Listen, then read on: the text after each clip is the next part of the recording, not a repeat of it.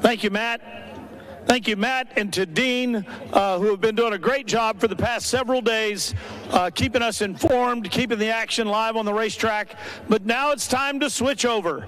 And Racer TV is here, so text your friends, call home, and tell them to log on to racertv.com. And every one of these main events will be broadcast live on Racer TV. Therefore, Jackson and Zach are being added to the team, and you will hear more voices throughout the day as we get ready to crown the RCSX champions, the Ricky Carmichael Daytona Amateur Supercross in the 2026 edition. This is the 17th running of this amazing event. As we get ready to go, I would like to bring up again President of Daytona International Speedway.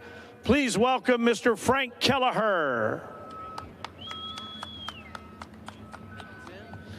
Frank, we are just about ready to put the sunset on day number 2 and the final day of the Ricky Carmichael Amateur Supercross, but we're not done yet. We're going to come back tomorrow with old guys on old bikes and beginners, people that have never ridden or just getting into riding. They're going to get to ride this iconic racetrack. I love that, Tim. I'm glad you added it to the calendar.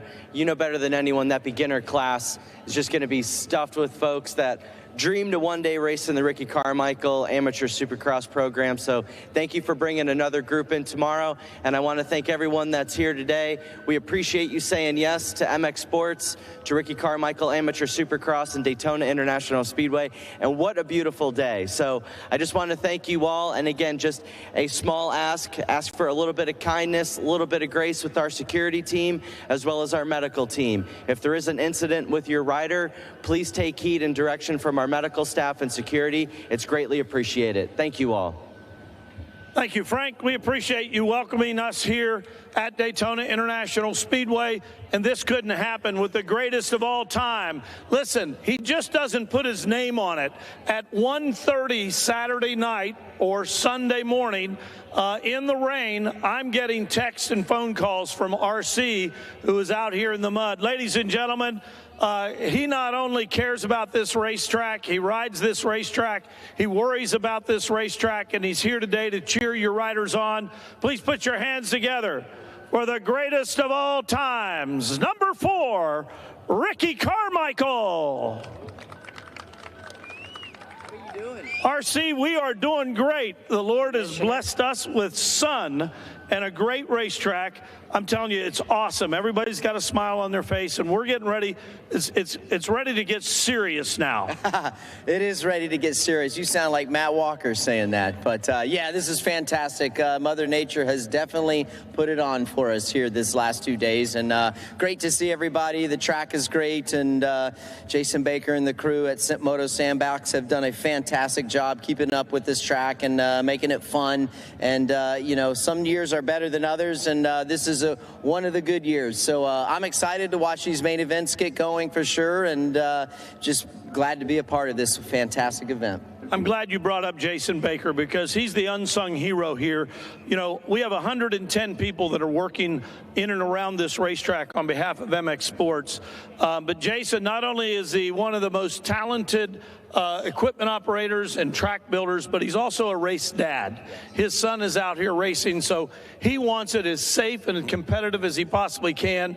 And you're right, this thing has been awesome. This morning when the sun came up, it was perfect. It was a Chamber of Commerce sunrise. Yes, it definitely was. There's no doubt about that. And we're living right when we're getting these kind of conditions. And again, like I talked about in the riders meeting, just very thankful for everyone involved that makes this possible. Everyone at MX Sports, Daytona International Speedway, and first and foremost, all of you guys that are here, all the participants, all the racers, and just stay safe. And like I always say, it's like just ride in your zone. Don't override that thing, and do your best, because at the end of the day, that's all you can do.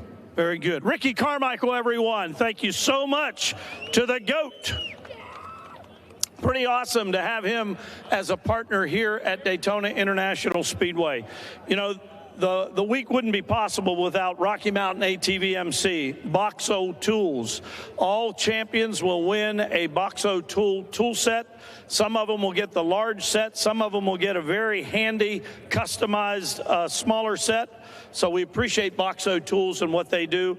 Fox, Thor, Sunoco Fuels, Kinetic Gaskets, Dunlop Tires, Oakley Goggles, and then all the manufacturers, Suzuki and Kawasaki and Honda and Cobra and Yamaha and KTM and Husqvarna and Gas. They're all here, and including Triumph, they're all here to support you. And we couldn't do this without our media partners, Racer X, Playground Magazine. This is part of the Dirty 100, and Verb Moto. I challenge you, if you haven't downloaded the Verb Moto Prospect app, you should do that. It is free, and it gives you enhanced timing and scoring. So download that now. It is the Verb Moto Prospect app. Those of you at home, download that, and you can watch it live, just an enhanced timing and scoring from them.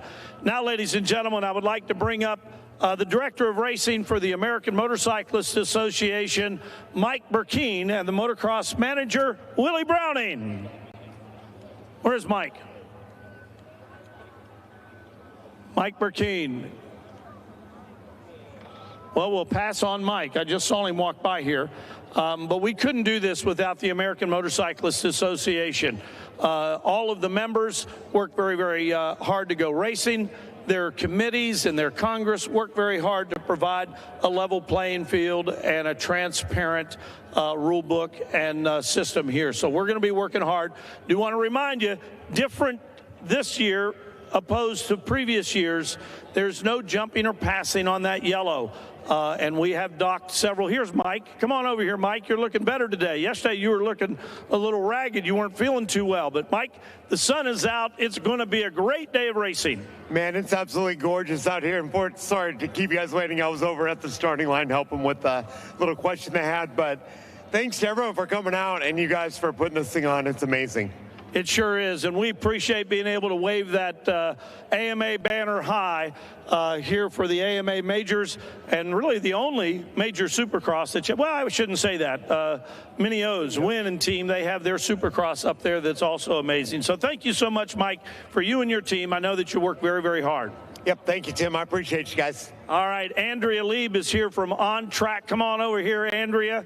You know, On Track is very, very important. At MX Sports and MX Sports Pro Racing, you know, we've made the decision to raise the bar or the age limit to go pro racing to 18, and that will start next year. This year it's 17, next year it's 18. But you also have to either have or in the process of getting your high school education, and that's really important. And sometimes difficult if you've chosen to put both feet into motorcycle racing. And so On Track provides a great alternative. I know many of the kids that come from On Track, and they are very articulate. They're very bright, they're very smart, and they're very, they got great common sense about them. So they're a wonderful group of people. I am proud to say that I'm on their board, and I really appreciate what Andrea does. And Andrea, tell us, you got some great things coming up, some scholarships, and some states actually pay your tuition. Yeah, we're very excited about school choice. School choice means that parents get to make the decision about what's right for their child's education. So we have a team at On Track that actually manages this process because every state is different. So right now, if you are in Arizona, Alabama, Arkansas, Florida, Utah, new to our program is South Carolina, and coming soon, Texas. We also have Tennessee. Our team can walk you through what that process looks like, and that state will provide school scholarships to help cover tuition. So I can't think of anything more exciting than that to share with you today. Very good, Andrea. We really, really appreciate it. We are so encouraged with what you're doing. We do the graduation at Snowshoe for the off-road kids, and then we do graduation at Loretta Lynn's for the rest of your group, and it's always a moving time, and we really appreciate it. Thank you so much. Have a great race today, people. Andrea's tent will be located just down by the MX Sports Epicenter. Stop down there, learn more about it. You know, if it's something that your kids may want to do and you say, oh, man, I can't afford that, your state, sometimes, I live in West Virginia, and West Virginia will pay a large part of the tuition for my child to go to that school, and your state may also do that. So it's worth looking into. How are we doing on time?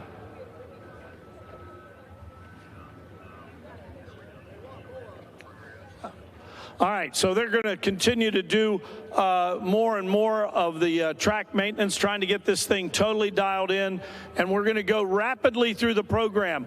We're going to have many more laps here. It's not like the heat races. I'll have to go back and look and see where our laps ended up, but there's quite a few more laps that you will have here this afternoon as we go into the night program. We will be done at around 6:10 is what we're anticipating being done today. And then we totally flip this track into a vintage racetrack and a beginner racetrack. Frank Kelleher and I spoke earlier, and so what we're doing is people that look at this and say, man, I don't want to do that. That's intimidating. So we tame this thing down so vintage bikes can negotiate it, and beginners can also come and get that experience. And there's only about 200 riders here tomorrow. So if you have a beginner in your team, you don't have to buy another ticket to get in. You just have to go get signed up, pay for your entry fee, and you can come out and race all day tomorrow. It's going to be a fun time. It's a much more relaxed time here at Daytona International Speedway on a Tuesday here at the World Center of Racing. At this time, I'd like to bring up Reverend Kevin Kozad. You know, here at MX Sports, everything we do follows our 5F formula. And the 5 Fs, number one, it has to be fun. You guys traveled across the country for what? For memories, to have fun. It is my goal that when you pull through the gate and you're heading back to Texas or going over to Spring-a-Ding-Ding, that you say, wow, that was pretty darn awesome. Those guys do a great job. I had a great time. I met some wonderful people, and that all equates to fun. It also has to be a family event because racing is about families. It is the foundation of amateur racing that the whole family comes and participates, and they make memories together. It's about fairness. It's about the American Motorcyclist Association's rule book and us trying to provide you a fair, even playing field. And it's about faith. And that's why Kevin Kozad is here. Kevin Kozad is our spokesman to our Lord Jesus Christ. And we believe faith is really, really important. And in fact, at our GNCC events, we pray 8 times a weekend. Before every start, we say a prayer. And at all MX Sports events, we will always start with a prayer. And then finally, it's about the American flag. Ladies and gentlemen, today the United States is at war, but yet we are here on the greatest place in America to race our dirt bikes. How cool is that? Well, that isn't free, and people are paying the price right now for that freedom. I can assure you there are no dirt bike races in Iran today. We are here racing dirt bikes in the United States of America. So with that in mind, let's all rise and get in an attitude of prayer for Reverend Kevin Kozad to give us the message. Thank you, Tim. Wow. Motocross family, here we are. The World Center of Racing. We're the greatest of all time, standing here with us, and we're getting ready to do the greatest thing that we can do today on this wonderful day, and that's race our motorcycle. So with that said, let us pray with that on our hearts and our minds. Lord, we thank you for this time. We thank you for an opportunity to do what we're doing today, and that's the race. We thank you that we get to race in such an awesome, awesome facility, a great track today, and we thank you that we're not just praying this evening out of tradition or any other thing other than we're praying out of faith. And we're asking your blessings on this facility, on this track, on the staff, and on each and every rider, on every gate drop throughout this day. And let these main events be a blast. Let them be fun to each and every competitor. We thank you for the men and women that serve this country, like Tim already mentioned, that serve this country to provide the freedoms we enjoy here in Daytona, USA. And so as we get ready to race dirt bikes, we're celebrating freedom. And the greatest freedom of all is that you love us, you care for us, and today is going to be truly a blessed, fun day of racing our dirt bikes. In your name, Jesus, amen. Thank you, Kevin. And ladies and gentlemen, please remain standing and just meditate for the next 1 minute and 28 seconds. And if you want to sing along, you can. But listen to the words, because the words tell a story. They tell a story on why where you are today is so special. Please join us as we honor America.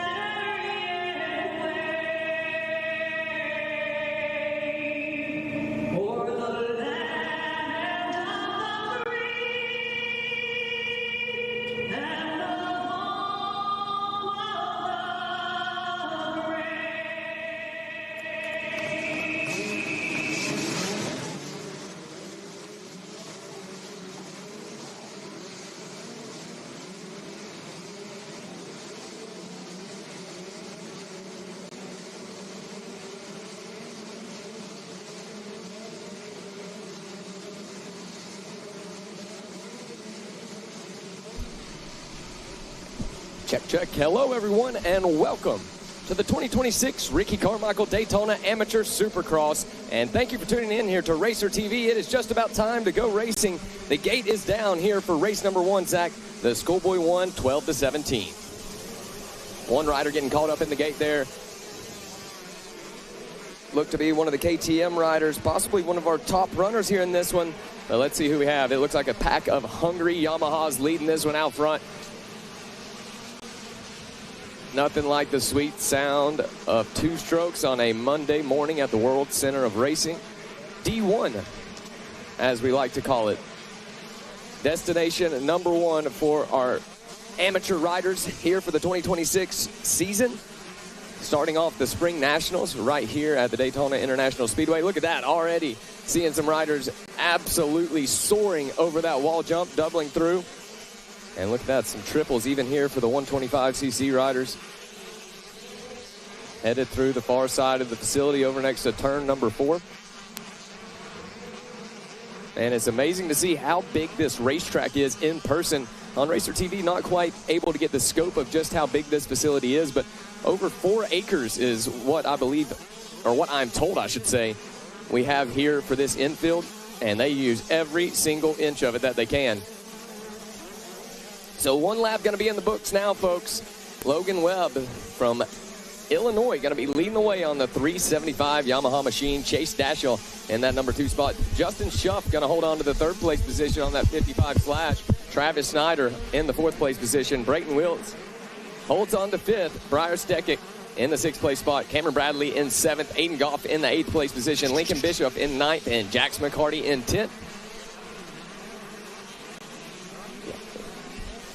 Check, check, check. All right. There you are, Zach. Welcome in. Well, he was here. A little bit of technical difficulties here for Zach. We're going to get it figured out. Check, check, check. There we go. Welcome aboard, my friend. All right, better late than never here, Jackson, as we are off and rolling with Schoolboy 1, 12-17. This is one of the fan favorites, the favorite sounding and smelling classes as well. Got that pre-mix flowing, as already we are seeing the battles develop. You're just talking about it, the cream of the crop when it comes to amateur racing. So many of our riders been anxiously waiting to kind of kick off the 2026 amateur national season right here at the World Center of Racing at Daytona. Yeah, no doubt about it, Zach. This is what it's all about. The 2026 season has officially began. And right now, Logan Webb making the most of it as he continues to lead the way here on that 3-7. Oh, and look at that, Zach. Oh, going for a big ride. Able to bring it back together. He reels it back in, but now he is going to have some company as the 196 of Dashiell starting to make the move. And look at that. He shoves him high in the corner and going to get the job done. We have ourselves a new leader. How about that? Dashiell doing a great job of checking up just a little bit. That wall jump going to be a spot to watch all day long. We've seen some riders absolutely sending it up to the moon as it looks like a pass for the second place spot. Once again, things continue to shift here. It looks like that might be the 55 of Justin Schuff. Now taking over that number 2 ride. Schuff, one of those riders we saw earlier with some real aggression to kick off the final few heat races of the morning. But now it's main event time, Jackson. Good heats, bad heats, whatever happened, you got to leave it in the past and focus forward here. Yep, throw it out the door. It is time to go. And this is what it's all about. This is what shaped these riders into it. We see it at the highest level. You got to be able to shake stuff like those LCQs off, make it work to your advantage. And right now, making things work to his advantage is that 55 slash machine of Justin Schuff, as he has also been able to get around Logan Webb. So he is now going to get himself up into that second place spot. So now we're going to see what Schuff is capable of here this morning, as he's got a couple of bike lanes to try to make up to your new race leader.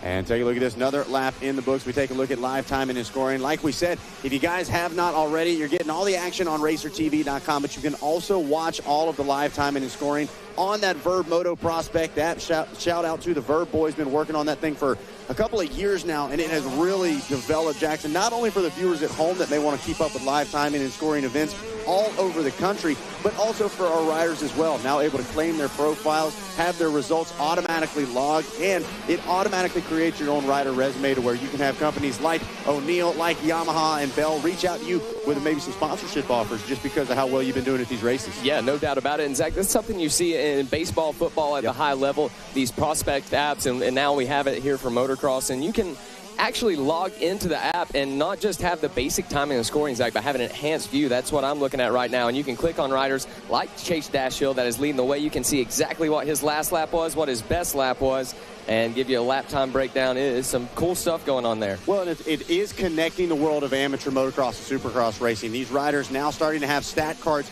You can click on individual names. You can see how many national championships they got, whether they've had success here at RCSX in the past, what events they've been doing locally and internationally, not to mention the races got different weights going to them as well. Your local race, not going to be quite as heavily weighed as something like the RCSX, which we know a big event circled on the calendar. Not only are the riders here in a deep field, but also your industry members here as well. They're going to be paying attention to exactly who's walking away on top.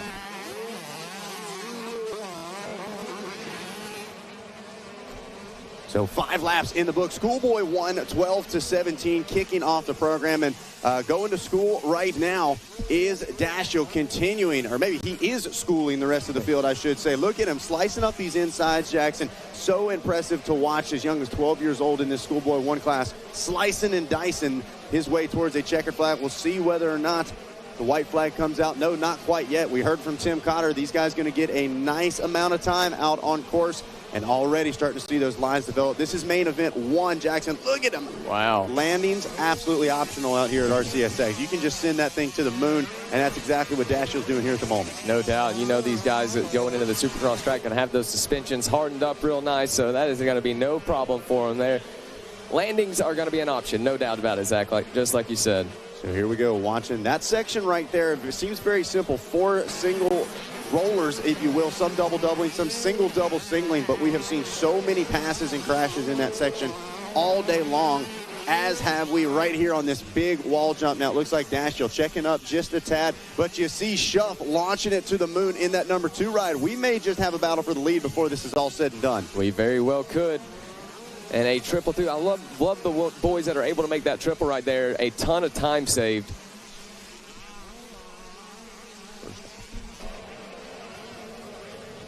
And continuing to follow along with our leader here, Zach, as now the white flag is flying. One more lap left to go here for our first race of the day. The Schoolboy won 12-17. Oh, man, you can't draw it up any better than this as you see a downed rider in that section I was just talking about. Meanwhile, look at this. Final lap of racing, and we have got a battle. That's Dashiell making his way around some lap traffic, but Schuff trying to move his way forward. Lots of lap traffic up ahead of your leader. How's that going to play out? Can Schuff make it work for him? Look at this. Your leader not able to jump through that rhythm. Actually, Schuff going to do the same thing, try to funnel to the inside. As here we go, now just about half a lap away. We'll watch Dashiell keeping the power to the ground the last time through. You see, catching a little bit of air for our Racer TV camera. Meanwhile, Schuff, he actually cuts down a little bit on this one. Got to think Schuff may be realizing he's running out of time. Dashiell staying cool under pressure. And just about 2 corners away, Jackson, from our first checkered flag of these main events. Here we go through the final corner for Chase Dashiell aboard that number 196 Yamaha machine. And checkered flags are out, and Dashiell going to get it done. Justin Schuff going to come through in that second place spot aboard that number 55 machine. And now waiting for our third place to check in to see if Logan Webb can get it done. And look at that, Chase Moynihan going to get it done on the final lap, and he moves himself up into the third place spot. Just behind him going to be Logan Webb, the rider that we saw leading the way early in this one. Then Travis Snyder comes through for a top 5. Brayton Comerford in that 6th place spot. Jace Baker going to be in 7th. Hudson Bagel in that 8th place spot. Briar Stesick going to move down now to 9th. And Cameron Bradley going to round out our top 10. Zach, we had some riders making some moves there on the final lap. This is what it all comes down to when you're dealing with this level of amateur superstardom. You got to go all the way to the checkered flag. Look at that. A Yamaha sweep inside the top 10 as already we've got the gate down for race number 2, senior 45 plus off and rolling.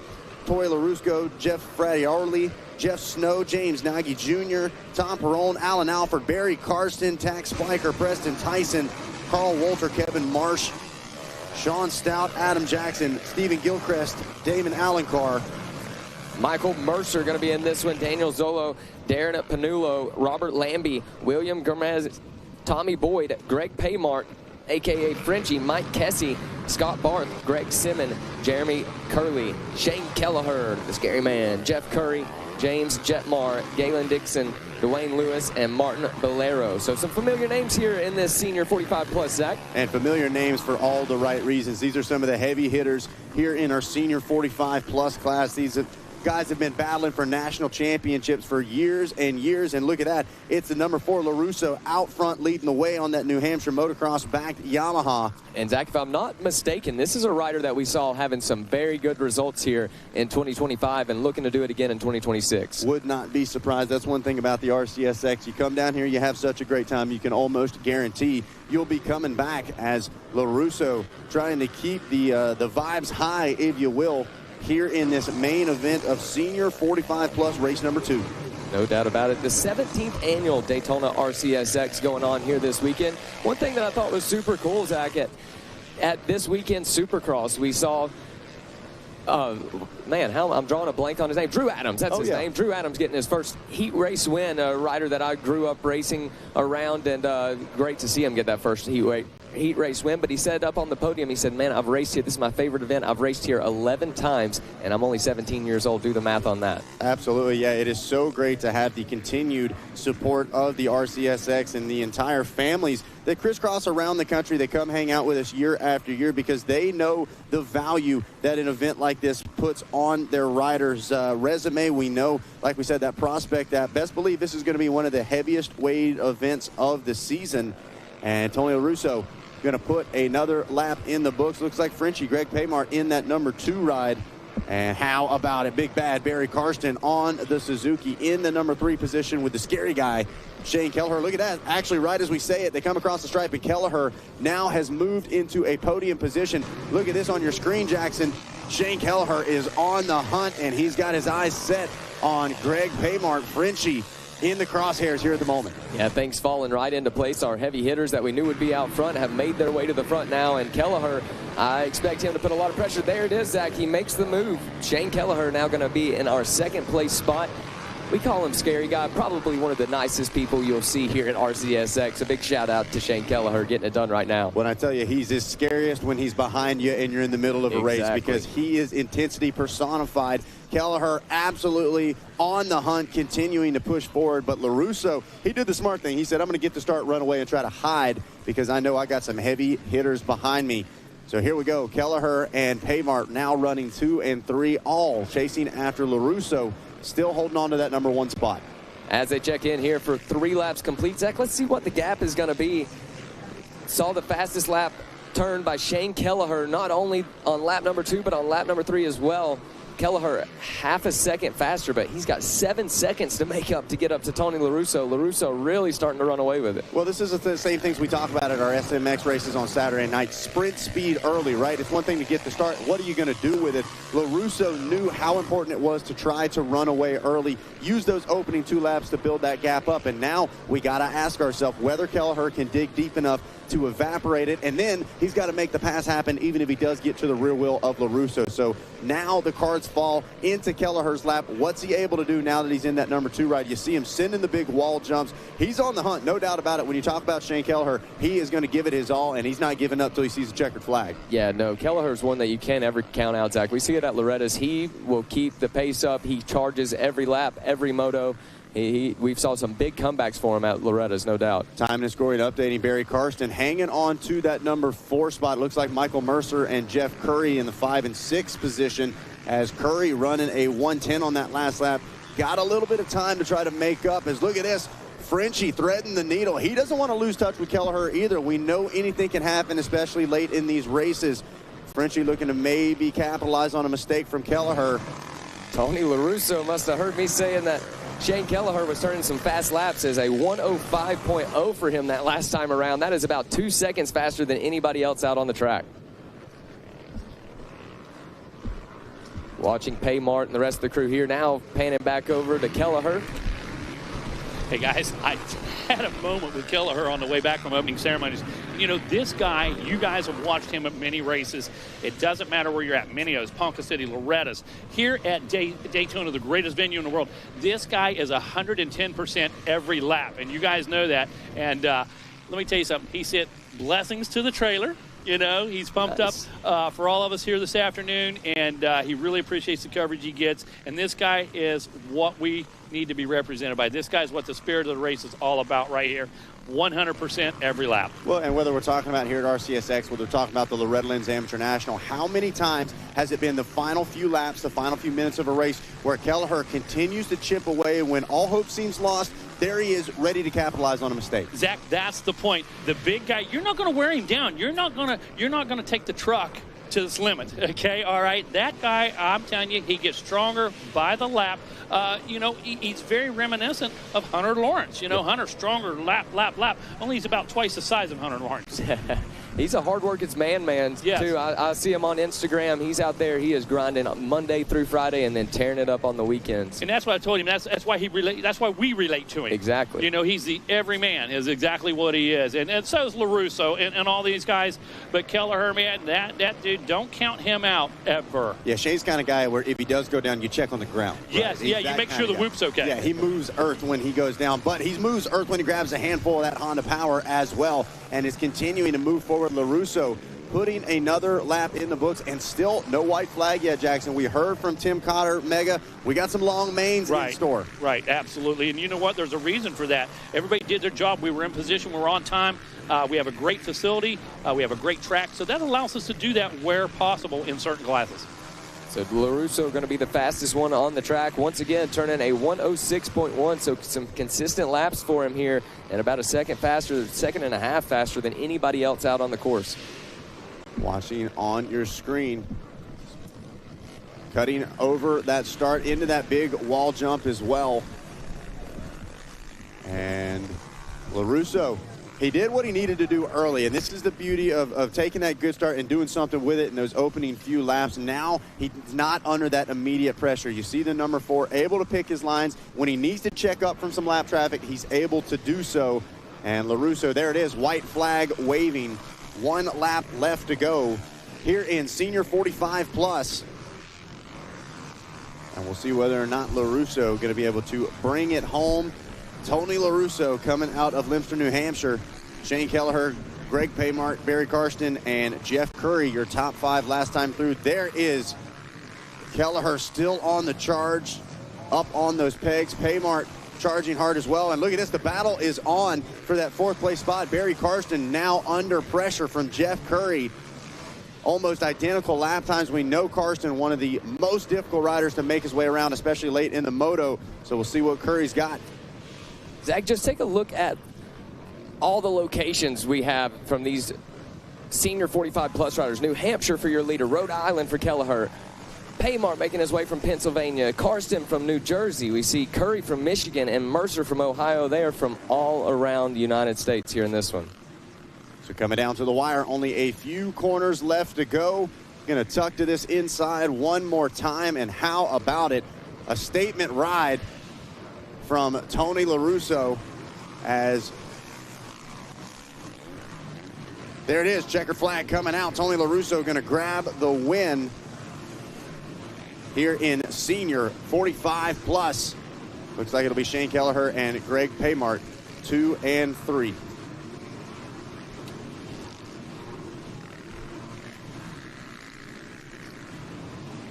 As now we turn our attention to race number 3, 250B, sitting on the line. One of the fan favorite motos to watch, the B class, always so exciting.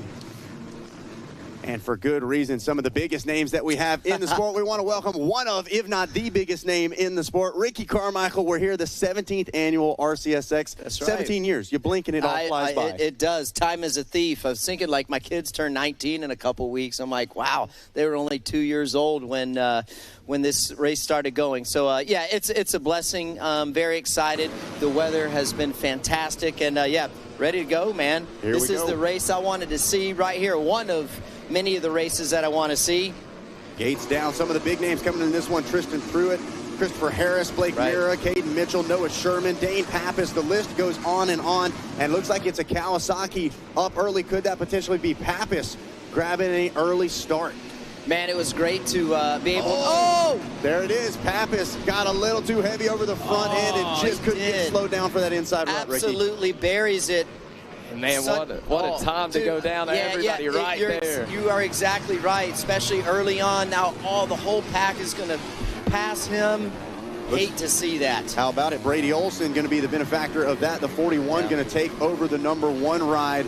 And as you can see, an absolute freight train. There is Pappas, the 35 on the Kawasaki. Man. That's about that 36th, 37th position. Right. You know what, though? The one thing that has really worked out well for this racetrack is there are multiple lines. Yep. So that is the one saving grace for him here. And it's not just in one section of the track. No. You said it earlier, Ricky, this weekend. How it looks on paper versus how it races is always so hard to judge. You nailed it this year. Totally. Well, thank you very much. But again, it's like we always talk about, I'm only as good as the people that I have around me. And I have a great supporting crew, unsung heroes, helping me with this track design. And, man, it has really turned out. You just never know. It might look good on paper and then doesn't look good in real time, but we have been blessed, no doubt, this year. Ricky, you're talking about, I was telling Zach just a minute ago, we got to hear Drew Adams up on the podium at this after getting that heat race win, saying he had raced here 11 times at just 17 years old. I'm sure that has to feel special for you to hear. It did, and to see how well Drew was riding Saturday night, it was great to see, because I feel like he needed a moment like that to really, reassure himself that he is a great rider and a great future champion. And even though it didn't end well for him, I mean, I think it was a breakout race for him, and I'm excited for him. And hopefully that thumb isn't too bad, and he'll be back on the gate. Yeah, RCSX genuinely starting to shape the future of amateur racing, as your top 5 there with 1 lap complete: Chase Anderson, Brady Olson, Jacob Hawk, Tristan Pruitt. And look at that, Pruitt now jumps up to the 3 ride. Olson back to 4, and Darren Pine combined time now moves up inside the top 5. And shout out to Chase Anderson. First 2 sponsors listed, Dad and Mom, AP Contracting and PSR, and getting it done for him right now. So talking about the development of amateur racing in Supercross, especially, Ricky, we were touching, especially at this level, the riders now starting to understand how to shape up and how to set the bike up more for these kinds of conditions. Yeah, and that just segues into something that I wanted to bring up. And collision there. What was that, Pruitt? Believe that was Hawk and Pruitt going at it for that number 2 spot. Yeah, fighting for real estate on that inside line. But this, like, even though, you know, it's not exactly like the pro race was on Saturday, for riders in like this caliber and in like pro sport, like they still get an idea of what it's going to be like to where when they go to the SMX next year or the following year. I mean, again, it's not identical, but there are a lot of similarities here. Man, did you see that close call for Anderson there? Got the weight just a little bit off his. Now it is Jacob Hawk starting to apply the pressure. Take a look at the lap times as they come through. A 110 flat for Anderson, a 109.1. So almost a full second faster for the Cowie. He's pushing the issue now, guys. He makes his way over the wall jump. Oh, going to check up just a bit. Yeah, I like the different option right there. We saw this section right here really being make or break, the whoop section. Look at that. How about that, Ricky, changing the line through the whoops? What an epic audible right there. Being able to get on top. I was talking, one rider came up to me in the pits. He's like, man, can you give me some advice on the whoops? I'm like, man. I said, well, first and foremost, you got to stay safe. But if you can commit, you know, have the right position on the bike and commit early. You know, we talk about it on the broadcast every week, and that whoop entry is so key to getting on top of those whoops and then just maintaining the speed and maintaining a good body position throughout the whoops. Taking a look, Pruitt now the man on the move. He's taken over the number 2 ride and has got his sights on the green fender of Anderson. So Pruitt, one of the names we had circled coming into this one.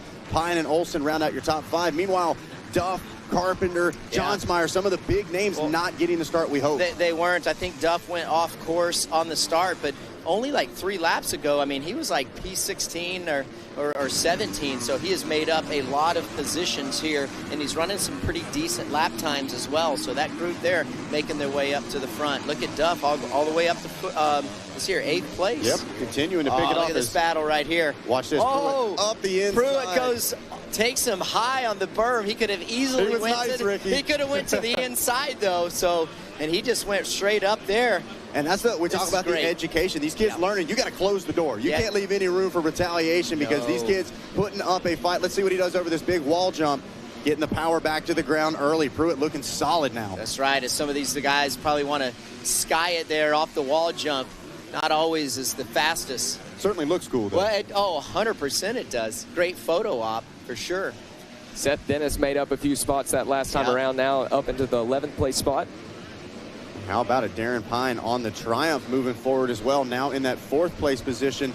Solid lap time as well, a 110 flat. So these guys all fluctuating between 108 to 110, and lap traffic, Ricky, really starting to play a role in this as well. 120%, especially when you're battling like this, and they may not be aware that the leaders are coming up on them. So and they're in a race of their own too. So not giving up that prime line on the track could be tough for these front runners. You get held up, man, just a little bit. It could be frustrating. And so how about it? We thought it was going to be Hawk potentially running away, but Tristan Pruitt looking mighty comfortable out front. Yeah. This quick little section right here, Ricky, has really shaped up nicely. You see some guys going 2-2, some roll to the inside. It really is, and like you're just like explaining, some guys going inside, and then the other people can take that high line on the berm, and then maybe go triple. But just having that different option makes it nice from a racing standpoint, so you don't have to follow. And the 2 big 180s leading into that finish line leaves a lot of great opportunity for some photo finishes. Absolutely. You got to throw a little elbow grease out there, and just in case for the championship. When you want to throw the elbow grease, you got to catch up first. Well, number 7 says, no thanks, I don't want a part of it. That's right. You got to catch me first. Absolutely. So, man, this track is so much fun. Like, a lot of people always ask, do you miss racing? And I'm like, no, most of the time, no. But when I see conditions like this, these are days that I would like to be back on the bike. I bet so. I bet so. See Pruitt using that far left-hand side, using every square inch of the track. At this point, I don't know if you're going to find smooth, but you can maybe find smoother. Yes, 100%. Searching around, and that's what's great. And you talk about learning lessons. Moving around always isn't a bad thing.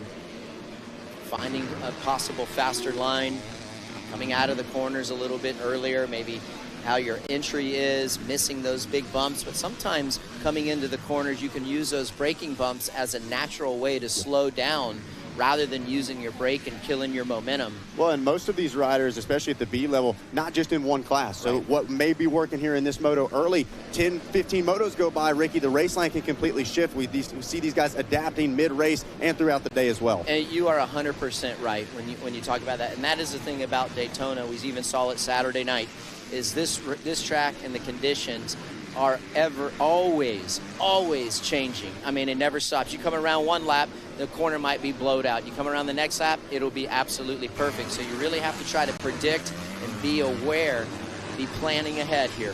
Well, I'll tell you who's planning ahead right now, Jackson, is Darren Pine. He's climbed from 5th to 4th, now to 3rd, and he's got 2nd in his sights. The Triumph is on the move. Yeah, Pine doing really well right there. Oh, sneaks up the inside.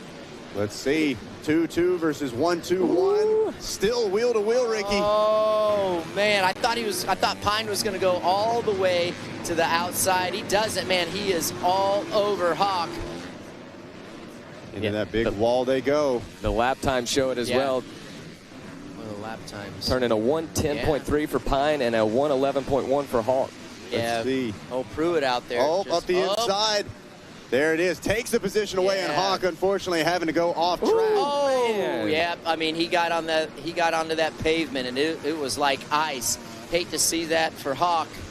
I don't think, or it was tough to tell, but from my point of view, I don't know that there was any contact made. He just got up there, and Pine gave him a little too much room and went over the top of the berm. Left him with no options. Shut off or go off, and we see what happened there. Look at Wyatt Duff rolling into P3 from basically dead last. And a 108.6 in traffic. Wow. That's almost 2 seconds faster than the riders in front of him. An excellent comeback. Obviously all these guys out here, they want to win races, but man, you cannot be bummed with that a performance like that. And he may not be done yet. Take a look. Only about a second separating 2nd and 3rd. So Wyatt Duff got Darren Pine in his sights while Pine's trying to track down Pruitt. And how many laps do we go in? We got 8 laps complete. I believe our B&A class is maybe getting a little extra laps here. Yeah, got to be getting down to the end here. Seth Dennis now all the way up to the 6th place spot here in this one. Dennis, absolutely ton of talent as well. Pruitt with a little glance back, trying to kind of spot where those riders are at. Meanwhile, bottom of your screen, you see the Triumph up to the inside. Yeah. Darren Pine, and didn't see Duff in that shot. So no, but yeah, the top group might have pulled out there a little bit. So watching Pruitt taking his time now, and we talk about speed, not always just going fast, but knowing when to check up and have some patience as well, especially in traffic. 100%. You absolutely nailed it there too. You talk about the traffic, making sure you pass these lappers at the perfect time so you don't lose too much time to your competitors behind you. See what's good about being second place in this situation when you're getting into the lappers is now the lappers kind of have an idea like, oh man, like the leaders are coming through, so maybe they're looking over their shoulders and going to give way a little bit easier and easier to get by these lappers if you're in the second position at times. Pruitt hoping he's just far enough out that they think they can jump back in. Yeah, you want that buffer for sure. So here we go, waiting and watching. We'll wait to see potentially a white flag coming out. And Pruitt really in some thick traffic now, but doing a great job slicing through them. Oh, yeah. This is fantastic practice. But the great thing that, and we've always wanted to do this for these racers, is have as many laps as possible. There you go, white flag. So that's a great thing, and something that we really work hard on here at the RCSX is, you come here, they make the effort to get there. Let's give them as much track time and as many laps as possible. Obviously, we can't be here for 5 days, but we definitely want to make the juice worth the squeeze. Well, and to your point, Ricky, it gives riders like Wyatt Duff, like Kortenbach, like even Seth Dennis that didn't get that start an opportunity. We're talking about them. They've got time to move up through, maybe not even on that podium at the end of the main, but still breakout rides that we can cover. That's right. Not only that, but also, listen, man, a lot of these kids, they work their tail off, cardio, practicing. So, they want to probably let that kick into effect rather than just having like a 4-lap race where you don't really tap into those super high levels. You don't have enough time to do that. So this is a little time for them to let that hard work pay off. There we saw Darren Pine making his way through. There's the 444 of Duff. Looks like kind of evenly spread now between your top 3 at this point. Solid results, especially for Duff. What a comeback ride. As now Pruitt on approach, only got about 3 more corners to go. Nice little wheel tap there. Yeah, you see that? Dude's busting out some technique. That was crafty. I like that. So how about it? The Oregon native gonna get it done. Yeah, look at that. A hand in He the is air. Stoked. Like, come on, Pruitt. y'all. Great job. That was a fantastic ride. Yeah, I like that wheel tap. That was sick. That, yeah. Shout out to Darren Pine, going to work his way through to a number 2 spot, and Wyatt Duff going to round out your podium here for race number 3, 250B. Backside of your top 5, Jacob Hawk and Seth Dennis all the way up to a top 5 position. Tegan Kortenbach, Sebastian Gonzalez, Christopher Harris, Chase Anderson, and William Barrett going to round out your top 10. We always know the B class is going to be exciting, Ricky. Yeah, 100%. And I love watching these guys. It's crazy. I feel like some of those guys in that B class can challenge the dudes in the pro class as well. That just shows you the amount of talent these young kids have coming up these days. I mean, riding at these facilities, it's it's like they're an image of the guys that they ride with. So it's a lot of fun to see that in the progression. Taking a look now, race number 4, 250C. Another one that kind of catches us off guard as far as the speed goes from time to time. Look at it. It's a Kawasaki out front leading the way. Some big names, Jagger Edgar, Brody Manor, Easton Edgar, who I believe got that whole shot. I recognize the gold rims on the Cowie. Evan Wilhelm. We've got a lot of heavy hitters in this one, Jackson. And already going for it right there in that corner. Looked like the 2 Kawasaki boys getting together just a little bit. And yeah, that's the first thing I noticed, those gold rims that we saw in that Conti race just a little while ago, Zach. This is what we were talking about. You can be in those LCQs and almost get an advantage in some ways, get some track time and get back out there and do just what he's doing right now. How about it? So Edgar looking solid. Looks like the 125 of Joseph Lebacki in that number 2 ride. And one thing's for sure, C-Class, we see a lot of shuffling around all the way from the top back into the top 20. Hey, they put on some of the best races sometimes. A lot of fun to watch these riders out here, and the C-Class always stacked, always stacked. So Edgar taking some lines. You saw the speed carry, and he couldn't quite get into that inside rut, but he is trying to take a note out of the plus 45 class. Check out early, let everybody else fight over second place. That's right.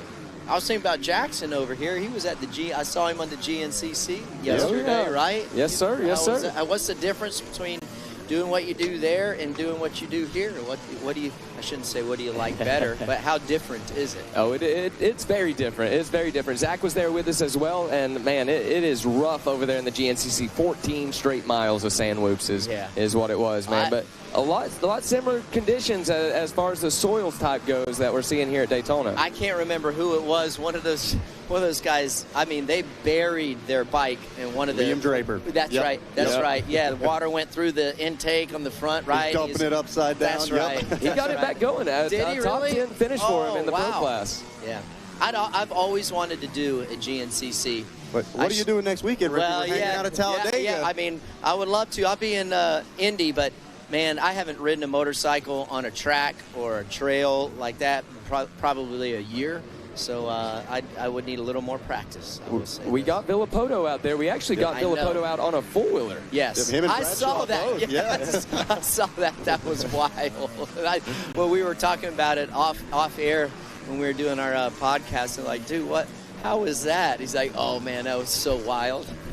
I've never seen such big smiles, though. And they had a little side bet going on, Damon and Ryan, who was going to be fastest. Yeah, so that's cool. As they do. Great stuff going on as we check in. One lap complete. It's Carter Clay out front leading the way with those gold rims. Evan Whitham in the number 2 spot. Easton Edgar in 3. So a Callaway 1, 2, 3 right now with Glabaki and Valway 4 and 5 on the Yamaha and KTM.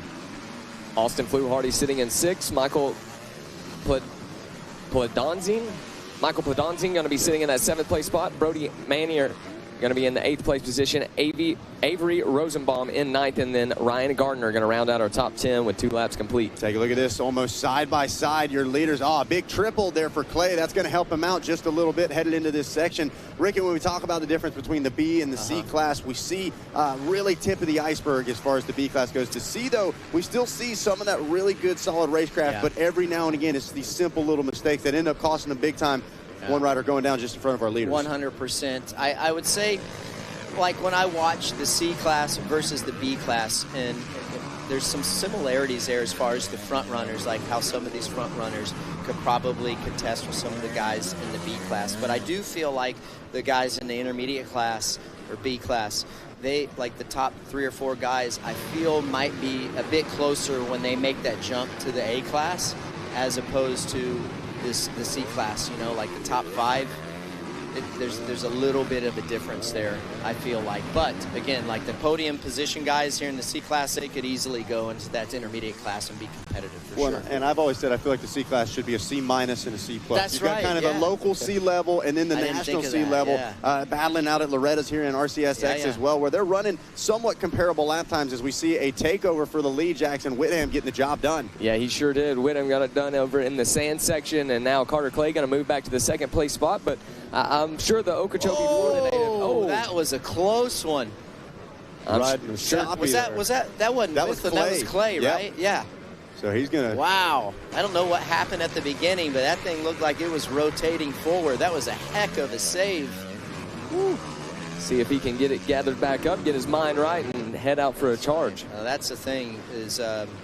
Talking about, Jackson, like getting your mind right. When you make a little mistake like that, you got to do the best that you can do to put it behind you and race forward. Try not to let it distract you, and put your next step forward and keep on going. Short memory here in Supercross definitely helps. As he's already back on the charge. You see Clay kind of sitting down, elbows down, but he's wide open on that throttle, doing everything he can to try to reel back in with him.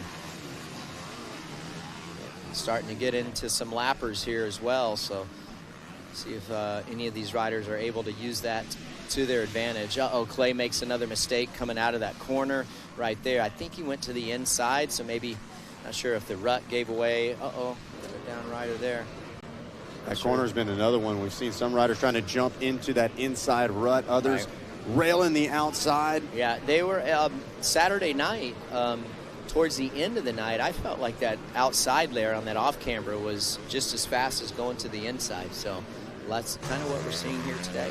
And I believe it was one of our C consies we saw earlier today. The top riders, they're actually jumping legs already off and almost immediately into that inside rut. Somebody tried it and unfortunately wasn't quite sad enough, ended up going flying. Some young guns out in front in this one. Evan Whitham, just 16 years old. Easton Edgar, only 14 years old. And then Carter Clay, 15 years old. Yeah, it's crazy because you wouldn't think that they're that young, right? No doubt. So they got some length on them, which ain't a bad thing here. Austin Fluharty and Joseph Glabaki round out your top 5 with Bryson Valway and Brody Manier 6 and 7. Rosenbaum, Jereminsky, and Pladesian round out your top 10 as another lap in the books. Going to find out who's been putting in the work over the offseason. We talk about RCSX kind of being the kickoff for the amateur season, if you will. If you're planning on chasing those big nationals around the country, obviously the road to Loretta's getting kicked off here just a few weeks ago, now kind of in the thick of area qualifiers. This is a big staple event where you get to kind of test the waters where you're at. 100%. This is one of the majors, and it's a great opportunity for these riders. And again, kind of a hybrid Supercross track. Not completely peaked out, but enough flavor in there to get the taste of it. So, and this is, like you said, this is where they kind of kick, a lot of these amateur riders kick off their season. And it's always good to get that kicked off on the right foot, for sure. You can bring that momentum into the Spring Nationals in Texas as well. So great opportunity to get that momentum, get a good start, and keep it rolling through the next couple weeks. Well, and we talk about it all the time with SMX. Obviously a series, similar competitors from week to week. Not quite an official series as far as the amateur nationals go, but very oftentimes you're racing the same 5 to 10 guys at almost all of these events, at the Loretta's qualifiers, at Ponca, here at RCSX. So it's kind of nice to know where you stand, or if you got some work that you still got to do. Well, that's right. I was going to say, if you're on the good end of where you stand, then yeah, you're right. But if you keep racing these guys and they're putting it to you, man, that could be definitely frustrating. But at the same time, it gives you an opportunity. You know where you can improve and go work on it in between the nationals. We talked about that prospect earlier. This is an official Dirty 100 event that we have here. We're talking about the Spring Nationals going on, their Dirty 100 event as well, and this one's going to carry a little bit of the Dirty 100 event. Some of them are worth a little more, some of them worth a little less. This one definitely going to be worth a little more. Yeah, big shout out to our friends over at Moto Playground, and like we said, continuing live broadcast coverage on Racer TV and live timing available on the Verve Prospect app. Ricky, I don't know if you've gotten to play around with that app, but so cool. You can click on riders' individual profiles, find out all the races that they've been to, how their results are going. I'm sure after some of these motos, some of the kids are going back and stalking on that app, seeing who just beat me out there. Yeah, it's definitely user-friendly for sure, and the toggle, it was impressive when I was messing around with it, so that's great, man. It's what they're able to do, and again, for the fans, young racers, it's cool to have that. Well, adding a win to the list is going to be the number 11 of Evan Whitham, getting the job done and grabbing the win out of your 250C class. Looks like it's going to be Carter Clay and Easton Edgar rounding out your top three here from race number 4, 250C. Good one coming up next. Race number 5 going to be our mini senior 1, 12 to 14. Some of our heavy hitters. Boys, I'm going to go trackside to watch this one. Yeah, obviously, I love coming up here with you guys. First of all, thank you for letting me come in here. Hopefully I didn't disrupt your your mojo you guys got going, but love listening to you guys. I'm always plugged in, and I'll be listening to you guys on the way home later on in the day. So, yeah. It's an honor and a pleasure. We'll have a ticket waiting for you at GNCC, too. That's right. All right. Hey, I will. I'll be there someday for sure. There it is. Thanks again, Ricky Carmichael. Absolutely. Thanks. 17 years of RCSX as we get ready to drop the gate here on Mini Senior 1. Here we go into turn number 1. Who is it going to be? Oh, driving wide through that one.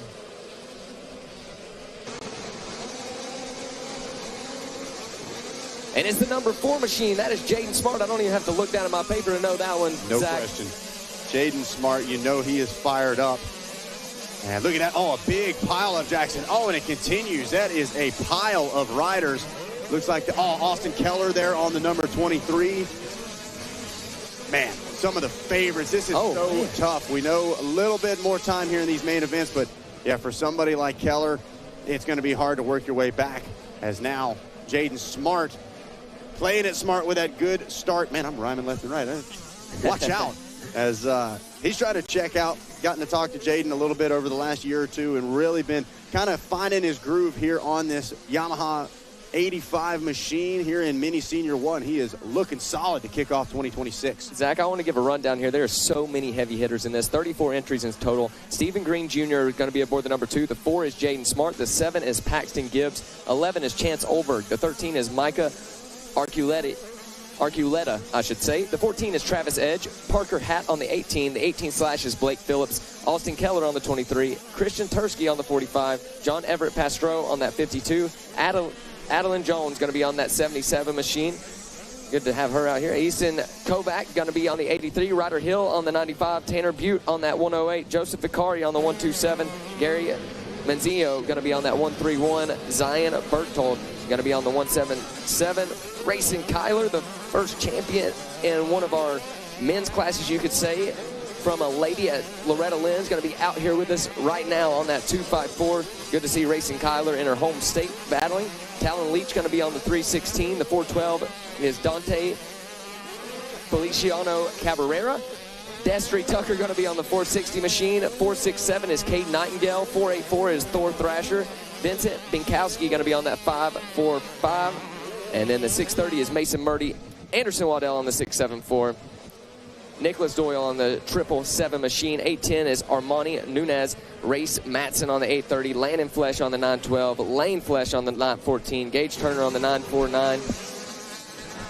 And then on the 724, Ajini Fago. Zach, what have you been seeing? Yeah, I just saw it look like Austin Keller was still down, very slow to get back up. Looked like he was back on his feet, so hopefully okay, but definitely not going to help his chances here in this class. Meanwhile, Jaden Smart, Joseph Vicari, Cade Nightingale, Anderson Waldell, and Mason Murdy, your top 5 with 1 lap complete, and already we see Smart having to deal with some lap traffic. This is one of those situations Ricky was just talking about. You see Vicari in that number 2 spot on the KTM, just patiently waiting for Jaden to make the lap riders move out of the way. Then he slips right in behind them. Last lap around a little bit faster for the KTM rider, a 106.7 to a 107.0. No doubt. Seeing Jaden Smart over that big rolling tunnel jump there, just absolutely casing a brake and bump hard. Took it on the chin like nothing even happened, man. He is rolling. So 3 laps in the books here for this one. Jaden Smart continuing to lead the way. Joseph Vicari holds on to that second place. Caden Nightingale still holding on to third, but then we see Mason Murdy up into the 4th place spot. John Everett Pastro now going to take over that 5th place position. Here we go. Look at the style from Jaden Smart up and over these triple jumps. I mean, this is a rider that we know is extremely capable of getting the job done. He's a world champion as far as that Blue Crew World Super Finale last year at Motocross of Nations, and he's showing why right now. He got the whole shot, Jackson, at MXO in from the furthest outside gate, so no surprise to see him come around that first turn first, and now he's showing what the number 4 is capable of. You run the number 4 at RCSX, you better be making it look good. You got a good memory, Zach, knowing the outside gate there. I was that shocked, Jackson. It's burned into my brain. Anderson Waddell, man, having a tough lap there on lap number 3, moving all the way down to the 14th place spot. Definitely having some troubles. Race Matson now sitting in 6th. Zion Birchhold in that 7th place spot. Racing Kyler holding on to a top 10, sitting in 8th. Talon Leach in 9th. And Thor Thrasher, a Florida native, sitting in that 10th place position. So watching 1 and 2 just dip out of your screen. Nightingale and Murdy 3 and 4, as we've got 4 laps in the book here for race number 5. Mini Senior 1, 12 to 14. Looks like Senior 40 BC sitting on the line. And just like we talked about, Jackson, you're already starting to see this track break down. The bumps getting a bit bigger, the ruts getting a little bit deeper, and your leaders starting to look a little to the left and a little to the right to move around. No doubt about it. A lot of racecraft going to start coming into play as this track continues to develop here today, Zach. One of my favorite parts, as soon as I walked in, I saw the 85 class out there, and you could smell it before you even saw them, Zach. Want to give a shout out to Sunoco Fuels. They want to welcome you to Daytona. While you're here, don't forget to stop by the Sunoco fuel truck to purchase their quality race fuel in 5-gallon pails. Make time to walk around the facility and stop in to enjoy the Daytona Rising Sunoco fan injector. How about that? You can see firsthand how Sunoco fuel victories. Might be no tire swaps here in the pit stops, but certainly going to be a splash of Sunoco fuel as they get back off and rolling. Look at that, Jaden Smart slamming into the berm on the outside. He has responded to the pressure from that gentleman right there, the 127 just tucked out of your screen, because he's now had to switch to defense, Jackson. Look at this, the 127 of Vicari under fire from Cade Nightingale. He sure is. Man, I love the way that some of those rhythm sections are set up, especially the one that Jaden Smart is just about to go into now, Zach. They have purposely made it off camber here. It looks like it's just tore up on the screen, but they have done that on purpose. One rider down there. One rider down hard. Hate to see that. Going to be okay as we see our lead riders moving to the other side of the track, doing a great job of checking up. As now, man, Smart has had to be smart here in this lap traffic. He's catching 6 to 7 riders at a time. And Zach, when we watch Jaden Smart, how many times do we say that? He always seems to have such great racecraft and to have such heads-up riding when he's out there. Well, and Jaden, one of those kids that where the resume is already spoken for itself, is as young as 12 years old here in this Mini 1 senior class, and I feel like we've been talking about him for the last 10 plus years, and that's what we talk about when we see RCSX. These kids, like we heard from Drew Adams, years and years and years of experience out here. They know the way the track breaks down. They know the way things shape up. Yes, it's a different track every year, Jackson, but best believe there's lessons that can be applied from one year to the next, and Jaden's been going to school. He's putting them to school right now. No doubt. Here he goes over that tunnel jump.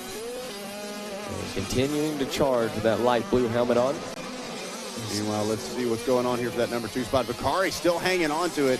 And just behind, there's a 467. That's 3rd place right there. Couldn't see, was that the 630 right behind him? It is. So now, once again, a switch up, offense to defense. Nightingale goes from thinking he was fighting for second to wanting to stay on the podium.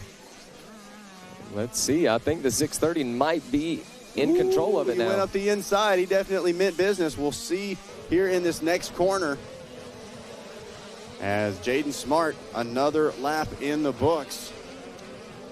Yeah, Smart going to be on that Altus Yamaha Blue Crew, GoPro, CP Racing, Moose 100%, Gold Country Casino and Resort, Roll Moto, Dunlop Bell, and 100% backed ride.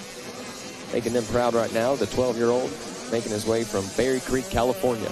There goes the 127, and there is the 630. So Murdy has made the pass for the number 3 spot, and you just see, it seems like every time we catch Nightingale on camera, he is getting the short end of the stick with this lap traffic. Just wrong time, wrong place, and the timing is much of it as anything out here at RCSX.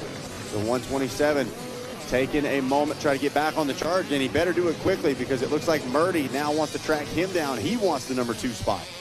No doubt about it. As I listen to you saying those names, Zach, we're so familiar with so many of these riders that we see out here. These are the guys that travel throughout the circuit and getting it all started, especially for classes like this mini senior one. This is D1 for them, no doubt. Well, and that's another big thing about that Verve Prospect app is the checker flag comes out for Jaden Smart, going to grab the win. Adds another win to the title. I'm sure the app probably updating as we speak. And if you aren't familiar, Jackson, it's so easy for us to jump on there and say, wait a second, this kid is beating some big names. Who is it? Sometimes it's always cool to see, hey, this rider really coming out of nowhere, showing what he's capable of. Other riders, oh, they've got shaft titles, they've got 50 titles.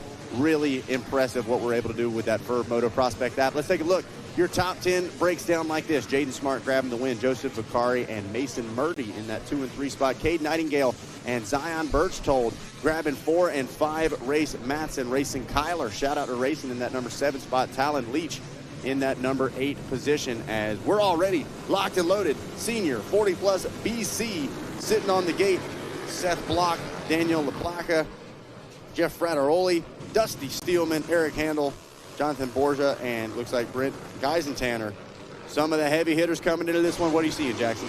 It is a Yamaha rider out front. Let's see, is that the 549 that I'm seeing? I do believe it was.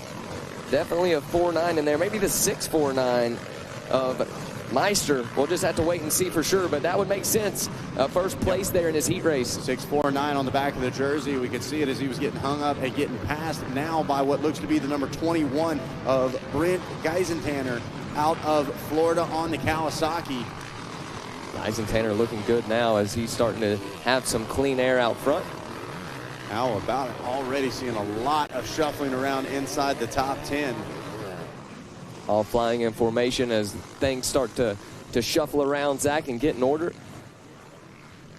Always love the intensity that we have here in these senior vet classes, 40 plus BC on the track.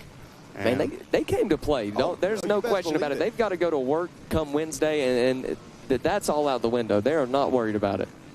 Look, they had to convince the wife to come race. They said, baby, come along. We'll go to the beach on the way home. Exactly. It'll all be great. Yeah, you do, like Megawatt saying, you make any deal you can in situations like that. You say, hey, we'll go to the beach for the rest of the week. We can do whatever we need to do. I'd make that deal. Dang good deal. That's what I'm saying. As here we go, taking a look, timing and scoring. It is Geisentanner leading the way. Meister and Clark sitting 2 and 3. Spiker and Douglas round out your top 5. Hope you guys are watching from home, watching from work. Make sure to text the friends, the family, tell everybody we're live on Racer TV. Join in for some RCSX. Yep, shout out to my mom, I believe, got Racer TV on in the classroom. It's on mute because she never knows what I'm going to say, but kids, pay attention. When you get done with work, then you get to watch the racing. That's cool. Oh, one rider down here. That is the 39 machine. Attack Spiker. And tough for Spiker there. He's running in that 4th place spot. Definitely going to lose several positions. We'll see where he is going to stack up when he makes his way back across time and scoring. Man, I tell you what, Jackson, things were happening quick for Jared Meister after that hole shot got past and fell back to at least 4th at one point. He checked in the second ride, but now he's bringing the fight back to your leader as we have him on screen. Look at that. Downsides the finish line, puts him right to the rear bumper of Geisentanner. We got a battle for the lead here in Senior 40 BC. We sure do. The Yamaha rider shuffling to the outside. Let's see what he's going to do here. Going to cut back in. Not quite enough. The 21 machine going to let that Kawasaki eat. And Geisentanner doing a great job of protecting those insides. Oh, a little glance over. Look at this. Threads the needle. I'm going to say Meister was a little nice on that one. He definitely could force the issue. These guys also may have to go back to work tomorrow as well. So probably that in the back of the mind. But best believe he leaves the door open again. There is a Main event win in the balance. Meister gets a solid run. Seems like he's able to just downside these jumps. Oh, and he pulls out the big triple up the inside, and that's going to be the pass. Jared Meister back into the #1 ride. Can he hang on to it? What a move from the Canton, Ohio native of Meister. That's what I'm talking about. I like what Meister's doing right there as well through that rhythm. Hops up onto the shelf and just rails the outside. And now he's going to try to put the power down. Let's see if he can stretch things out over the 21. All right, so already going to have 3 laps in the books here in this one, turning a 1:11 for Meister that time around. Definitely going to be the fastest person on the track. Guys and Tanner are going to have a 1:13.5. We see Christopher Clark, our 3rd place, with a 1:15.3, a 1:16.3 for our 4th place of William Douglas, and then a fast lap there from Darren Fortin, our 5th place on that 410 Honda machine, turning a 1:12.6. So just about a second off there of our leader. So Zach, look for Fortin to start making up some moves. A Florida native, I'm sure he is well versed in these sandy conditions. Well, he's going to need every bit of help he can get because he is in deep traffic, and it's only going to get deeper, Jackson, as they start to work their way through the back of the field. You see the Yamaha dancing underneath the 649. No problems, though, as he has broken away from the 21 and has got his sights set on a main event win. Meanwhile, a little glance over from Guys and Tanner in the #2 spot.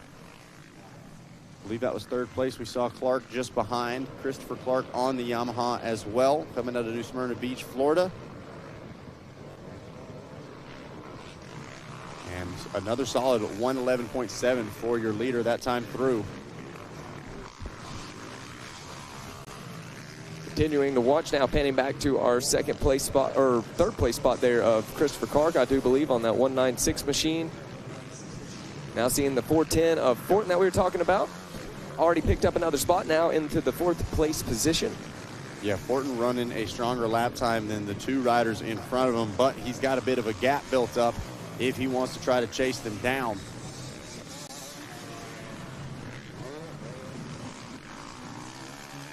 So senior 40-plus BC race #6 on the track.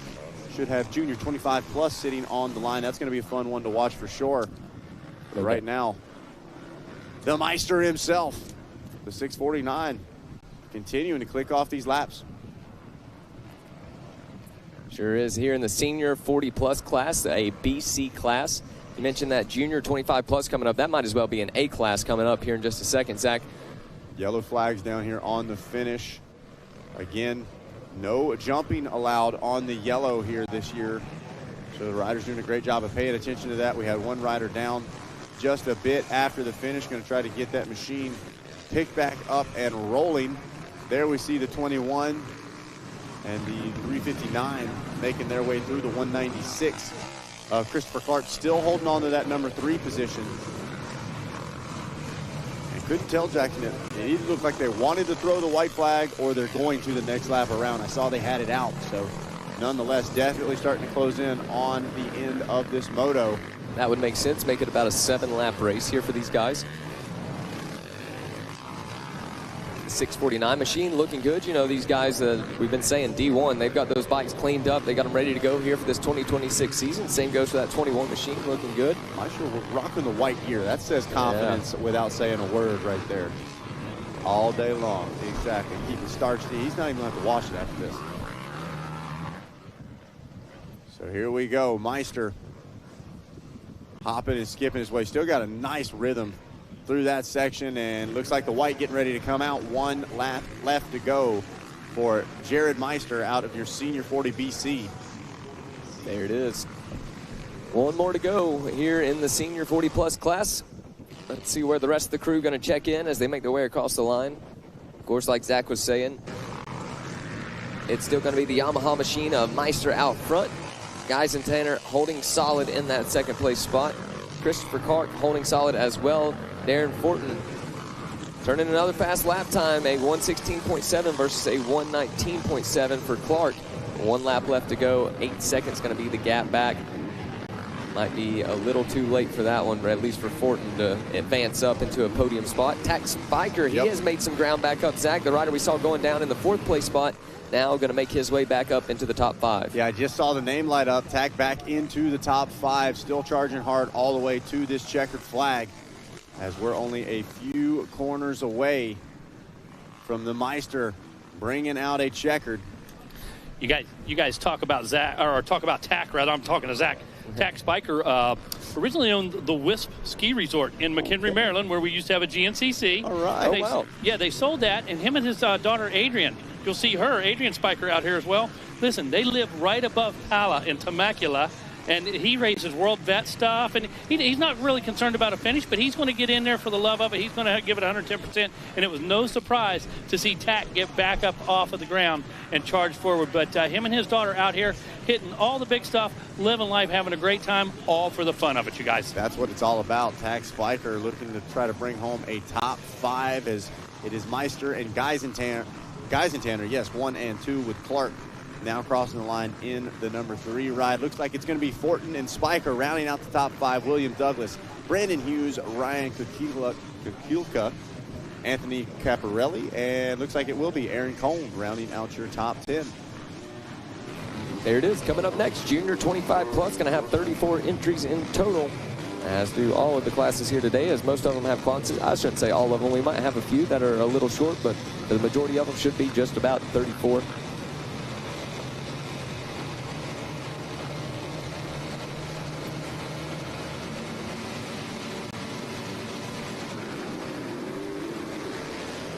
Here we go. Gate is down. Into turn number 1 we go. Who is it going to be? And some Honda machines firing into turn number 1 as Suzuki rider goes down, takes the Kawasaki with him. A couple of riders taking a big hit. Some of the favorites here. We got Drake Hayes, Mike Smith, Cole McLean, Seth Bailey, Drake Vole.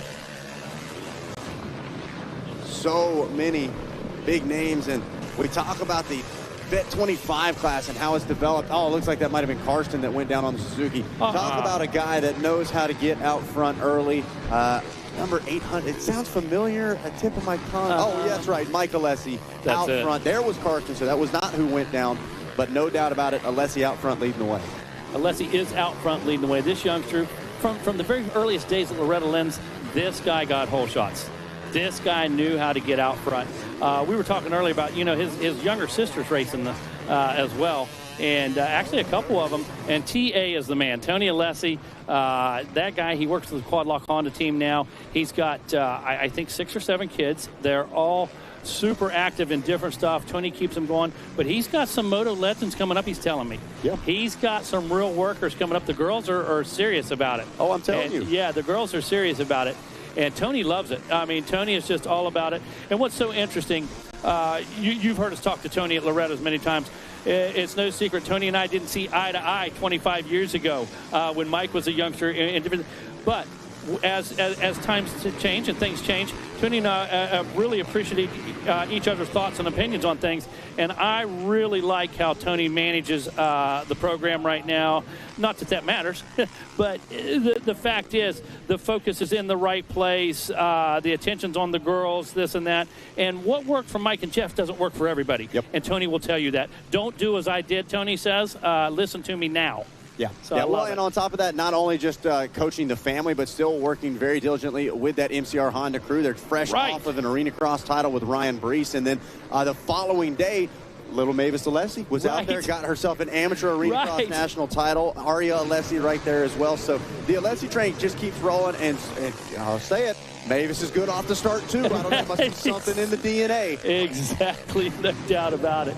Must be something from the TA. There it is, absolutely. So looking at your top 5 early, Mike Alessi, Aaron Lampy, a name we're familiar with as well, going to battle with Corey Karsten. That's who you're seeing on screen. Looks like Jal Leclerc in that number 4 spot, and Keegan Labonte rounding out your top 5. But here we go.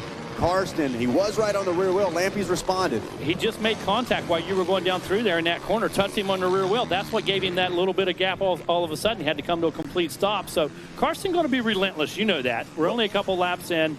And Lampy, he's going to ride a wide bike. He's not going to move over. I can promise you that. Yeah, you're going to have to take the position away. Nothing being given here at RCSX. No. And we saw sometimes the aggression works. Sometimes it can cost you as well. So Karsten going to have to be calculated with this attack. Make sure he's got the right opportunity when he decides to pull the trigger. You know, when you talk about that, sometimes Corey too calculated. You know, sometimes he uses a little too much caution. He's too polite to some guys around him. And, you know, we've seen that change a little bit over the last couple seasons. Trying to see a change right now is once again from the outside, trying to close things off. But Lampy, just like you said, he's got the bike in the right position. You're not going to be able to move him when he's already there. Yeah, and the bottom line is these guys have raced each other before. They know each other's styles and reputations. They know who's going to clear what, who's not going to clear what. So not going to be an easy proposition right here from the 3 position. Without a doubt, yeah, your top 3. These are riders that have got plenty of experience in the pro ranks. Backleer and Labonte, they're 4 and 5, not too far back either. And really impressive is, Lampy a little heavy on that front end off that wall jump. Let's see. Karsten switches back. He'll have the inside. If he's able to stay close enough, a lap rider between them as well. That's the experience. That's the racecraft, you know. And Lampy didn't hesitate. No. Cut right back underneath. That's right. That's exactly right. Taking a look now, your leader, Michael Alessi, got the helmet fin flying, keeping him aerodynamic. That's it. Keeping him slicing around this lap traffic as well. You know, Mike, one of the most highly touted amateurs of all times, comes straight out of Lorenzo 450. The Believe the Hype T-shirts. This guy comes out podiums. I think third race, third national, second national guy comes out. And unfortunately, had one of those careers where one decision dictated another decision, or one race, one injury, that type of thing. And that guy, nobody has put in a longer career than he really has. Well, and don't forget, it was just a year ago here at RCSX that Mike had another incredible hole shot, and I believe it was the second corner we saw it go down and in a big way. So great to see Mike back on the machine and back up front where we know he likes to be. Yeah, you and I just had that conversation, and I can tell you this much. I've grown to really, really connect with Mike over the years. Stuff we don't stay in contact, that kind of thing. But when we talk, it's not about a line choice or this anymore. It's about what we've seen in our day. So I really appreciate time spent with Mike, and maybe we'll get him in here in a little bit, hopefully. Yeah, it'd be awesome to chat with the 800, especially if he's able to do it fresh off of a main win. Meanwhile, Karsten still just eating sand off of the back of Aaron Lampy. Let's see, forcing the issue. This time he's up the inside and going to make it stick. We'll see if Lampy's able to regroup and respond. You know, we talk about position all the time, Zach. You got to be in the right position. Catching a guy's one thing, getting to the rear fender's one, but you have to be in the right position. That's exactly what Corey did there, and he made it look so easy. Well, and another thing, too, some riders have a strong side to the track. We've got the west side, which we're just exiting, and we're going to cross the stretch to the east side, where it seems like Lampy a bit stronger. Karsten was patient there. He knew that flat corner, he could get it done. That's what I meant. That was that racecraft. But, Zach, you hit on a very interesting point, because we've seen it on Saturday night this year. Anderson had a good side of the track, or Barsha had a good side there. Barsha not in it right now. But one of these guys have a good side versus another side. And come to mind would be Hunter and Tomac. Yeah. You would see Tomac gain on Hunter, Hunter pull away a little bit, gain on her, and it was one side or the other.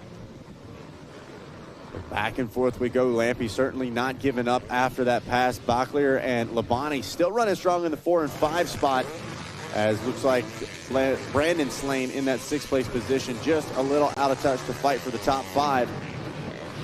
Meanwhile, up front, Michael Alessi cutting his way through thick lap traffic as well. That's thicker than fudge right there, but that was heavy traffic, wasn't it? Well, and that's the kind of thing where it's so difficult to predict where other people are going. Not everybody's wheel tapping stuff like Michael Alessi, so he's got to think, hey, what's this rider going to do? What's this rider capable of doing? And all in the balance, no doubt about it. Picks his way through and going to be closing in. Just nothing to it. Just tap it. Yeah, that's all you got to do. Quick little tap it. Yep. Tap, tap, tappy, tap. Everybody wants to be like Mike, and especially after grabbing a checkered flag. There it is, the win. With the hands in the air, the 800 of Michael Alessi gets some redemption here at RCSX. Good to see as we get ready to roll in race number 8, 450B Limited. Gonna be a good one coming up here for race number 8. As we wait, we'll give you a rundown of some of the boys you should be expecting here in this one. The number 12 machine going to be Christopher Harris. The 14 is Noah Willis. Baird Bates on the 18. Gavin Fortner going to be on that 21 machine. Jack Poland on the 31. 42 is Travis Jonesmeyer. Maddox Perkue on that 43. Nolan Ford on the 44. Forrest Zinghetti going to be on that 54 machine. The 68 is Logan Hecker. Owen Philly going to be on that 77. Weston Minery going to be on that 82 machine. Landon Jank going to be on the 88. Abraham Aguro going to be on the 92. Alexander Anderson on the 115 machine. The 177 is Aiden Conklin. Ethan Kaufman on the 234. Michael Pillar on the 241. Brandon Barrier going to be on that 257.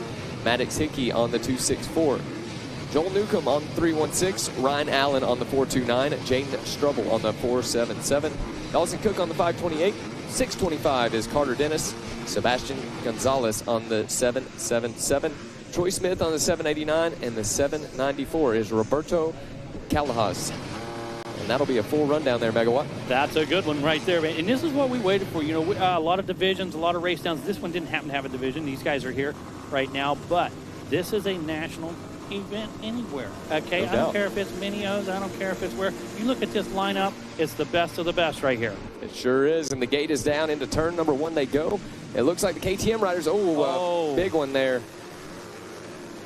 Everybody going to get back up and try to remount those machines. Yeah, well, one guy's slow to get up, but I believe he's on his feet, about to get on his feet. So the KTM rider doing good out front. Let's see, that is the 44 machine. No surprise, out front, Nolan Ford. Oh man. I believe that was Ford right there. It wasn't was. It? Yeah, that and was Ford. 54 machine as well. And we got a fight breaking out. They'll be in trouble for that one, no doubt. That's Zingetti and Ford right there. Yep.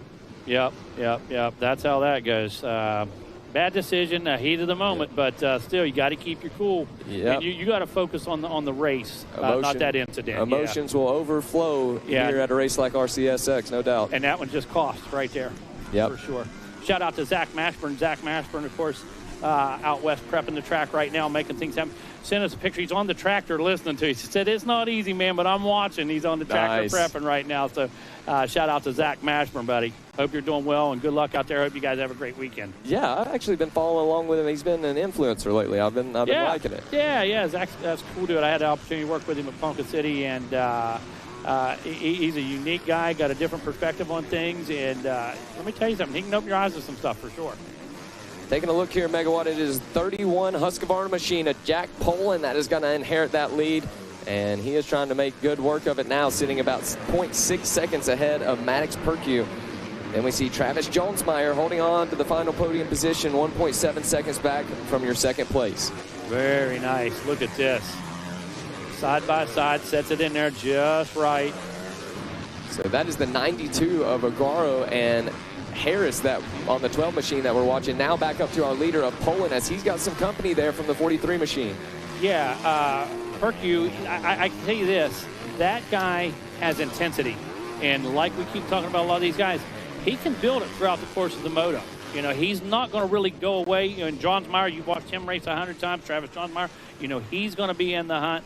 But right now, Pullen is in a very dangerous position for these guys because we know what he can do with a clean track. We know what he can do with clean air and line choice. So Pullen right now, he's in the driver's seat. Yep, in just these first few races, we've already saw it happening. If you can get out front, get some clean air, and break away from these guys, even if maybe you're not turning the fastest lap times on the track, you can still pull a race win off. Exactly.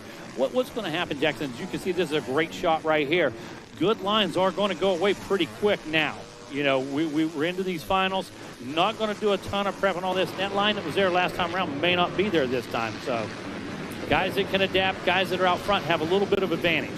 100%. The 31 machine having a little bit of trouble there, and the whoops gives up just a 0.1 or 2 at least. Listen, that cost. If you can't clear it from the inside, Zach, I mean, it's really risky. Yeah, you got to protect, but it's so much faster around the outside doubling in. Yeah, no doubt. Continuing to watch here, there goes the 42 and the 12 machine. So they're all flying in formation still. This is a close race. Harris is in good shape. He's sitting in that number 4 spot. Harris is in good. Did you see how close he was to Johnsmeyer? Johnsmeyer was sitting just a few bikes back watching this bit. There's Johnsmeyer. Here comes Harris. This isn't over. This is far from over. Nope, he's going to be sit back and watching these guys. And is this a pass we have made for the lead right here? Looks like Percue going to take it over. They check back in with timing and scoring.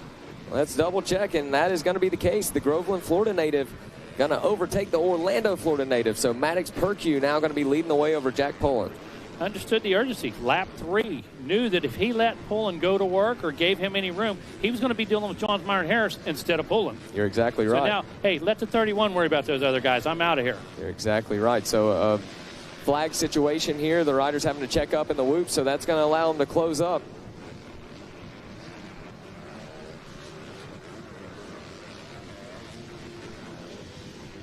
Harris in good shape still. Over that tunnel jump. I love that tunnel jump we got going on here this year. They laid a lot of white sand down on it to soak up these riders as they go across so they can really hit it with some speed. Yeah, when they land, it's throttle on or not. Yes, sir. You get sucked under. That's the bottom line. Yes, sir. Here we go. I love this triple section as well. They're able to triple and then almost do a double right there off of it into the braking bumps. I tell you, you got to have your timing right, too, because this turn gets to you quick.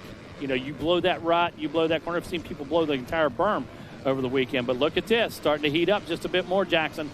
The number 12 machine of Harris. I told you. He is on it. That's exactly what he was doing. He was sitting back and watching, and now he might get a 2-for-1 special with this one. Absolutely. Everybody loves a BOGO, and Harris is in perfect position. He cuts a coupon out. He's getting ready to cash it in when we get down to this left-hander. Let's see what he can do through the whoops. So he's got to pick up one pass now. Can he make it 2 through the whoops? Oh! He's set up. He's good. He's on the inside. Now, does he feel the heat? Will he be able to get through here cleanly? Yes. Take full advantage of it. Going to go to the inside again. Harris, BOGO, buy one, get one, baby. He sure did. He is flying now. We'll see what he can do with some clean air out front. Looking good. And no surprise now that I look at the lap times, a 112.4 for Harris on lap number 4, a 114 for Perque and Poland. Yeah, that was a little bit of help. But the bottom line was you and I could tell by body position. Yep. You and I could tell when he's in 4th place when he came up onto Johnsmeyer what his intentions were. His intentions weren't 3rd place. No doubt. By no means. So going to check in now with what should be 5 laps complete here in this one. Yeah, time running down pretty quick. Who's up next, Jackson? We are going to have a race number 9, our 125 C class. Oh, my goodness. Followed by our 65cc 10 to 11. Way to keep her percolating. Yep. Right? Love it. Going to hear plenty of 2-strokes out there coming up. But right now, it's all about the 4-stroke of the number 12. Harris on that Yamaha. Where's he from? Harris going to be making his way, let's see, from Lippin, Texas. Oh, okay. Yeah. I saw that on there. Just 16 years old. Yeah, exactly.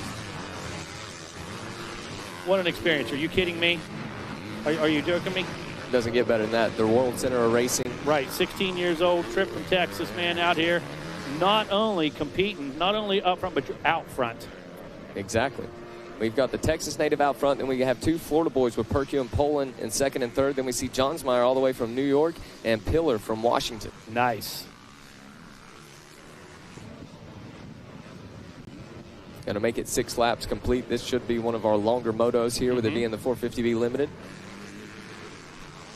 Got the white flag locked and loaded, it looks like there, so it should be just a matter of time before we see it coming out. Yeah, they'll pick it up on lap 7. Be an 8-lap race here. And a nice challenge, a nice moto for these guys right here in 450B. Yeah, I talked about it a little bit earlier, Megawatt. This property a little bit bigger than what it looks like on Racer TV.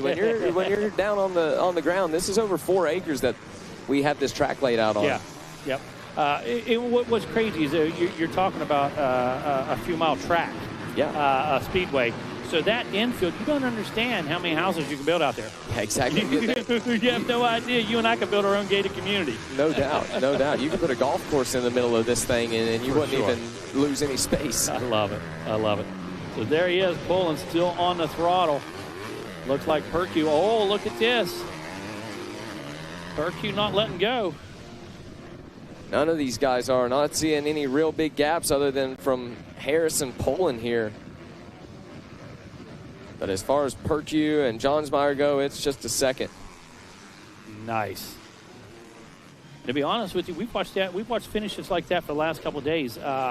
Dean and I had a super mini moto this morning. All 3 finishers in the air at the same time off the finish line. I mean, almost side by side, 3 wide. Just incredible. Wow. Yeah, already seeing some 3Y off the start through that first set of rhythm sections. It's impressive. A great ride, a great drive through the whoops for the number 12 machine that time through. Jackson, it's all about entry speed. You can't go into the whoop slow and accelerate. You have to come in and stay up on top of him. He committed. No doubt. All right, the wrist was locked when he went in. He knew what he had to do, and he was either going to go right or wrong. He was going to go one way or the other. That's exactly what Ricky said, too. You got to You got to be safe, but you got to commit. Now picking up with the 31 machine, Jack Poland. And hats off to our track crew because those are proper whoops. They sure are. Okay. Those are real deal. Those are wheeled in, okay, with the end loader. Those are packed and compacted like they should be. They withstand a 450, that kind of thing. So give credit to the track crew, but also each and every rider has practiced that technique.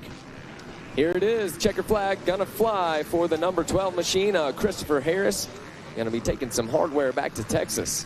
Nice. Lippin, Texas. Lippin, Texas. Nice.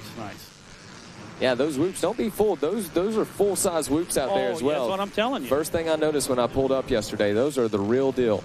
And the crew spent probably 40 minutes this morning just lightly sloping the whoops. I mean, they're perfect right now. Yeah, if you're gonna show your craft, that's the whoop you want to do it on. Megawatt, I was here till about 11:30 last night helping set up Racer TV. The boys were out here until about 11 o'clock watering, getting this track fixed up. Hands down to the track crew. And that was their earliest night this week. All right? They were here at sunup. Dean and I come in at 6:30 the other morning, and they were parking equipment at 6:30. Yeah, no lie. Those guys have just been stellar since Thursday. Everybody expected 2 inches of rain on Saturday. That was a big forecast for about a week. We didn't get that. The guys had the track covered anyways because we did get a substantial downpour. But again, enough about the track crew. They've done an amazing job. Actually, hey, they're out they there are right now. So it must have hurt us. Giving it just a little bit of a drink and watch.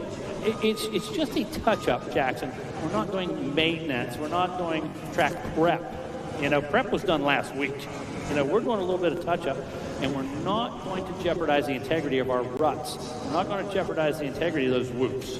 This isn't a makeover. This is simply just for safety, just to make flow just a little bit better. And guess what? We're going to send them out there. They're going to rip it up again. Yeah, just to make sure everybody gets a good, fair playing field out here today.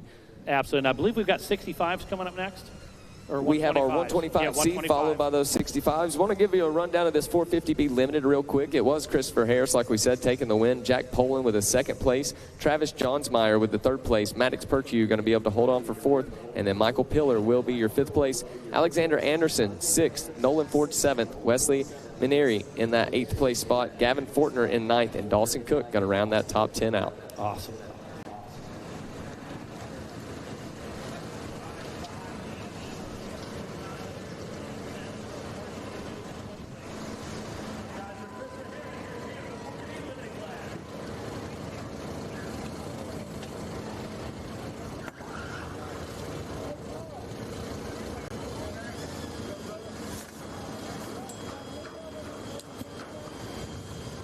So got to get a little bit of track prep here, and we're going to be back off and racing at the World Center of Racing. The Ricky Carmichael Amateur Supercross here for the 17th annual.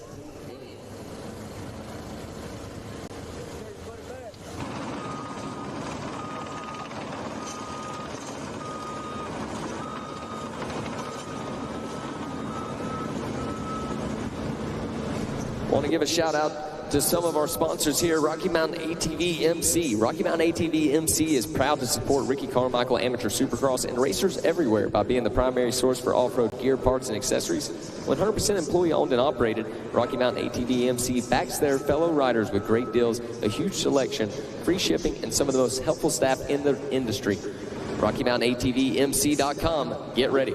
Yeah, absolutely, Jackson. So many incredible people involved with this event. Just saw the man Aaron Kane walking around from Oakley, getting all of his athletes taken care of as well. Big shout out to him.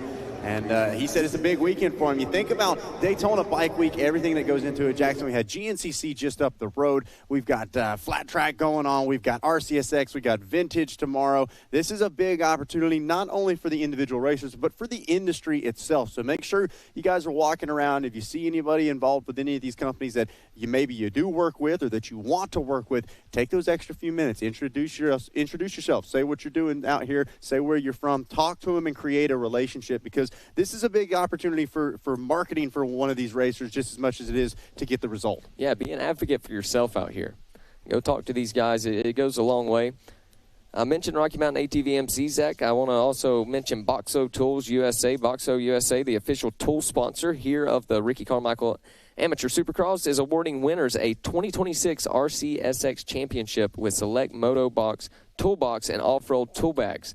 Check them out at boxousa.com. Get your very own 2026 RCSX Championship replica Moto Box today.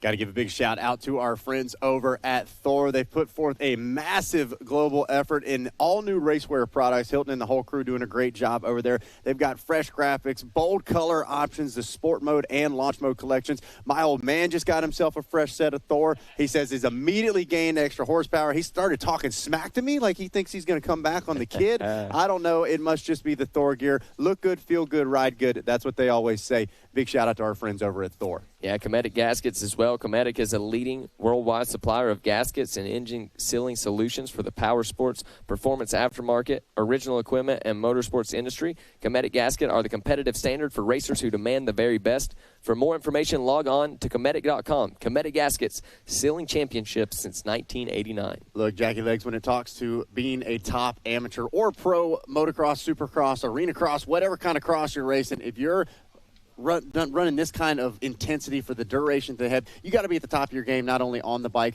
but off the bike as well. We're talking nutrition. We're talking fitness. We're talking Arma, our big friends over there at Arma, Scott Sepkovic and the whole crew, keeping you guys at peak performance with the right kind of nutrition. We talk about, some people just push product. They don't even know what they're talking about. When it talks about Arma, every little detail. I remember Scott coming up to us there in the Loretta's Tower. He had some smoothies, some shakes for us, and he's telling us not only every ingredient that's in it, but what that ingredient does to help your body when it comes to performance out here. So big shout out to our friends over at Arma for helping fuel the next generation of champions here at RCSX. As our good buddy Wes Kane would say, if you're slipping, get gripping. Wow. Dunlop Geomax tires dominate American pro and amateur racing, winning more than 188 AMA Pro Supercross and Motocross championships. That's not wins, that's championships. More than all the other tire companies combined. Right here last year, Dunlop was on all 35 championship-winning bikes at the RCSX. Stop by and see the Dunlop/MXTire.com crew in the yellow amateur garages for all your tire needs. Hey, he's Jackie Legs and you're not. So hanging out here at the World Center of Racing, I want to give a big shout out to everybody watching live on RacerTV.com. Make sure you guys leave us a like and a comment.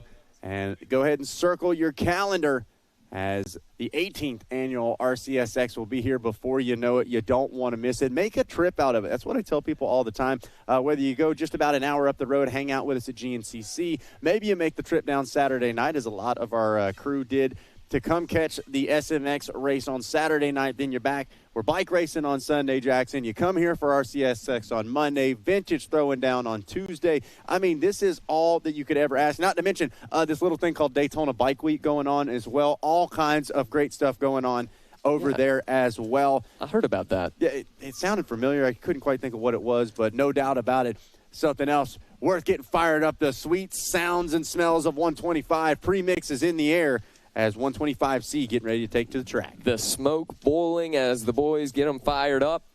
Going to give them some love, scan down through the line. Let's see some of the big names in this one. Christopher Goncalves in this one. Alex Cardinal, Trace Block, Crew Carr, Logan Head, Jay Potter out there as well. William Bates, Keith Nalder, Cabe Tangler going to be in this one. Gage Marshall, Jacob Allen, Caden Rumasak, Riker K, Jax Carrier, Tyler Stavick, Michael Wright, Braden Stolen, Deegan Harton, Ben Comer, Brody Brighton going to be in this one. Yeah, Matthias Lara, Sterling Zavitsky, Nicholas Lowe, Paul Hahn, Miles Gray, Tristan Hofelich, Michael Livernoise, Benji Harris, Ryder Boyd, Brandon Bishop, and Braden Funnel all sitting on the line. We see Harris there on the 521 getting a nice shot here on Racer TV.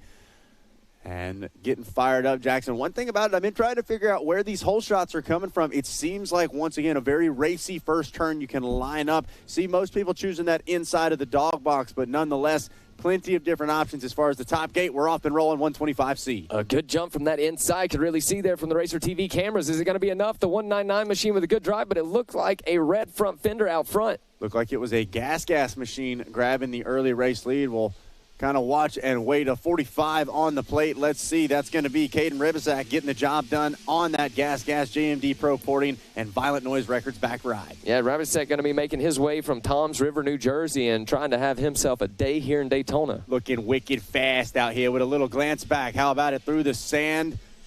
I'm liking the style here from the 45. I'm sure he's a ripper. Going to be ready to go in the sand. Without a doubt, taking a little look back as we see wheel-to-wheel, bar-to-bar action throughout this 125C field. They all kind of get settled into place, and we'll get you that top 10 rundown as soon as they come across the stripe. But look at this. Already starting to see some wheels peeking to the inside. This is a great opportunity, Jackson. We hear it time and time again. If you don't get the start that you're hoping for, attack early. You can make so many passes in this first lap or two while everybody's bunched up. They start spreading out and spacing out, it's going to be that much harder to catch up to each one of these riders. Man, some serious speed for the 125C class as we make our way around for one lap complete. Looks like Lara and Goncalves running 1 and 2. Zavitsky in the 4 spot with Benji Harris rounding out your top 5. Ben Comar just outside of that in 6th. Jay Potter in 7th. William Bates in 8th. Michael Wright in 9th. And Jacob Allen going to round that top 10 out. And look at that. A couple riders almost coming to a complete stop in that inside. That was Goncalves and Zavitsky going at it. Really talking about the line starting to get deep. And just like Megawatt was saying a few minutes ago, Jackson, we're not smoothing this track out because at this level of the sport, you don't want a smooth racetrack. You want it to have some texture, some flavor to it that's going to separate the pack out. When there's no bumps, there's no ruts, everybody can go fast. In conditions like this, we find out how hard you've been working, whether you're staying late at the test track, whether you're showing up to practice and going all the way to that final practice session. This is where it shows in conditions just like this. Yeah, this is where the rubber meets the road here at these national events. Hey, mindset, a lot coming into this one as well, Zach. You can't let those nerves get to you. There's a lot going on. This is a big stadium. Racer TV following along with you. A lot to think about. Man, doing a lot of thinking and a lot of moving right now is Ben Komar, who moved from about that 5th or 6th spot up to the number 3 ride. So the 133, a 108.8, trying to chase down Matthias Lara in that number 2 ride. Meanwhile, the 4 got some company now as Goncalves still under attack from Zavitsky. Watching them shuffle in. Look at this. The 521 machine makes the move. Man, Benji Harris, a North Carolina native. I watched this kid when he was on 65s, moves up to the 85s and moves the number 4 out of the way, pushes him up against that berm and says, thank you, I will take that spot up to around the 4th or 5th place position. Meanwhile, there's the 133 going down. Komar, we just said, was moving forward so well. A big mistake and going to cost him heavy. Oh, goes down again, man. Tough break for him. Oh, and tough luck for the 13 as well. Oh, now both down. The unlucky 13 there, getting the short end of the stick. And that's one of those situations, Jackson, we hear it all the time with racing. Sometimes things just out of your control. The 133 and the 13, man. What are the odds of that? And still can't get it out. There we go. A little bit of assistance, and he is back off and rolling on the 13 machine. So tough to get focused once again after something like that. You know you lost a ton of spots. Completely changed the outlook of your event here at RCSX. But at the end of the game, we saw that in some of our B and A motos earlier today as well. You go down, you can still put an impressive ride. And that's one of the beauties of live timing and scoring of the Racer TV coverages. We're able to talk about, hey, that guy who went from 15th all the way up to 7th, where normally we may not be able to have that kind of coverage. So big shout out to Racer TV, helping us shed the light, not only on our top riders, but all the way through the pack. Yeah, that was William Bates there on the 13 machine. I want to give him some love after that incident. Continuing to follow along now with our second place. The 199 machine now up to our leader. So Matthias Lara looking solid right now on the 199. There was another 199 that was pretty good on a 125 if I remember correctly. Trying to hone it in. Yeah, absolutely. Enter Pastrana. Hey, just no backflips over the finish line, all right? Not here at least. Yep, let's bring this thing home. As Ribizak doing a great job of 107.9, and he's been stacking 107s, Jackson. This is not an over-the-head pace for your leader. He is consistently and comfortably sitting out front. Has now got a 4.5-second gap. He is 4 laps complete here in this one. Still plenty more time to go.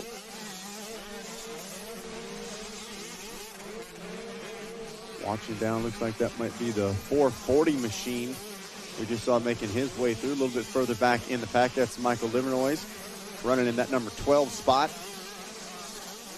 And one thing about it, Jackson, our timing and scoring, you know, it stays yellow if they stay consistent, green if they move up, red if they move back. There's a lot of yellow up towards the front, but, man, you scroll down to about that 10th through 20th, and it is it looking like a confused stoplight. Nothing but red and green as they are moving around. Look at this, another 3-rider fight in these big 180s. That might actually have been your leader trying to put a few riders a lap down. And that's one of my favorite sections of this track, Jackson. The bold strategy, 2 big 180s headed towards the finish line. We saw it in those heats and LCQs earlier today. Great opportunity to make something happen in the final few seconds of the race. Yep, it sure does. It leaves the door open for them to pull something off on those final corners. And I'm sure we're going to see a lot more of it as the day continues on. We're continuing to follow along here with this 45 machine, our leader. And, I mean, can't fault anything from the 45 right now. Up on the pegs, attacking. Yep, being very consistent. I mean, that was as far over to the right-hand side of the track as you could use. Finding some smooth real estate. And we know 125's the big name of the game is momentum. We see him not under any immediate pressure. He's flowing around those outsides, Jackson, using the track to his advantage. And it is showing right now as Lara, they're in the number 2 ride, still just about a second, maybe half a second back as far as the lap times, and now the gap about a full 5-second split. So there it is. Ribbonsack going to be leading the way. Laura in that number 2 spot. Harris in 3rd. Potter in 4th. Allen in the 5th place position now. Potter, a GNCC racer, talking a little bit about GNCC. Love to see the off-road boys out here duking it out. We see that time and time again. We saw Cooper Johnson, one of our schoolboy stars, hanging out with us there at Big Buck, getting comfortable on the off-road side of things. And, yeah, plenty of our off-road guys come hanging out here doing some RCSX battle as well. They were only an hour up the road. They might as well. Might as well. Hey, we're going to be turning around and headed to Talladega. Come with us. Here we go as your leader on screen. On that gas. I believe that is a lap rider in front of him. And look at the ruts. That's what I was just about to say, Zach. Man. I mean, that's 20-plus lines right there. We talk so much about the physicality, but that's the mental side of things that people don't talk about. You know how hard it is to pick a line, going as fast as you are, and the lines change from lap to lap as well. Good thing he's only got to do it one more time as the white flag comes out. Ribisak, one more to go.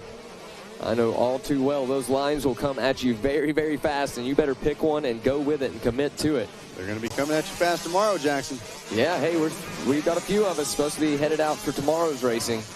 I won't get to see it firsthand, so I better not say too much. Ooh, a little bit of a case there. Nice little 2.5 there. Able to keep it on 2 wheels. And 2.5, that's a new one for me. Yes, I mean, it's close.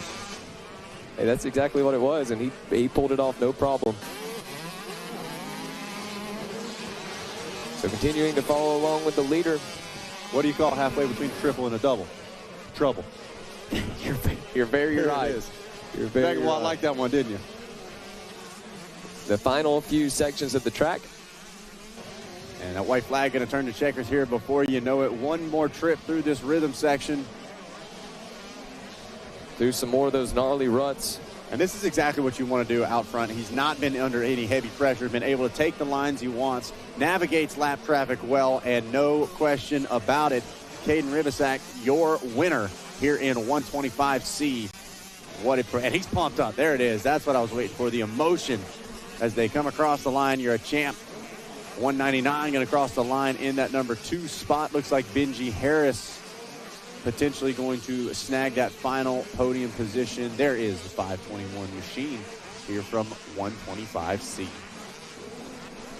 So race number 9 getting wrapped up as the checkered flag comes out. Let's take a look at your top 10. Jay Potter with a solid top 5. Jacob Allen rounding out that top 5. Sterling Zavitsky, Riker K, Christopher Goncalves, Nicholas Lowe, and Miles Gray, your top 10 for 125C.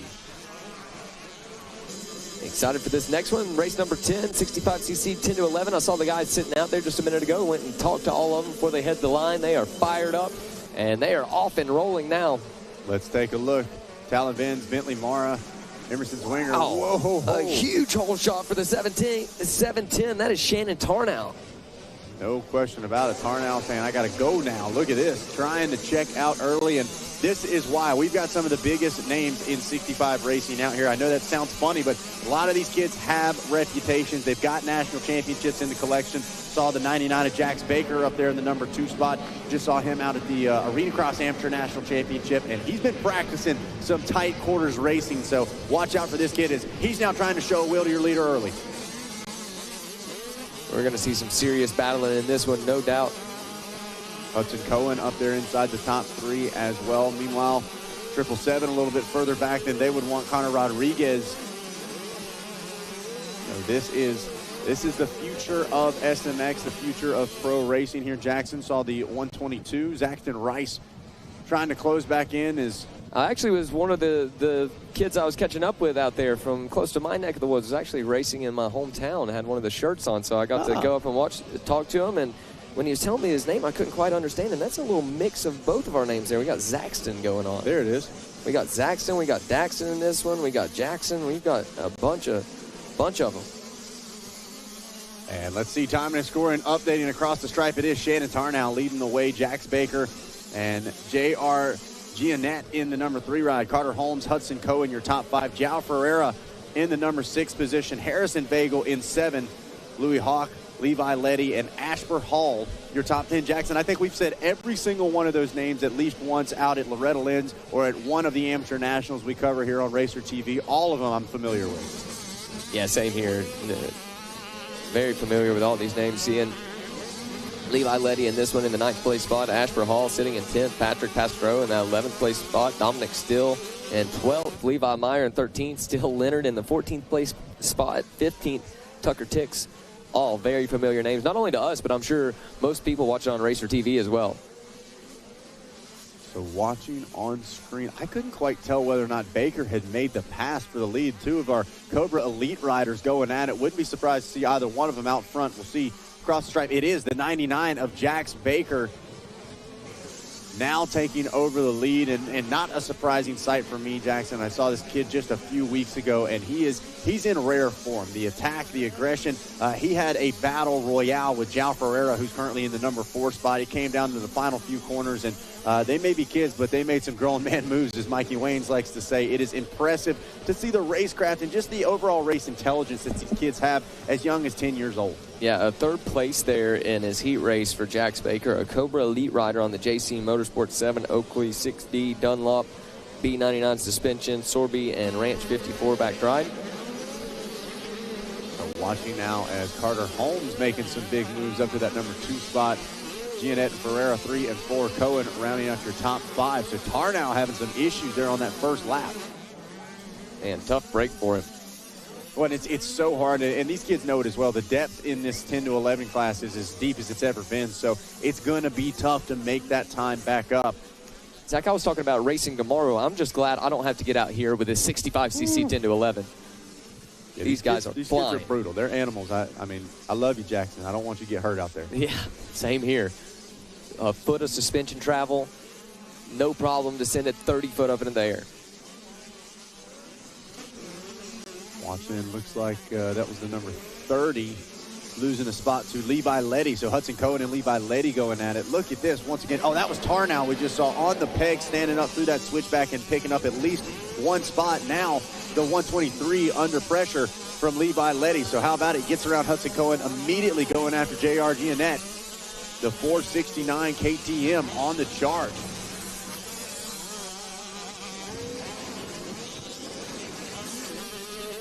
Around that tight little switchback there, we see that's the 221 of Joao Ferreira, now in the number 3 spot. Another incredible performance just a few short weeks ago, both on and off the track. And one thing about these 65 kids is the emotion that they show after the races as well. You can tell how hard they want. Sometimes some tears are shed, sometimes some words are said, but at the end of the day, they just want to win. They want it so bad, and at this level, the elite amateur level, they're putting in work as well, Jackson. We're not just talking about, doing the full lap at gym class. We're talking after-school care, preschool care. They're doing everything they can 24/7, probably on that on-track school system, so that the education helps work for the racing career. Yeah, well, we heard it there from from Mr. Cotter this morning. You're going to have that high school diploma to go Supercross racing, so those guys need to be focusing on it. One person that's focusing right now is Levi Letty as he continues to work his way up. We just saw Shannon Tarnow make his way through, and it looks like Tarnow was actually trying to bring Levi Meyer along with him, another name relatively familiar with. So, I mean, this is the best of the best. When you talk about the fields up there, the Gas Mob, the Orange Brigade, the Cobra Elite, these are the tip of the iceberg, the tip of the spear, where, like we said, the industry is watching here at RCSX. This is what they pay attention to, and best believe, not just the live broadcast on Racer TV, they see the way you're handling those tough situations after the race. They see the way you're talking to mom and dad after things didn't go the way you wanted. And look at that, one rider looks like down hard, couldn't see who that was. Hopefully not any of our top runners, as white flags waving. 1 lap left to go for Baker. You see just standing up, floating around those inside few corners. Carter Holmes now in the number 2 ride, or hanging on to that number 2 ride, I should say, on the 77. Ferreira rounding out your top 3. Levi Letty now into the 4th place spot. Gionat on the 123 machine, going to check in 5th, holding on to that position. Lewis Hawk now up to 6th. Hudson Cohen down to the 7th place spot. Harrison Bagel in 8th. Ashford Hall going to maintain that 9th place spot, and Tucker Tix into 10th.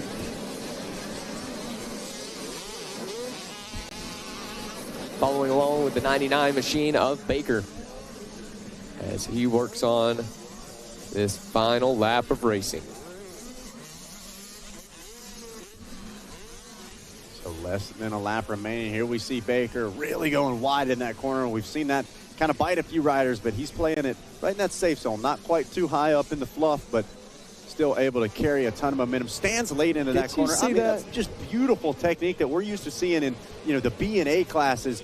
Meanwhile, no question, Jax Baker deservingly taking that win in 65 10-11. Carter Holmes crosses the line in the 2 spot. Looks like it's going to be João Ferreira rounding out your top 3 in 65 10-11, race number 10. Race number 11 going to be our 50cc 7-8 limited. Going to be an exciting one here for these guys as well.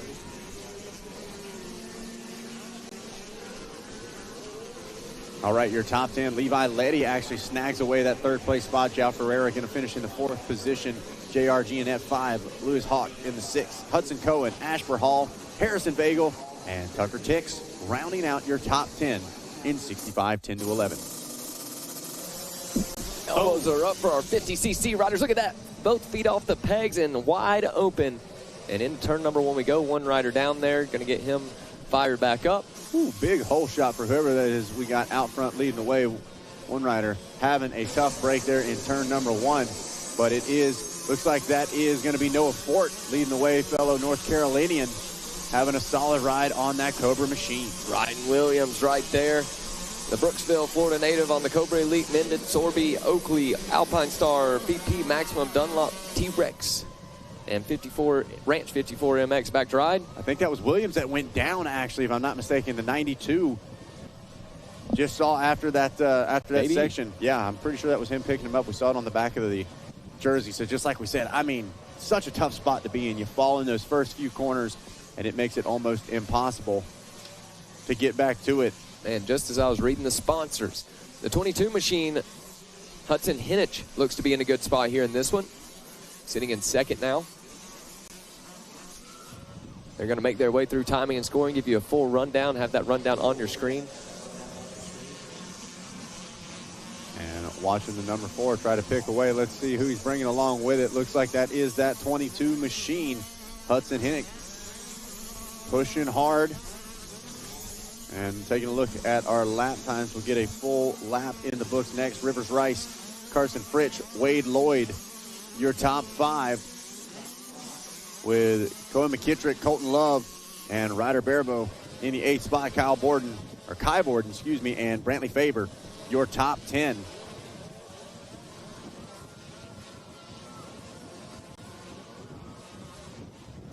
So Hinnick in the number 2 spot. Rivers Rice in 3rd. Carson Fritch in 4th. Wade Lloyd in that 5th place spot. Not seeing any big gaps here to 2.3 seconds, about the biggest one I'm seeing, at least in our top 10 here. Everybody in this one just 7 to 8 years old. The next one coming up going to be our younger class. It's going to be the 50cc 4-6 limited there for race number 12.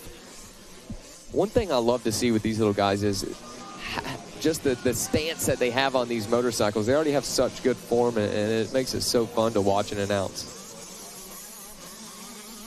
There they go, making their way by on screen. The 4, the 22, the 39.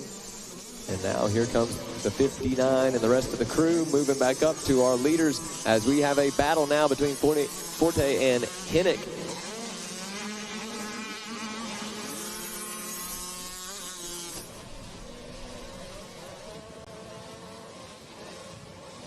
Fort, sorry about that. Noah Fort out front on the number 4. And continuing to watch as they make their way through those rollers, up and over the wall jump they go. I was making sure that was right. We have ourselves a new leader out here. Hudson Hennick out of Illinois, going to overtake the lead. We'll see what he can do with some clean air out front. And it looks like a new second place as well. Rivers Rice going to move up into that second place spot. So some troubles there for Noah Fort on that lap. Going to move down to third, still in a great spot. We'll see if he can battle it out anymore. Nonetheless, man, a third place at RCSX. That is a good day in my book. Carson Fritsch going to check in, still holding on to fourth. Wade Lloyd still in fifth, but then Robert Fender the Cinder, going to move up to the sixth place spot. A fellow Georgia native like myself. Love to see it. Brantley Favor going to be sitting in seventh. Ryder Barbo going to be in that eighth place spot.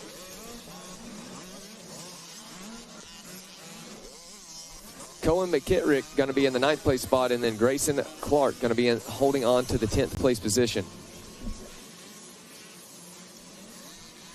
So continuing to watch as Hennick putting the power down. We see him switching over to that inside line, trying to set things up well. And white flag coming out. White flag, white flag, white flag. One more to go. Boogity, boogity, boogity, man. The 7 to 8 year olds, they are on it. The double R, Rivers Rice, looking solid. Look at that jumping pass. Was that the pass for the lead? I couldn't quite tell the numbers on the back of that jersey. See if we can pick this up in our next static shot here. A battle of the Cobra, Cobra Elites. I believe that might have been, because I think that's the 22 in kind of the fluorescent green looking gear as they cut back across the start.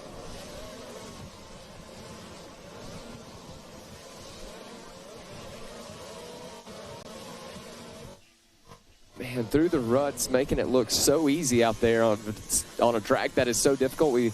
I talked about earlier, it was surprising me how well it had shaped up the track, but now I'm starting to see what I was expecting, some deep ruts out here. I'm telling you what, I was not expecting that power out of Rivers Rice as makes his way around the final corner. Rivers Rice going to grab the win, making the pass happen in that final lap.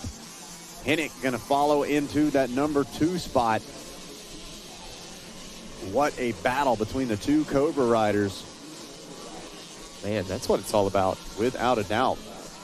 50cc 7 to 8 limited, race number 11 getting wrapped up. We're about to drop it down. Absolutely. And age group 4 to 6 coming up next. Rivers Rice, Hudson Hennick, Noah Fort, Robert Fender, Carson Fritsch, your top 5. Wade Lloyd, Brantley Favor, Ryder Barabo, Cohen McKittrick, and Maverick Duffy, your top 10. Race 12, 4 to 6 limited, sitting on the gate. Diego on the 00 right here next to us. The revs are up, the elbows are up. Everybody anxiously waiting that gate drop. Woo, there it is. Oh, good jump from Diego Daniels. Actually comes together with a rider out the gate, but what a hole shot. Let's see. Potentially the 330 maybe. He's going so fast I couldn't tell the number. We'll get a good view of him here from our next camera shot. Let's see. That is the 336, maybe? 336 of Banks Braden on the Cobra. I should have known. Grabbed a heat win earlier and is picking up right where he left off. He's funneling through the rest of the field. Give a rundown here. Diego Daniels going to be out there on the 00. The 3 is Bocephus Butte. The 4 is Emery Lucy. The 4 slash is Alberto Ramos. Asher Zern going to be on the 5. The 06 is Paxton Zwinger. Lincoln Duffy on the 18. Eli Lambanti on the 19. Kyler Franklin on the 23. Lakeland Hill, a rider I'm very familiar with, on the 24 machine. Dominic Ventura going to be on the 26. Braxton Lewis. Oh, no, Zach. Yeah, some tough luck here on one of those wall jumps. I'm not sure that those are crashes. I think that might be just struggling to get all the way up and over the obstacle. If you're not fully committed to that, especially in this thick sand, it takes away that momentum really quickly. So does show a green flag flying. So looks like we are still good as far as racing goes. Sorry to cut you off there, Jackson. No, you're good. Braxton Lewis in the 36, Colton Davis on the 45, Nash Allen on the 64, Jet Easton on the 115, Ace Greenwald on the 135, Bo Collins on the 214. Seeing those riders making it through that section. Like I was just saying, Zach, this is what we were expecting, some very, very deep ruts. Oh, one rider going to take through the pro section. Oh, look, another rider following along. No, turn, buddy, turn. No, you got to make that corner. Those kids said, you know what? People are watching. I'm going to show what I can do in that pro section, whether they like it or not. Hey, Bo Collins on that 214. Wilder, Dennon Haley going to be on that 226. Sawyer Talbot on the 282. Matthew Schufelt on the 320. Brody Hayes on the 330. Branks Braden on the 336. Reckon Talmadge on the 360. James Smith on the 511. The 529 is Landon Babineau. Braxton Talley going to be on the 619. The 619 slash is Bright Farmham. And then the 710 is Crooks Boltmar. Oh, look at this, Jackson, your leader. Oh man, what a crash. You could see that one coming for a few seconds beforehand. Just got kicked side to side and nothing he could do. That is a tough hit for the 336 at Banks Braden. Hopefully going to be okay. Great job from our track crew of getting that bike picked up and kind of using it as a safety barrier as they check on the rider. But, man, that is just absolutely heartbreaking. He was looking so solid. No doubt, man. You hate to see that. Clyde Manley going to be on the 902. Want to finish out that rundown. Only took me about 2.5 laps. Here we go. Continuing to follow along with our leader. Sending it. Yeah, these kids are absolutely going at it. We can take a look at this replay. So watch the 336. Like we said, sending it. The back end kicks out to the left, to the right. Oh, man, and that was the big hit. And Jackson, the head snapped down, but the handlebars to the chest, you know that one hurts as well. Good to see that rider choosing to wear some kind of chest protector. The bull riding vests, I know, really popular with the younger kids as well. So hopefully not going to be too bad, but definitely a tough break after such an impressive start to the race. I've been there all too many times myself. Once that bike starts kicking sideways like that, especially with no suspension and there travel. it is. Good to see. If you're here on site, big round of applause for the 336. Going to get taken off this track and head back over to mom and dad. Hopefully going to be okay after that one. Solid riding, buddy. Tough luck. Yeah, nothing he could do. He was just on for the ride at that point. And that's one of the things we talk about, the speed of these bikes and the speed and confidence of these riders. It's got limitations, Jackson, and sometimes when you're in those types of situations where you're slamming into faces of rollers, they start to kick left, kick right, back and forth, and there's nothing really the kids can do. Well, these dudes are pushing the limit. Oh, absolutely. Yeah, every single year we're blown away with what they're doing, the jumps they're doing, the intensity that they're bringing. They have certainly stepped it up once again here in 2026 for year 17 of RCSX. The number 360 machine, Brecken Talmadge, looking solid right now. Landon Babineau in that number 2 ride out of Travelers Rest, South Carolina. And then Matthew Schufelt rounds out your top 3. Eli Labonte checks in the number 4 spot with Dominic Ventura, your top 5. See those ruts starting to get pretty deep for these little guys as well, having to kick the skis off. Just outside of that top 5, we see Franklin in the 6th place spot, Collins in the 7th place position, Butte in that 8th place, Butte or Butte on that in that 8th place spot. Either way, doing great on the number 3 machine. Hayes in the 9th place position, Zwinger going to be in that 10th place spot, Hill in the 11th place position, Lewis in 12th, Allen in 13th, Boltman in 14th, and Daniels in 15th. You can see that pile on the left side of your screen if you're watching on RacerTV.com. and seeing a ton of riders from all over the United States, but a lot of these riders are going to come from these southern states. Seeing a lot of Georgia, Florida, North Carolina, South Carolina here in this one. Another thing we're seeing now is the white flag final lap for the 360. Like you said, Jackson, definitely some of the closer states maybe a bit more heavily represented, but we've got California, we've got Hawaii, we've got Alaska. I've seen states, pretty much all 50, I think, have been checked off at least at one point or another here so far today. RCSX continues to grow and continues to be a staple event. Some people want to be here to show what they're capable of. They want to get industry attention. They want to start their pro career or the journey to their pro career right here. Others just trying to enjoy what RCSX is about. Saw the 24 machine there, as I said earlier, a rider I'm very familiar with from Hiawassee, Georgia, Lakeland Hill. I believe possibly just going down as they were going a lap behind. But hey, if that's the case, you'll get that on a big job. It's tough out there, Zach. Oh, yeah. It is tough. This sand is tough. We saw it all weekend at the GNCC, even from some of the best off-road riders in the world. They were having as much as they could handle of it. Well, and these small wheelbases, they sink into some of the powdery berms. They struggle in the deep ruts. So these kids have a lot of challenges out there beyond what kind of the other full-size bikes have to deal with. Meanwhile, looking for a checkered flag. There it is, Brecken Talmadge out of Plant City, Florida, going to take the win here in the 50cc 4-6 limited class. Good job, Brecken. Yeah, Brecken doing a fantastic job. Thought we might have missed him there for a second, but they got the...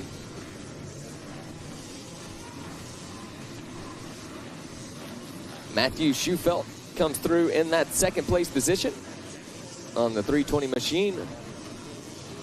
And Brecken Talmadge really able to break out in that one, a 19.6 second gap back to the second place. Hard to do. Landon Babineau going to come through in that third place position on the 529 machine.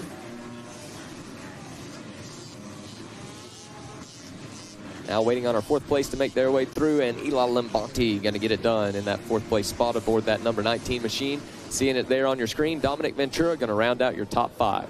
Franklin and Butte in that 6th and 7th place position is now. We get ready for another fast class here. College boy, 18 to 24. Woo, we're going to step it up now. Without a doubt, Riley Bussey grabbing a win earlier in the heat. Austin Schaefer finishing in that number 2 spot. Cole Forbes, another one worth watching. TJ Squibb finishing up in that 5th place spot. There you see a couple of deep breaths, the final bit of preparation.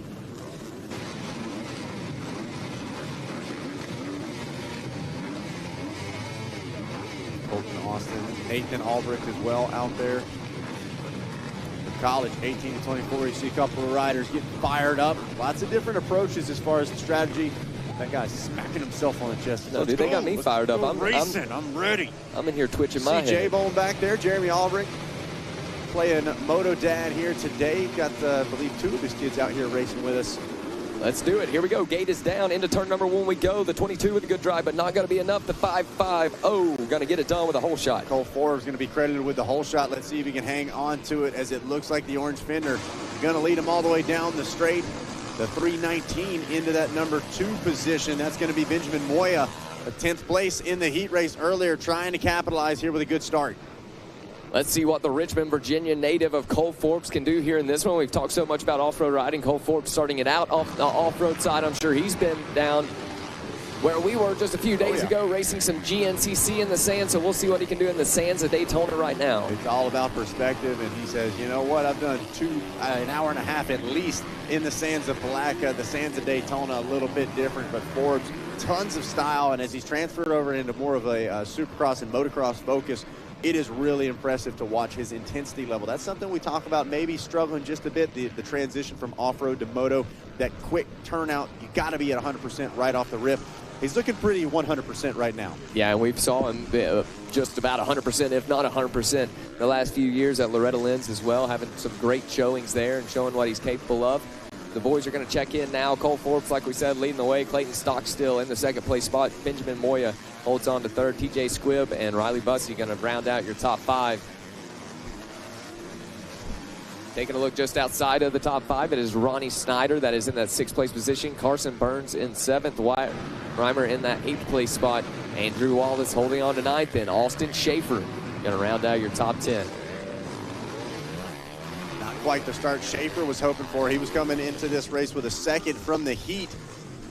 Meanwhile, a lot of other names not getting the start that they wanted in the heat earlier today. But guess what? It all comes down to the main, as they are looking really solid right now. Look at the fight, as it looks like KTM of Stockstill has moved into the number 2 ride, and the battle is on between Moya and Squibb.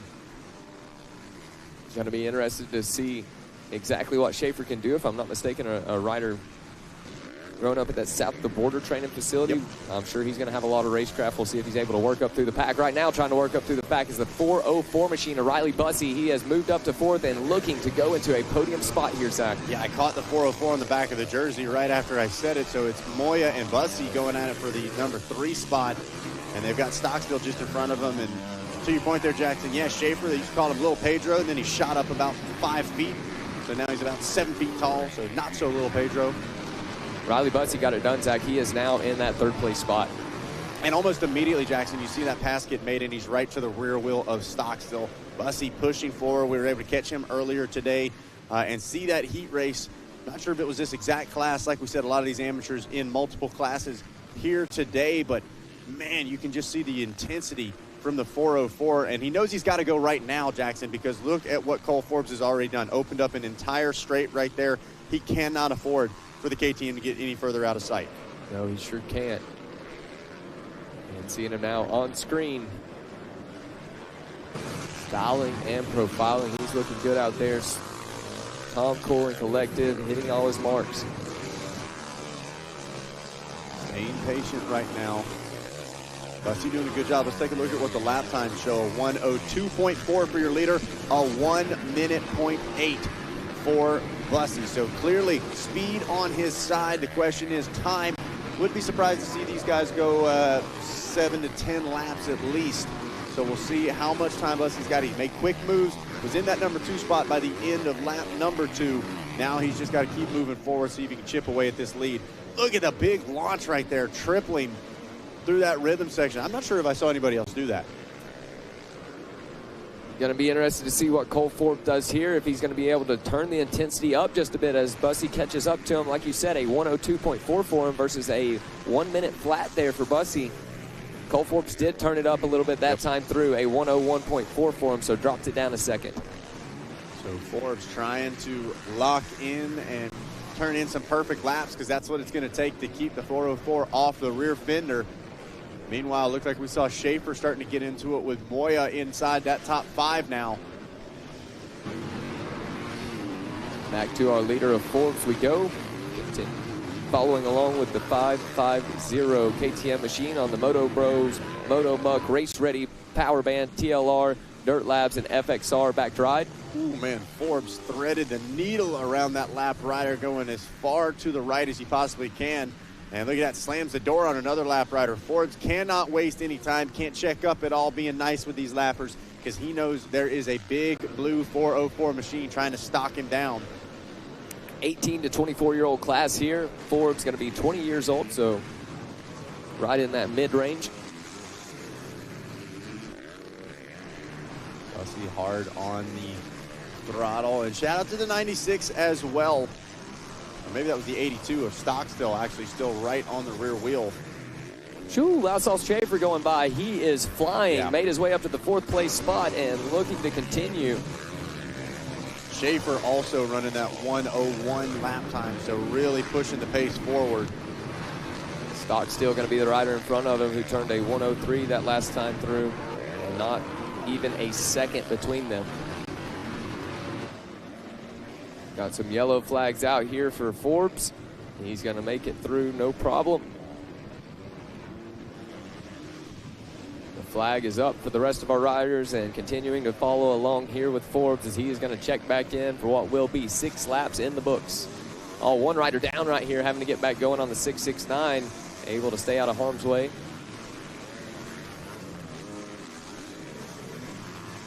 Here we go, seeing Forbes and Bussey flying in formation as they check back in. 4.2 seconds. Forbes was able to drop it down and turn consistent 101, right at 101.5. Riley Bussey a 101.6. So that 1 minute flat that Bussey turned, that is going to be hard to do again with these conditions and with the lap riders that we have. We'll see what he's able to do this time through. Yeah, I was going to say, Jackson, I think the lapper's just as much to blame for that as anything. A couple of tenths what we're talking about, but even just in that camera shot, you can see Forbes having to switch some lines around based off of availability, not so much preference, as he is threading between a few lap riders there. Meanwhile, Schaefer has moved into that number 3 ride. He's going to see if he can close things up, and that might work in favor of Cole Forbes. If he's able to catch up to Riley Bussey, which is easier said than done, he's going to have to switch from offense to defense, maybe take his attention off of chasing down Cole Forbes. Meanwhile, white flag coming out. Oh, it's the checkered flag. Okay, didn't see the white coming out, so Cole Forbes going to hang on. And I don't think Cole Forbes knows the race is over. Forbes has already gone and made another lap. He wants to make sure there is no question about it. We'll see whether or not Forbes realizes before he does a full extra lap. But Cole Forbes going to grab the win. Riley Bussey and Austin Schaefer 2 and 3. Stockstill and Moya round out your top 5 with Snyder, Squibb, Burns, Wallace, and Reimer, your top 10 in college, 18 to 24. Forbes going to get it done here in the college class at the 17th annual Ricky Carmichael Daytona Amateur Supercross. As we return once again here to the Daytona International Speedway for the biggest 3-day amateur Supercross event on the planet. And we are doing it in full effect right now. Race number 13 comes to a close. Race number 14, our Masters 50-plus class, going to take to the track. You are watching a master at work. Here we go. Gates down, 50-plus, off and rolling. It's a white front fender. A couple of yellows up there as well. Some Suzuki. Oh, should have known Barry Carson going to be one of those representatives. And looks like that might be the 930 of Galen Dixon on the other Suzuki. So couple of the RM Army up front inside that top 5. See the number 4, Tony LaRusso, we already saw earlier today, and I believe that was either senior 40 or 45 plus with a solid result. Alan Alford with a good start on the Kawasaki as well. But it is all the number 20, Husqvarna of Tom Perrone, leading the way out of New Jersey, Jackson. A battle of the Suzukis here. You know Carson's going to want to be the top Suzuki out there. He's going to be charging hard. Those two have made their way to each other. Some wheel-to-wheel action, not only for that top 2 spots, but for the 3rd and 4th place spot as well. Here we go. LaRusso going to get himself up into that top spot as they're about to check in for 1 lap complete. Yeah, and that's dangerous for the rest of the class. LaRusso, we saw earlier today what he's capable of doing with some clear track in front. He's going to lead around, bring out the green flag, but best believe he's going to sprint at least this next lap and a half, 2 laps. Get that base build up, and then just like we saw earlier today, the guy is so good at managing. It's like he's got eyes in the back of his head. He knows just how hard he needs to push, and just enough to keep it on 2 wheels and bring it home for a checker. LaRusso from New Hampshire going to be leading the way on the number 4.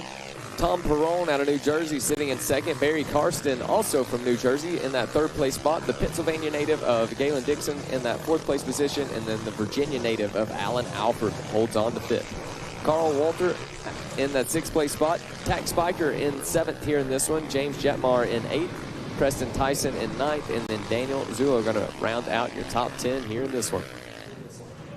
Only 1 lap in the books for our Masters. Here it is, Barry Karsten. He's picked up that top Suzuki spot, and now he wants the number 2 position all over the back. I'll make that in front of the number 20 of Perrone. That was quite the move from Barry earlier. The sense of urgency tells me he wants to try to track down LaRusso. Yeah, Carson came to play, no doubt about it. He always does, Zach. You can always count on Barry Karsten to give it everything he has. No doubt about it. 3 things you can count on: death, taxes, and Barry Karsten. That's it. I agree.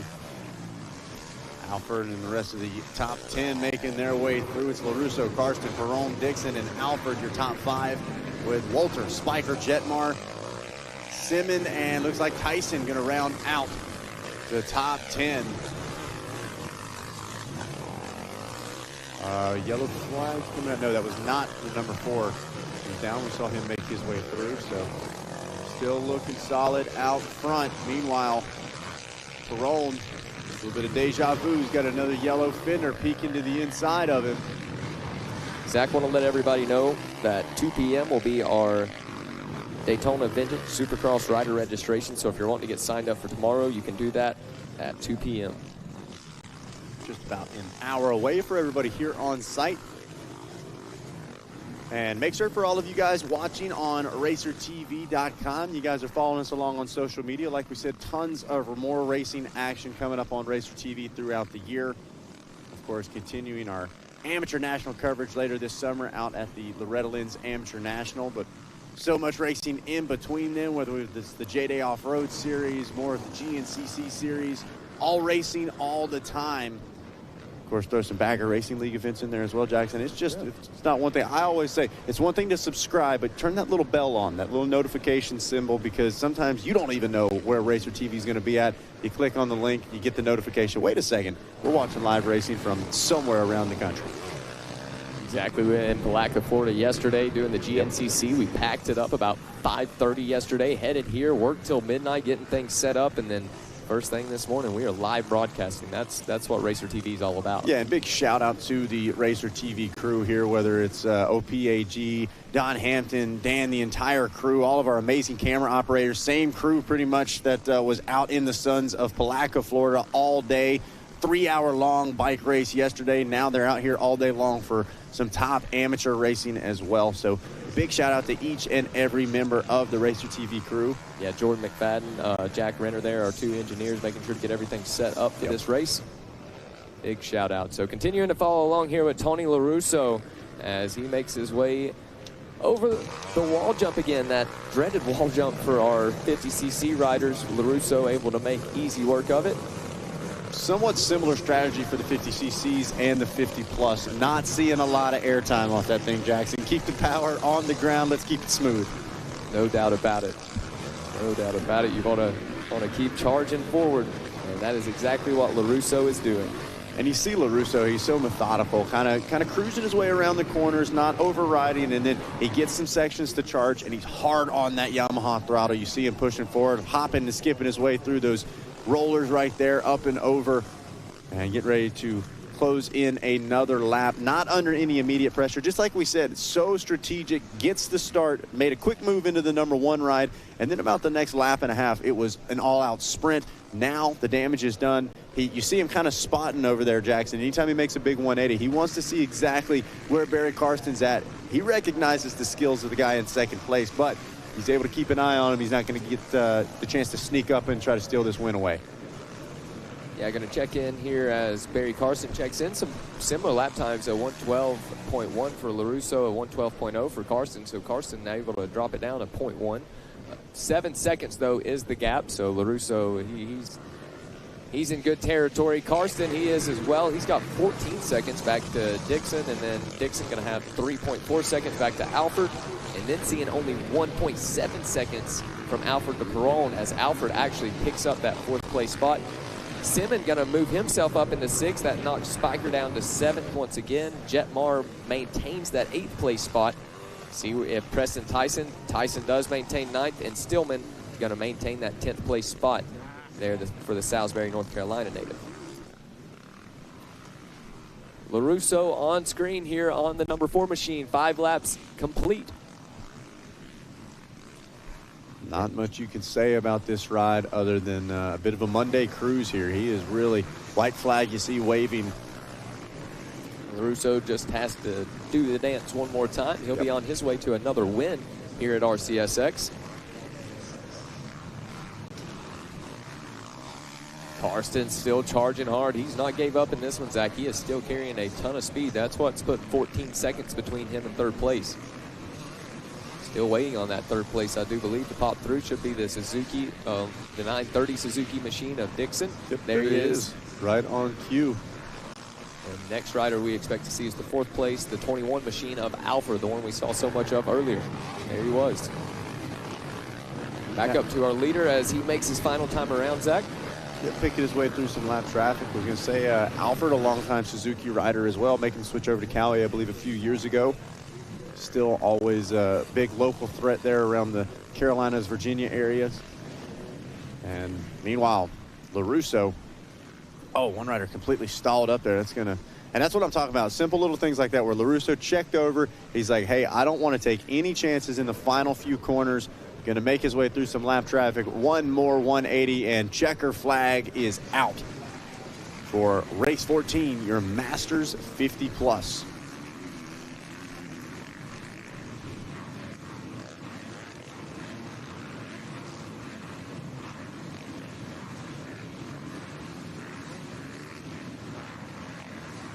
Coming up next, we have race number 15, our Vet 30 plus. This is a BC group that's going to be coming at you next.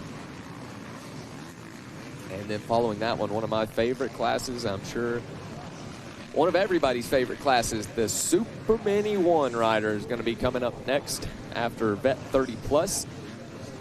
So race 14 coming to a close, race 15 about to hit the track, and then race number 16 going to be that Super Mini class I was just talking about. Let's see, following our Super Mini class for everybody watching at home, going to be our 250C Limited, then our 250B Limited. You don't want to miss any of these that are coming up. 65cc, 7 and 9, going to be after that with some big names, and then our 250A Road to SX Futures. So some good racing coming at you, and race number 15 getting ready to take off. There it is, into turn number 1 we go. Flying into turn number 1 is the Kawasaki machine. He's going to make the most of it. Vet 30 BC, race number 15. This is the class I got to start training here for, Jackson. I'll be here before I know it. One rider down there on the Kawasaki machine. And this is always a fan favorite to watch as well. Dustin Byers getting the job done on a 601 out of that heat race. Mark Brown grabbing second, and it looks like Jordan Hellman, Alan Degriff. And so these are the main events here on your screen. We had heats and consies already wrapped up, Jackson. So this is the race for the championship here. Yeah. This is we've had some questions on Racer TV, some people talking about that. So this is the main event. It's the main. This is what these guys have all qualified for. The heats are done. This is what it comes down to try to grab an RCSX title. So multiple championships there for LaRusso. And now seeing a champion about to be crowned here in just a few laps time, as now we check in for one lap completed, is Mark Brown out of Virginia Beach, Virginia, that is going to be leading the way on the 132 Kawasaki machine. Dustin Byers is going to be in that number 2 spot on the 601. Out of Galapagos, Ohio, Jared Meister going to be in the 3rd place spot on the 649 out of Canton, Ohio.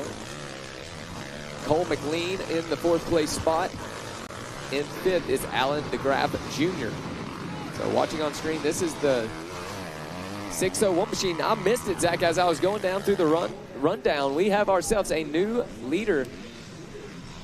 The 601 KTM machine overtakes it. So how about it, trying to pick up right where he left off out of that heat race. Byers doing a good job. You see him spotting ahead in that big bowl corner, kind of doing old Ryan Villapoto style, steering with the back end, sliding it around, but you can see the intensity still there as well as he's trying to run away. How about that? Some close battling between Meister and I believe that's McLean on the Honda, the number 31, now slingshotting around the outside into the number 2 spot. So it's Byers, McLean, and Brown, 1, 2, and 3 here in plus 30 BC. Meister checks in 4th, and then Alan DeGraff Jr. going to be in that 5th place spot now.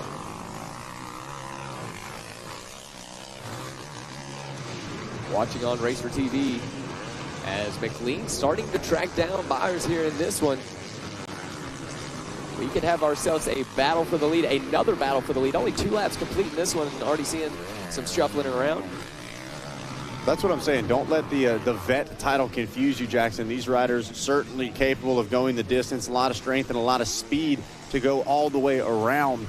And you can tell that Byers, he recognized that, really looking strong in some of these corners, but he got in that lead and tried to click the afterburners. He knows he wants to run away and hide. Just from the form on these guys, Zach, you can really tell these are no slouches out there.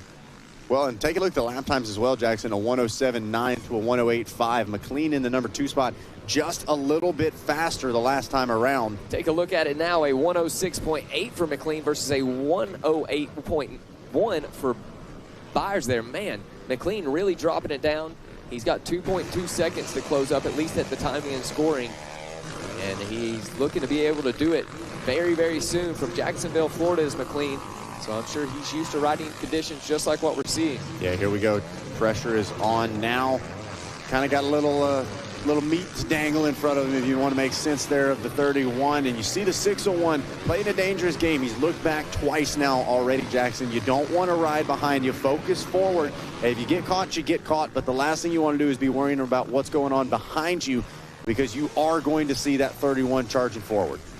You know, it's like the fighter pilots say, don't focus on it if you don't want it to happen. Without a doubt.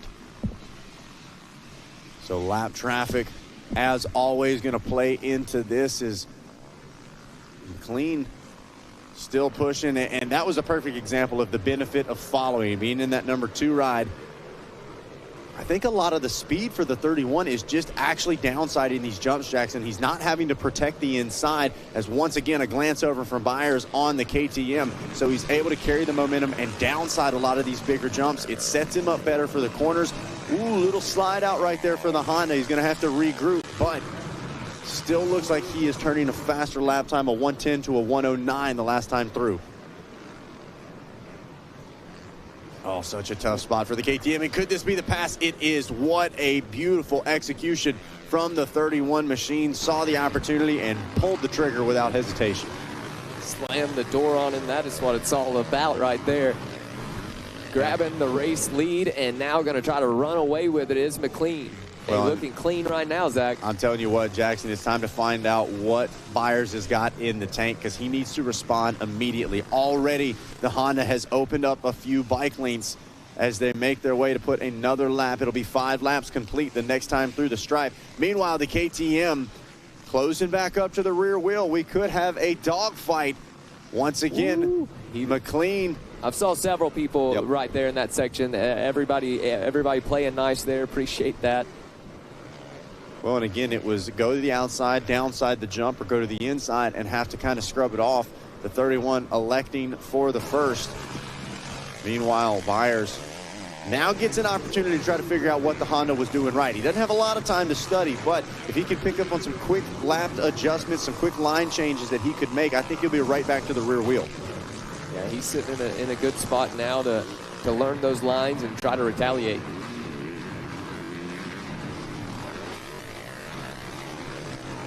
Yeah, the lap times are showing it. Alan DeGraff turning a fast lap there on lap number 5. Could see him start to chip away at that time ahead of him to Mark Brown, our early race leader, now sitting in that 3rd place spot.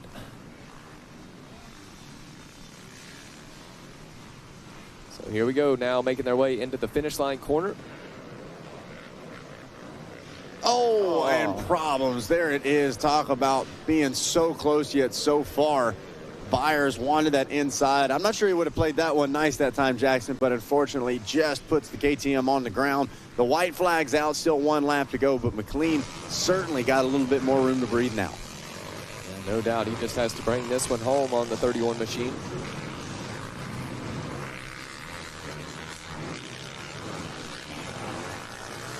And I believe McLean, knowing he's got some clean air now, takes a look back over his shoulders, and he is strolling.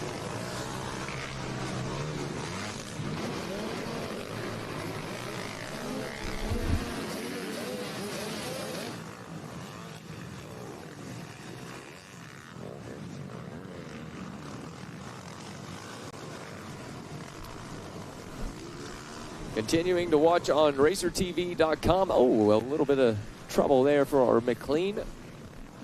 Makes it through. And here it is, 2 more corners to go. McLean shuffles to the inside. And there it is, a fist in the air. It means a lot to take a win and a championship at the World Center of Racing. Congratulations, Cole, getting it done on the 31 Honda machine. Going to be taking some hardware back to Jacksonville, Florida. Dustin Byers on that number 601 machine going to come through in the 2nd place spot after going down there on that right at the white flag. Mark Brown going to take the 3rd place spot. Alan DeGraff Jr. going to be your 4th place aboard that number 24 KTM machine. And Jared Meister rounds out your top 5. Going to give you your top 10 rundown here on your Racer TV screen. It is Shelby Rowland. Hey, good to see Shelby Rowland out here. And in a 6th place spot. One of our WMX competitors, a veteran in the WMX, and battling it out here in the Vet 30 Plus. So Rowland 6th.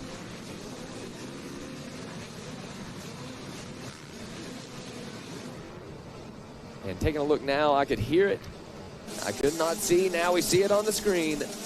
Race number 16, your Super Mini 1 12 to 15-year-old class. Revs are up. And the gate is down. Into turn number 1 we go, and it looks like a Husqvarna rider going to be out front with a huge hole shot in the early race lead. Man, coming into that wall jump with a ton of speed. That is the 31 machine out front here in this one. No surprise, Easton Graves from Walker, Louisiana leading the way. Listen to the sound of those Super Mini machines making their way by, the sweet sounds of some 2 strokes. It looks to be the 23 of Austin Keller aboard the KTM from Orlando, Florida in the 2nd place spot. Hey, gonna welcome some special guests up into the booth. We were talking about him earlier. Man was playing it smart, Mr. Jaden Smart. How you doing today, Jaden? Pretty good. How about you? Doing good, man. I've been enjoying watching you out there. Looking good. Yeah, thank you. Yeah. All right. So, Jaden, you were saying we've already got one plate for the collection here in 2026. Tell us a little bit about your moto earlier and what you think about the track out there. Yeah, it's pretty rough. I got off to a really good start. Just pulled a really good start because my trainer Martine was helping me out a lot. There you go. And just pulled a big gap and rode my race.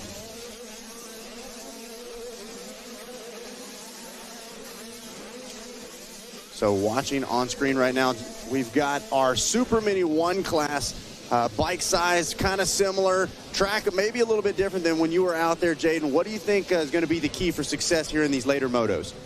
Just smooth and fast. Like, being smooth is, like, really key to winning.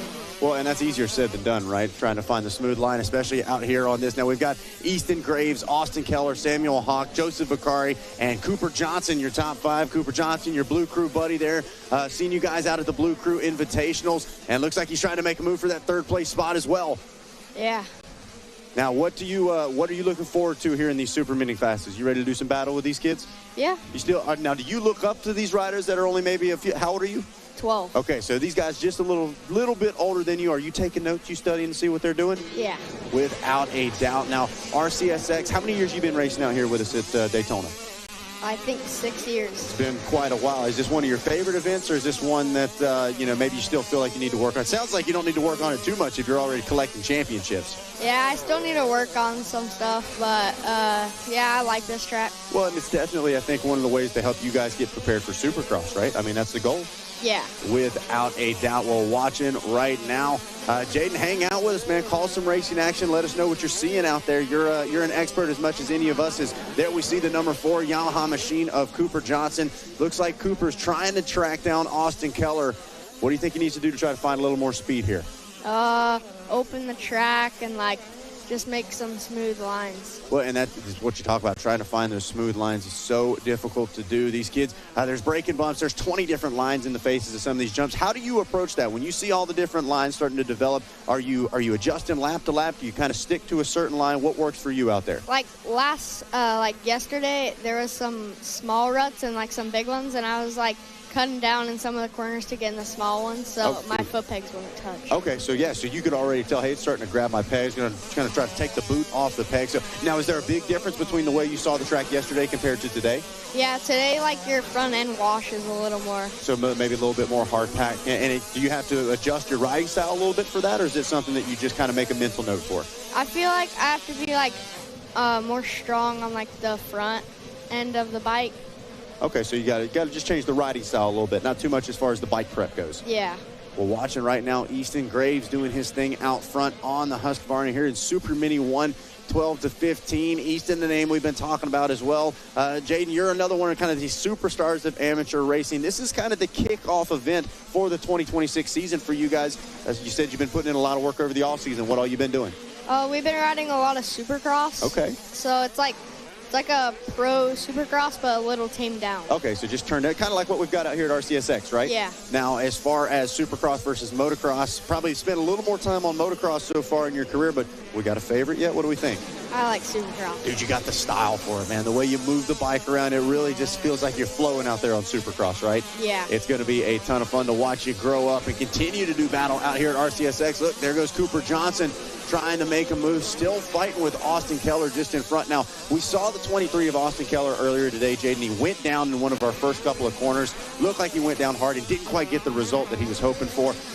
Here in racing, you guys have all had good luck. You've had bad luck. What's the secret to coming after a bad moto, whole different class? You got to just completely forget about everything. That's kind of hard to do, right? Yeah. What do? You just try to say, hey, different class, different race, don't worry about it? Yeah, my trainer helps me out with that, like regrouping is a skill. It is, absolutely. And you got to have short memory sometimes to be a good racer out there, right? Yeah. It's definitely easier said than done. And sounds like you got a great group around you. Who all you been training with? I've been training with like a lot of 250s. They help me like go faster and push. Oh, and talking about pushing, unfortunately, Austin Keller pushing just a little too hard right there and going down. Looks like once again it's a hard hit. Oh, so frustrating for Austin. Just got a big kick over that finish line. And that's another thing we talk about, Jaden. The faces of these jumps starting to go away. The rut's getting deeper, and sometimes they get that little kick right at the end, right? Yeah. It's hard to predict what to do. Meanwhile, we've got a battle on our hands as Easton Graves trying to walk away Samuel Hawk in that number 2 spot, as these guys relatively close and turning some consistent lap times. Now, Jaden, you see you're still all decked out in your Moose racing gear. We got some more motos coming up. Yes. What classes we got next? 23 and 33. Ooh, so you got some late motos. The track's going to look probably even a little different compared to this. As a rider, you still got, let's see, this is race 16, so probably about 5 to 6 races before your next time on track. What are you looking at as far as what you're trying to figure out and how the track's going to develop? I'm not sure really. Okay, so not trying to overthink it, it sounds like, Yeah. right? It's really easy to get in your head. Now, do you, whether it's here at RCSX, maybe out at Loretta's, do you watch the Racer TV broadcast in between motos? Yeah. It's always so fun to see the way the track's developing. And taking a look right now, everybody doing a great job of checking up on that red cross flag and the checkered flag as well, as everybody adhering to a downed rider. That's always tough to see the red cross flag out as well, right? Yes. Without a doubt. Well, let's take a look at your top 10. Easton Graves, Samuel Hawk, Cooper Johnson, 1, 2, and 3. Mason Murdy and Joseph Vicari in that 4 and 5 spot. Brecken Moss, Chance Olberg, Parker Hatt, Race Matson, and Lane Flesh. Your top 10 in Super Mini 1.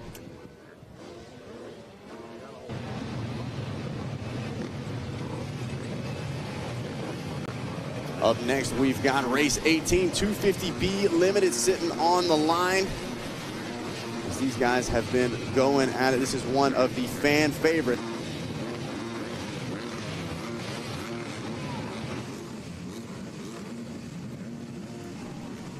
Jaden, you able to hang out for this next one too? Yeah, I'm pretty sure. Okay, yeah, just hang out. You go whenever you need to do. You're a superstar racer first. You're an announcer second, all right? We'll see if we can get the announcing career kicked off after this. 250B, let's see who some of the big names are.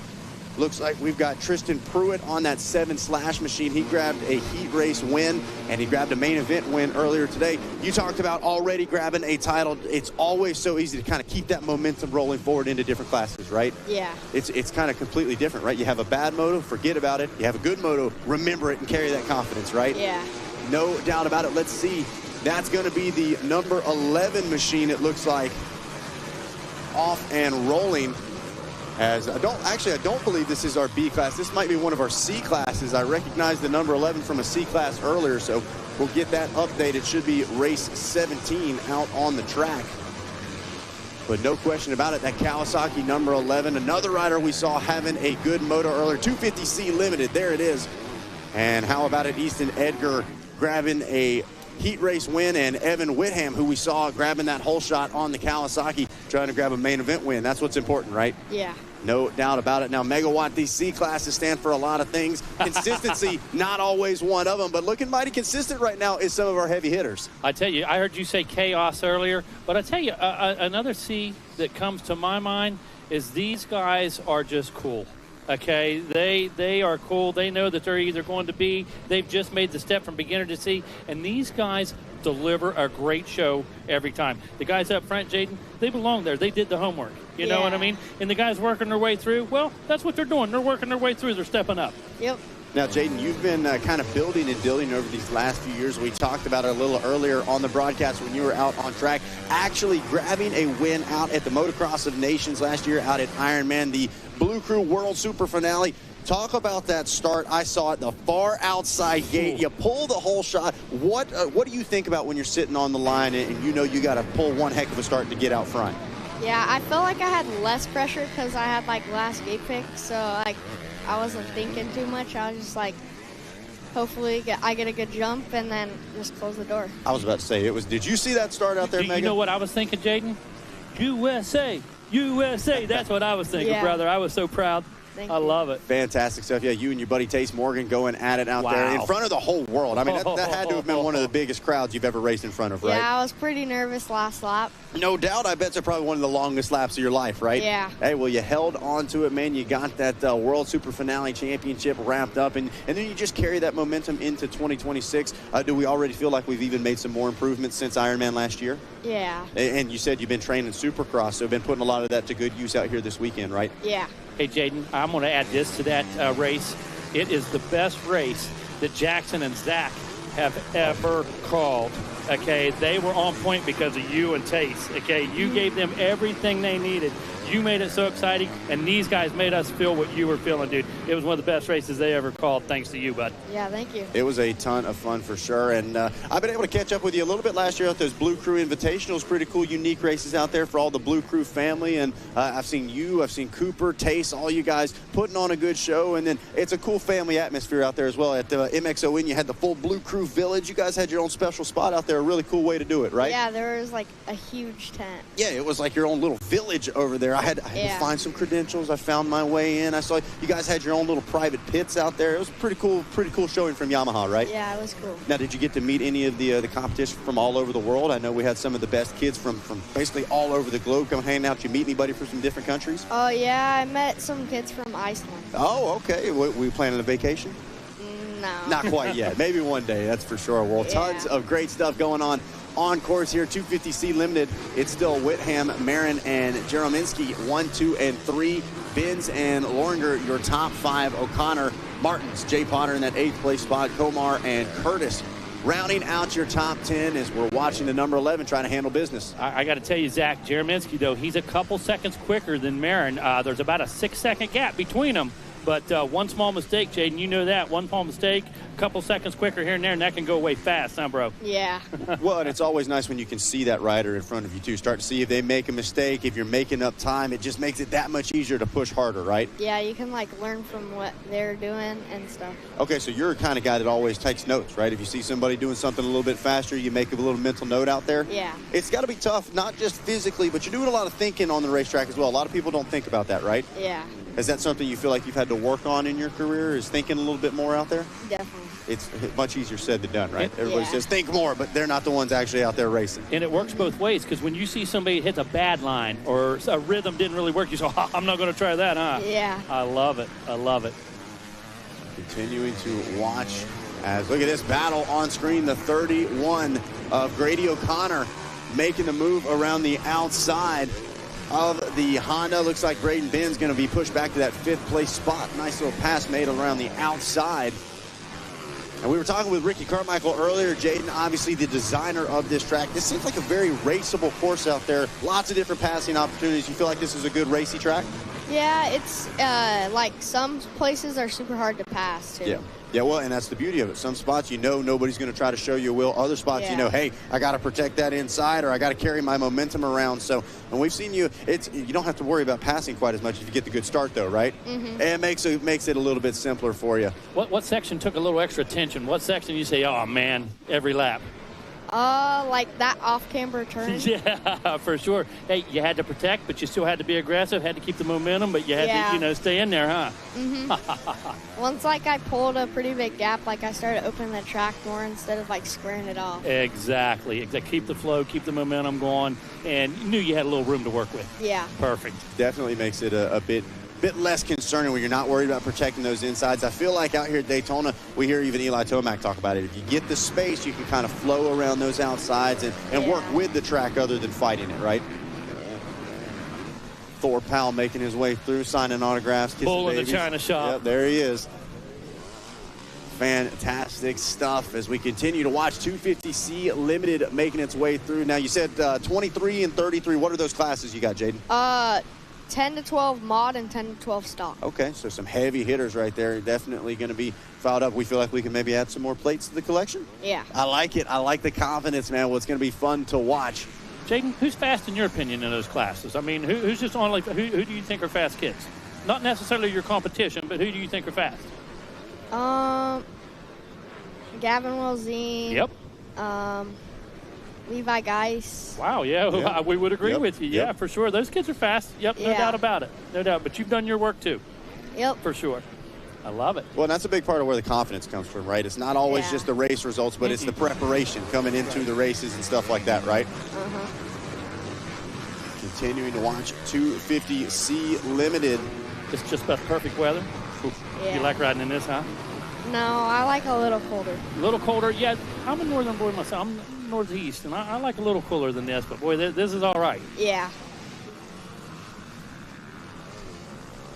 So continuing to watch here as we log on to the Verb Moto Prospect app. Now, Jaden, you're one of the top-ranked amateur phenoms on this Verb Prospect app. Pretty cool app where you guys get to compare your results, compare different race results, and you get ranked as far as the best in the world, right? Yeah. Pretty cool stuff going on. Have you played around, you scoped out your competition at all? A little. Hey, a little bit. It's always cool to find out that information. And now you guys get your race results automatically updated so you can continue to elevate your racer resume where whether it's the Altus Yamaha group, everybody gets to show off, hey, this is what our riders are doing. This is what they were able to accomplish in 2025 or now this year in 2026. Yeah. Definitely connecting the world of amateur racing for sure. And you've probably got a busy amateur racing schedule coming up here. We're getting kind of spring nationals kicked off. What's the next few months look like for you? We're gonna go back to train for a little bit and then head to Oak Hill. Okay. Spring heading. So that's the next race, and then probably go home after that. Okay, so take a little bit of time back at Yeah. home. And then have we already hit a Loretta's qualifier yet? Yes. So how'd that go for you? I qualified. Boom. That's what it's all about. Get that ticket, right? Yep. No doubt about it, buddy. Well, it's going to be great to see you back out at the ranch for sure, and looking to potentially add some more championships between now and then, right? Yeah. That's what it's all about. As Whitham trying to add a plate to the collection here in 250C Limited. 7 laps in the book. Might be looking at a checkered flag the next time through. And we'll watch and wait. There it is. Checker flag flies. Evan Whitham gets the job done here in 250C Limited. Looks like Caleb Marin and Wyatt Jereminski are going to be your top 10. Well, Jaden, thanks for hanging out with us, man. Calling some racing action. And it was race 23 and 33. We'll see you in, right? Yeah. All right. We'll be on the lookout for the big number 4. Keep up the good work. Appreciate you hanging out with us. Yeah, of course. All right. That is Jaden Smart here in the Racer TV booth. And we're going to get ready for the next gate drop. That will be 250B Limited. Here you see your top 10 from 250C Limited from RCSX.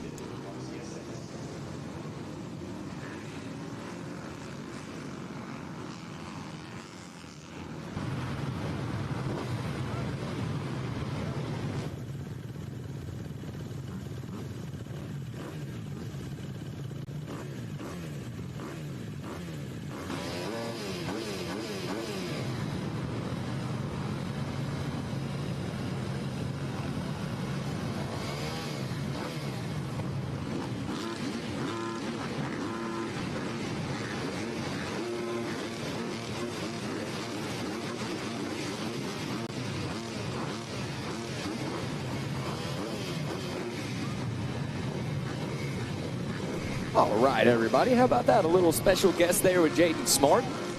You can find Jaden on Instagram at Smart Attack. Go give him a follow.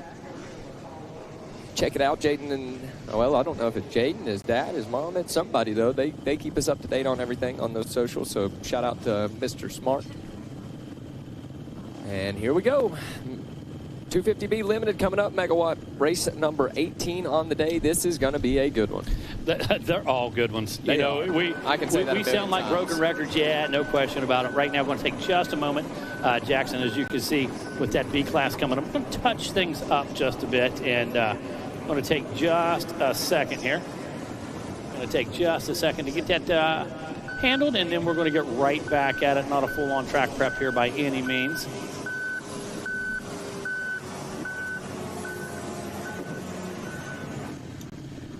Jason Baker and the guys, man, they are getting with it out there. I went and I got sidetracked there for a second, Megawatt, when I stepped out, just watching Baker and the crew do their thing, man. They are, it doesn't get better. Hey. They are artists. You're an equipment guy. I grew up in a dozer shop. I mean, we understand that. We appreciate that. Yeah, and we know what a talent that really is. Here we go, just about ready to drop the gate. Race number 18, going to keep it real with 250B. Here we go, Tristan Pruitt. Look at this, a big drive up the inside, and Pruitt going to grab the whole shot in the early lead. Nothing to it but to Pruitt right there, man. Brought it through. Had a great drive, but what was important, he followed through the entire corner. Look at those whoops that Baker and the crew just set out for this 250B limited class, and Pruitt and the rest of the gang, they are making easy work of it.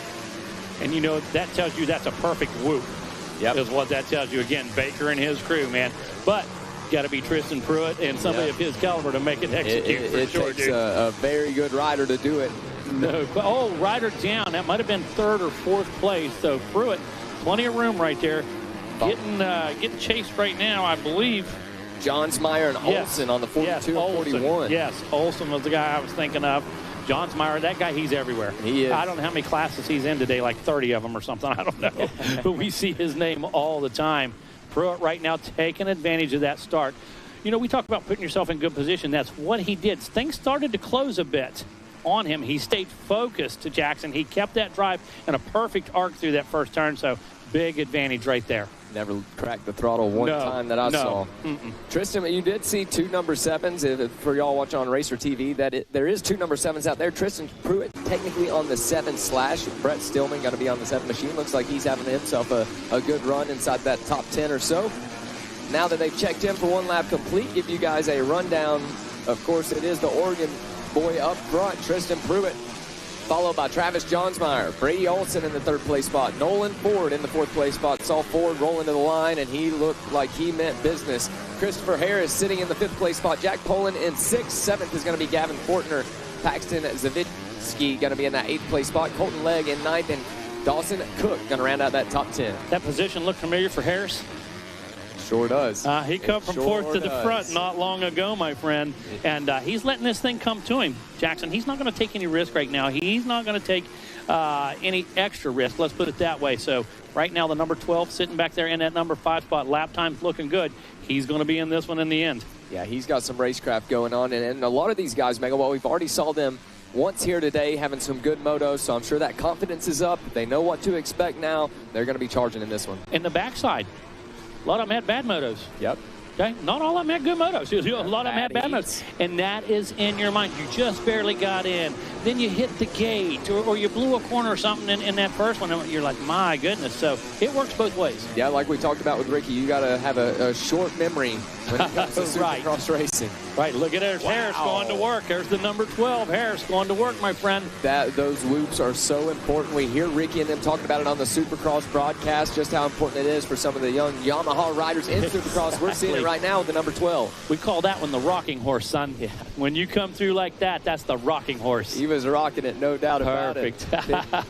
Picked up a spot through the whoops. I'm sure he's going to be proud of that one, and he should be, as he is continuing that drive. Yeah, and you see what that did. And that's a very short distance from the whoops to there. No doubt. And you see what the gap given, or what kind of gap he got from that. Right now, Olsen still working, still putting in a good lap right now, but he's going to look over. He's going to get a glimpse of blue right there. He's going to look sideways, and that number 12 is working it right now. What are the lap times looking like, bud? Taking a look as they check back in, a 110.2 for Tristan Pruitt. I believe that's going to be the fastest person on the track. Travis Johnsmeyer sitting in that 2nd place spot with a 112.0. Christopher Harris a 110.9. So a 110.9 for Harris versus Pruitt 110.2. So 0.7 seconds was the difference. Here they come through the woods. Should be Johnsmeyer and Harris. Oh, Harris was up to the back rear wheel. Let's see how this plays out. They come through the rhythm section. Go ahead. If he can do that for the next 5 laps, that could be a real spot for Harris to continue to pull the trigger on. Hey, how about having that weapon in your locker? Yeah. Are you kidding me? Yeah, well, we're seeing it come to play at the highest level, even here in this 250B Limited, like I was saying just a minute ago. I mean, it's amazing how much those whoops could. Lately, we've been seeing a lot of people jumping through them. People like Ricky Carmichael, they can't express enough. If you're able to skim them, it is going to give you an advantage on everybody. Every day. Okay, there is one of 6, 7 situations, okay, that it's okay to jump through when that thing's that deteriorated, that beat or whatever. But as long as you can skim it, it's going to be quicker every time. He's right. It's been proven. Continuing to follow along with the KTM machine right now, that is Travis Johnsmeyer, I do believe, that we are seeing on screen, followed by Christopher Harris. This could be it. Harris is going to go up high, get a run into those whoops. Let's see how she plays out. And we're going to get to see it in real time. There it is. Side, he cuts in. Let's see, can he get a good drive? Picture perfect. He picks up the spot. How about that, Jackson? I'm going to reach in my toolbox, and I'm going to grab out the whoop tool. Yep. And that's what I'm going to use today as my weapon. And that's exactly what he's done on the 2 previous riders. Wow, that is impressive. A lot of commitment there for the number 12 machine. Jaden Smart doing a great job in the booth with us there, and got a couple more motos to go this afternoon. Certainly one of your greatest races that you ever called, man. That was incredible. You and Zach at Motocross of Nations. Oh, well, absolutely insane, yeah, for sure. That was a lot of fun there for the Blue Crew World Championship. Speaking of which, you know, make sure to check those out. Yes. Those are going on all around the country. Yes. Hoping to hear from a couple more. Hoping we might hear from Cooper. Olsen having issues. Did he stall it? Yes, he stalled it. Man, tough and break. had to look down for the button. Yep, oh, sure my did. goodness, yeah. Hey, at least he's on a machine with the button. That's right. Oh, you better believe it. 2 kicks could have been everything right there. No doubt. That would have cost him pretty much the entire race. Yes, sir. So, hey, it's easy to lesson learned, and it verifies all you riders listening what we talk about. A small mistake can become a big mistake. He limited the damage there a lot, you know, but it was a small mistake. Stalled the motor. Yeah, but it's so easy to do in these sandy conditions. Megawatt, you want to ride it a little bit, maybe a gear up in sometimes and just clutch it through some of those corners, and sometimes it'll bite you. Absolutely. Bite you in the version of ruining a clutch, too. We saw that at the GNCC over the weekend. Oh, my goodness. Oh, my goodness. The worst smell in the world. Oh, they were everywhere this weekend right. for us. 12 miles of smoke clutch. Yeah, it got to where the boys were just saying, nope, we can't use them anymore. Just don't even pull it in. Just dry shift it from here out. Oh, man. Pruitt made a small mistake just a moment ago. And, again, you know, it's how you recover. It's how you roll through it. But it just shows this track, very technical. Small mistakes, again, going to be everywhere. And it's just who makes the least and how you minimize them. Take a look at that. A 111.1 for Tristan Pruitt, a 111.0 for Christopher Harris. Those two neck and neck.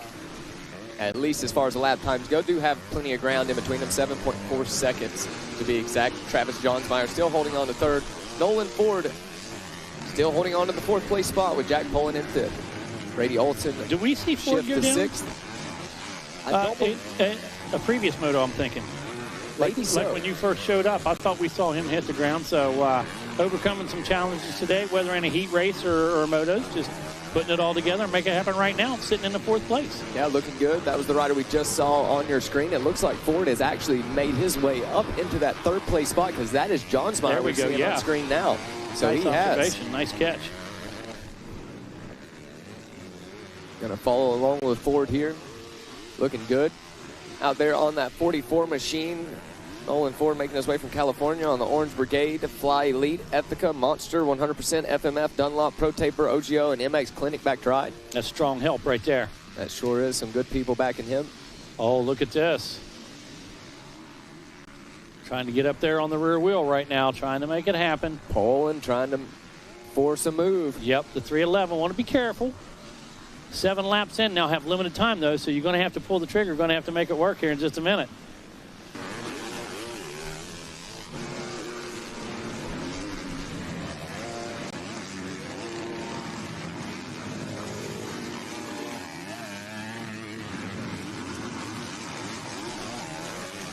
All right, Jackson. You know, it never ceases to amaze me. We're the luckiest guys in the world. You know, we get to talk to all the superstars.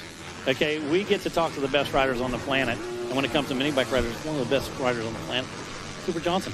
How you doing, One of them guys. He's in the booth with us right now. Sure is. What's going on, Cooper? How you doing, man? Yeah. All doing good, man. Just looking forward to seeing some more racing from you. What do you think about the track here today? The track's great. A little bumpy in some spots, but it's turning out pretty good. Seeing a checkered flag out here now in this one, Cooper. Tristan Pruitt going to grab the win aboard that number 7 Slash machine. Going to be taking some hardware back to Oregon. Christopher Harris comes through in the 2nd place spot. Let's see, can Nolan Ford get it done? He does. A 3rd place here for Nolan Ford. Let's see, can Travis Johnsmeyer hold on to it? He does. So Johnsmeyer, your 4th place, and Jack Poland going to be your 5th place here in this one. So with that said, Cooper, man, am I mistaken, or were you not the one that I saw over at Big Buck a few weeks ago?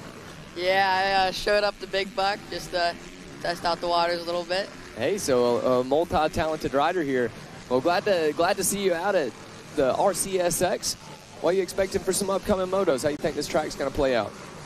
You know, I'm expecting to try and go out there and win it all, but we know you are. got this 125 moto coming up. Got 3rd, I got something bad. I crashed in the heat race, but I think I can go out there and stay strong. That's what I was about to say. With these mains coming up, you just try to put that behind you, try to have a short memory like we've been saying all day, and just go on out there? Yeah, the heat races, just for gate pick, it's all about the main. So you just go out in the main and give it your all.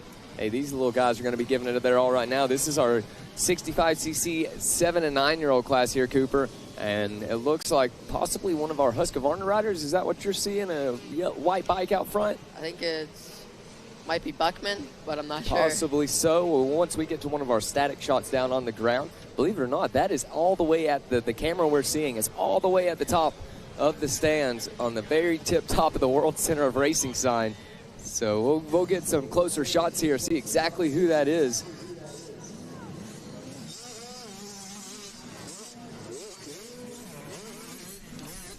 Possibly the 753, and you are right, Cooper. Cameron Buckman going to be leading the way here in this one. Oh, you got some good young eyes on you there.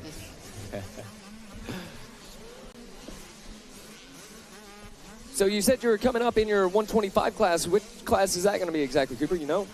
Should be 125 BC. Nice, nice, nice. So going to be a couple motos still yet to go before you're going to be coming up. What do you think about this Supercross style of racing? You know, most of the time when we're doing moto, it's 2 motos to get it figured out. This is a little bit different. We're talking about those heat races. You have one chance to go get it done in the main. What do you think about that?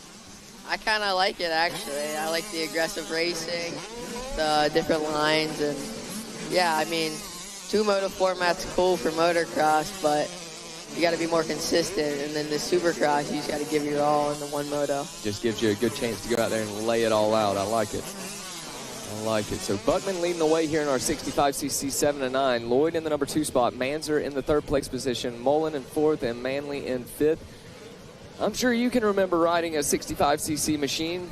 Well, what do you think some of the main differences are here for these guys versus somebody like you who's now moving up to the 125? The ruts and the bumps are just brutal on the little bikes compared to these big bikes. You can just go right through all of them, but those little bikes, it's hard. Yeah, no doubt, not near the suspension travel, but hey, a lot of people just like yourself make it look a lot easier than what it is. There's no doubt about it. Buckman going to check in once again here now for 2 laps complete here in this one. Boone Lloyd, we're familiar with Boone. We're familiar with all of these guys. The top 15, I know like the back of my hand here. Cameron Buckman leading the way. Boone Lloyd in the number 2 spot, the Virginia native, with Maverick Manzer, the New York boy, in the 3rd place spot. Deegan Mullen in 4th, and then Henry Manley on board that 900 machine, sitting in the 5th place spot, a Tennessee native there for Manley. Cooper, have you got a chance to check out our Verb Moto Prospect app yet? No, I haven't. You're going to have to get on there, check it out, see where you're ranking up. Some cool stuff there. You can see your competition, get to compare yourself to some other riders, some cool stuff. You'll have to check out that Prospect app and see exactly where you're ranking up. Of course, this is an official Dirty 100 event. I'm sure you'll be making your way to a couple of those before the end of the year? Yeah, I'm planning on going to Springading next weekend. Will be my first time there. Oh, really? Man, I'm sure you're going to have a ball out there. It looks like a ton of fun. I haven't got the chance to go myself, but it looks like a ton of fun. Continuing to watch here as we're about to check in for another lap complete for Buckman. Man, talk about Buckman a little bit. What are you seeing from him? He's got that form dialed in and looks like he's charging hard. Yeah, he's aggressive, really smooth, knows what lines he's going to hit, which is good. He actually came out and trained at Next Level 101 in South Carolina. That's why I know him. Oh, awesome. Nice. Yeah, there you go. Cooper, I was going to ask you. It looks like to me today, throttle control super important. Easy maybe in some of the corners. Maybe just hit it a little too soon, maybe wait a little late, that kind of thing. Got to be pretty precise with the throttle today. Keep that momentum up, keep the drive forward. Yeah, especially with all these ruts, you don't want to cross rut, so right. You really got to keep that throttle control, especially through the sand and stuff, and yeah. Sometimes with that chatter and those braking bumps, not the easiest thing to do, huh, man? Favorite section? Oh, probably one of the, I don't know. I know you still got races. We don't want to give out no secrets, but what's fun to you? What do you enjoy? I like the wall jumps ending to the rollers. Nice. Yeah, nice. I know. I already know what you are. You're one of those that are going to be wanting to double through that section. I guarantee He's going to send that wall jump, dude. He likes that pit of his stomach coming up, when you send them steep ones. Continuing to watch with Buckman, you were talking about knowing the lines he's going to pick. That it might get shook up just a little bit for him here as he starts getting some lap traffic. That's what we saw a lot of today. You don't really get to pick. You just got to go where you have to go to make the pass sometimes. Yeah, especially battling. You really don't know where to go. You kind of just, whatever they're not taking, you got to take and make it work. Yeah, hope for the best in it. Now, with this sandy course that we have here, I know I see a lot of white sand, especially over that tunnel jump. Can you tell a big difference in the terrain, or does it all feel fairly the same on the machine? No, there's a big difference. The dirt, you get all that traction, and you're in the sand, and it's so loose that you're just everywhere. Yeah, I'm assuming that's why we have done it on some of the sections like that big roller that has the tunnel underneath it, putting that white sand on it to slow you guys down. That way you can hit it just about wide open, but that can play some tricks on you if you're not careful. Watching along with Buckman here. We haven't seen Buckman make any real mistakes like you were saying, avoiding the cross rut. He's staying up on the center of the bike. You see he's balanced pretty well, got his arms in the right position, that type of thing. So when you're sitting there riding behind a guy, you say, man, he's doing everything right. You're working it. Just have to buckle down mentally and just push a little deeper, push a little harder when you're trying to get that guy. Yeah, sometimes if they're so smooth and you just can't pass them straight up. You just gotta force the issue sometimes. My man. And that's the answer I was really looking for, because smooth can be frustrating to the guy behind it. Oh, no doubt. No question about that. You're just watching, wondering how he's doing that. You're carrying more speed than him. You can grab more throttle, but, man, he's making it look too easy. So, interesting. Sure is. Cooper, so we were talking about it just a minute ago. We saw you out at Big Buck at the Racing in the Woods. How was that? What did you think about that? A lot different than out here on a Supercross or motocross track. Yeah, the woods is fun, dodging all the trees, but it's hard. Yeah, no doubt about it. But we couldn't tell, man. We didn't even realize who you were for just a minute. You were doing so well. We were used to announcing you at these big amateur nationals, and we just assumed that you were one of the ones that we should have been familiar with. What was it, a third place overall? Second place overall, man.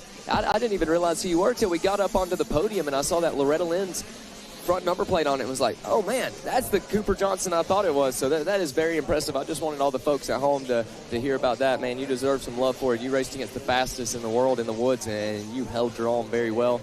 Not only can you do it on the motocross and supercross track, but multi-talented rider.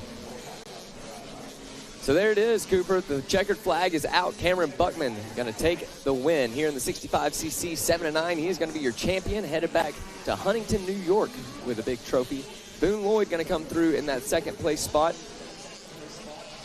And now waiting on our third place, right on time, Maverick Manzer going to get it done. So it's Buckman, Lloyd, and Manzer, your top three. Deegan Mullen, your fourth place, and Barrett Counts going to round out your top five. Let's see where Fender the Cinder is going to be here in this one. Can he hold on for a 6th place on that 349 Cobra machine? And he does. Indigo Spinacolt coming through now in that 7th place position. Should be expecting Henry Manley, Brantley Faber. And look at that. Henry Manley holds on to it, but Hudson Hennick going to make some moves, and he gets himself into the top 10, moves up to the 9th place spot. That puts Brantley Faber into the 10th place position. So Faber will round out our top 10 here for our 65cc 7-9. I'd like to welcome Zach back into the booth here with myself and Cooper Johnson. What's up, boys? How we doing? Doing good. Things are looking good. What up, Coop? How you been?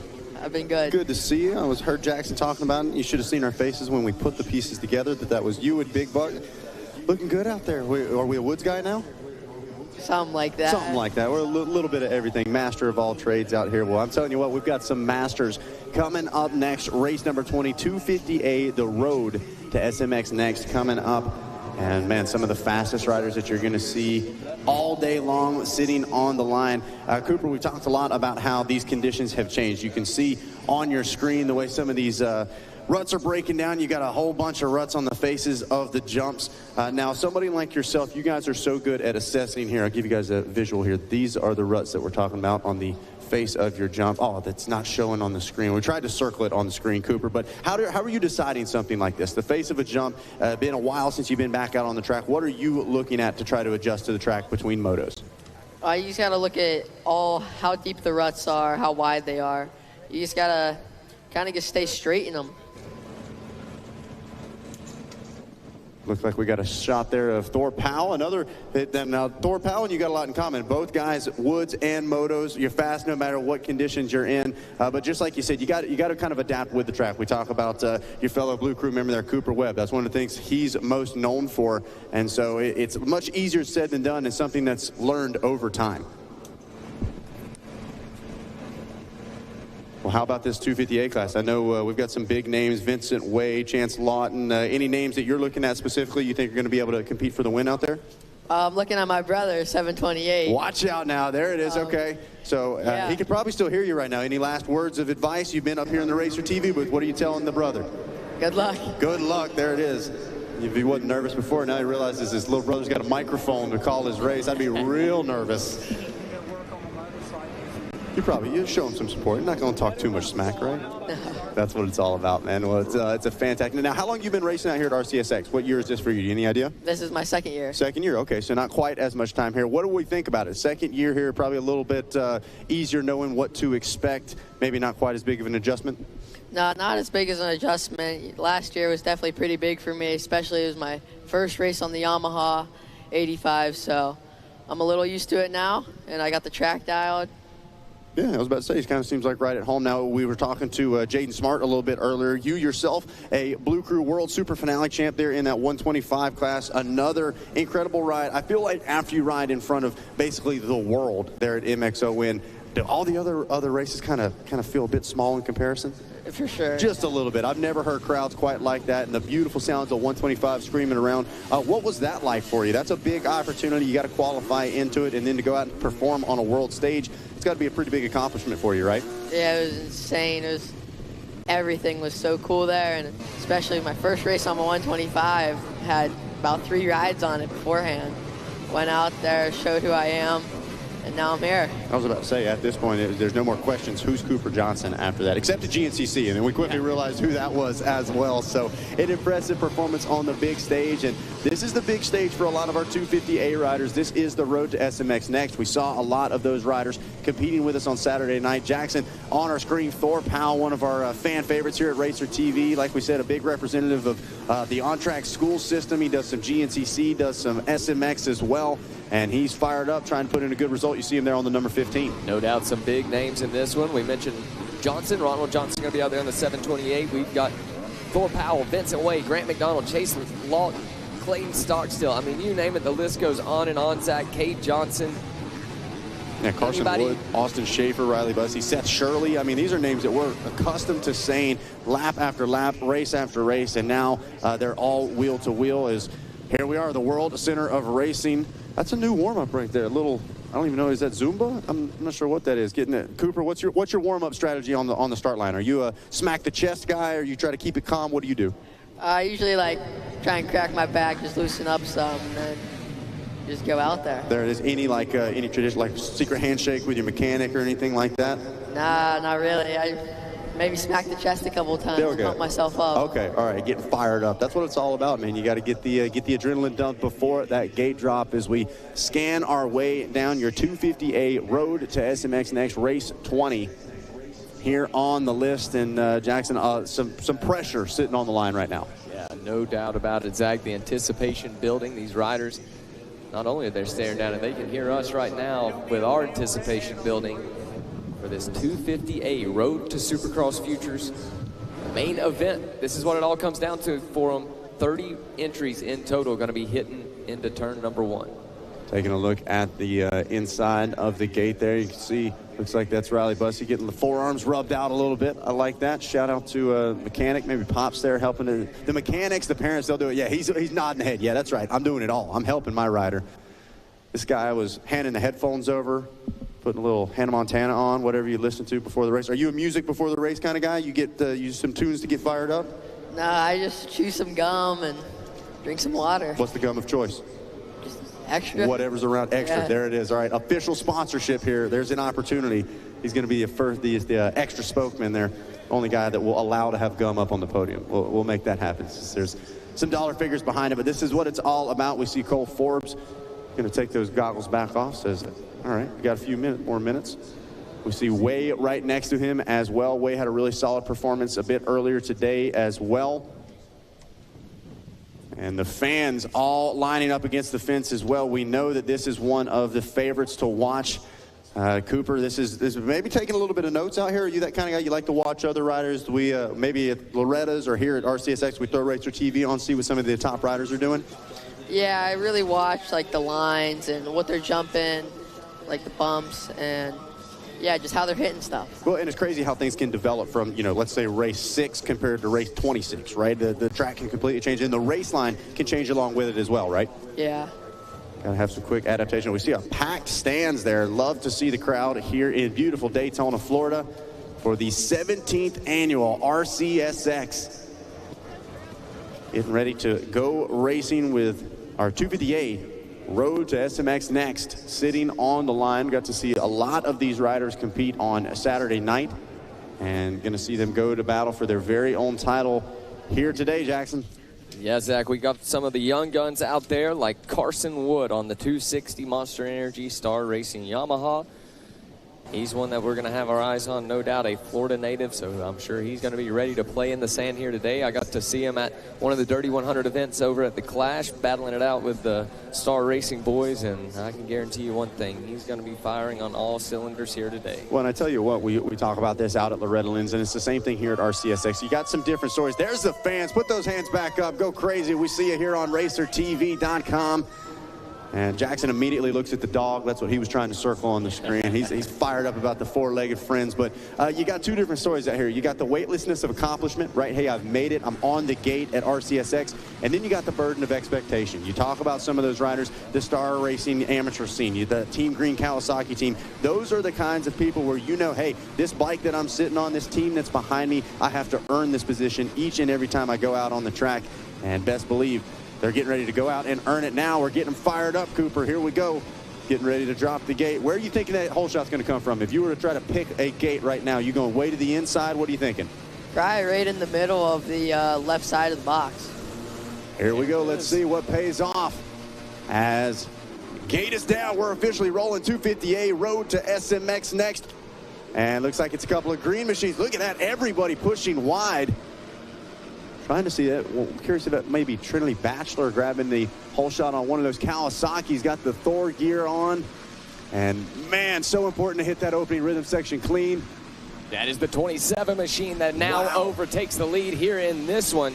That is Vincent Way out of Marietta, California, 16 years old on the Team Green Kawasaki. It's a green 1, 2, 3 as Vincent Way leads the way. Kate Johnson trying to get up in the mix, gets held up just a little bit. And how about it? Thor Powell on the number 15. Now moves into the number 2 ride on that gas. So Thor, not saying Racer TV gave him good luck, but look at this. Carson a Wood big down. get together with Carson Wood and the number 10. He's trapped on top of him. He can't get up. They're trying to figure out how they can get untangled there. That is a tough spot to go down at. And, man, a tough time as well. Cooper, we say it all the time. If there's one spot you don't want to go down on, it's that first lap because everybody's right on your rear wheel. Yeah, especially I accidentally went down earlier in the sand section first lap. Made me have to work for it, but ended up getting back to the top 3. Yeah, certainly doesn't count you out of anything, but not going to make it easy for you at all as Kate Johnson takes over that 3rd spot. Cole Forbes in the 4th position. Little Pedro Schaefer in 5. Maybe that's Bachelor back there in the 6th place spot. We see Bussy just a bit back as well as we'll take a look at timing and scoring. That is going to be Lawton. That's in that 6th Lawton, place yep, spot. on the 50. Cade Bradley going to be running in that 7th place position. Ronald Johnson in the 8th place spot. Riley Bussey in 9th. And then 10th is going to be Caffel. How about it? Big brother doing pretty good right now. So Johnson looking solid in that number 8 position as we continue to focus here on the 15 of Thor Powell under pressure from Cade Johnson, who we saw have a very, very solid performance earlier this morning. And I believe it was a Team Green 1-2, if I'm not mistaken, between Way and Johnson earlier today. Thor Powell trying to get into the middle of them and break things up.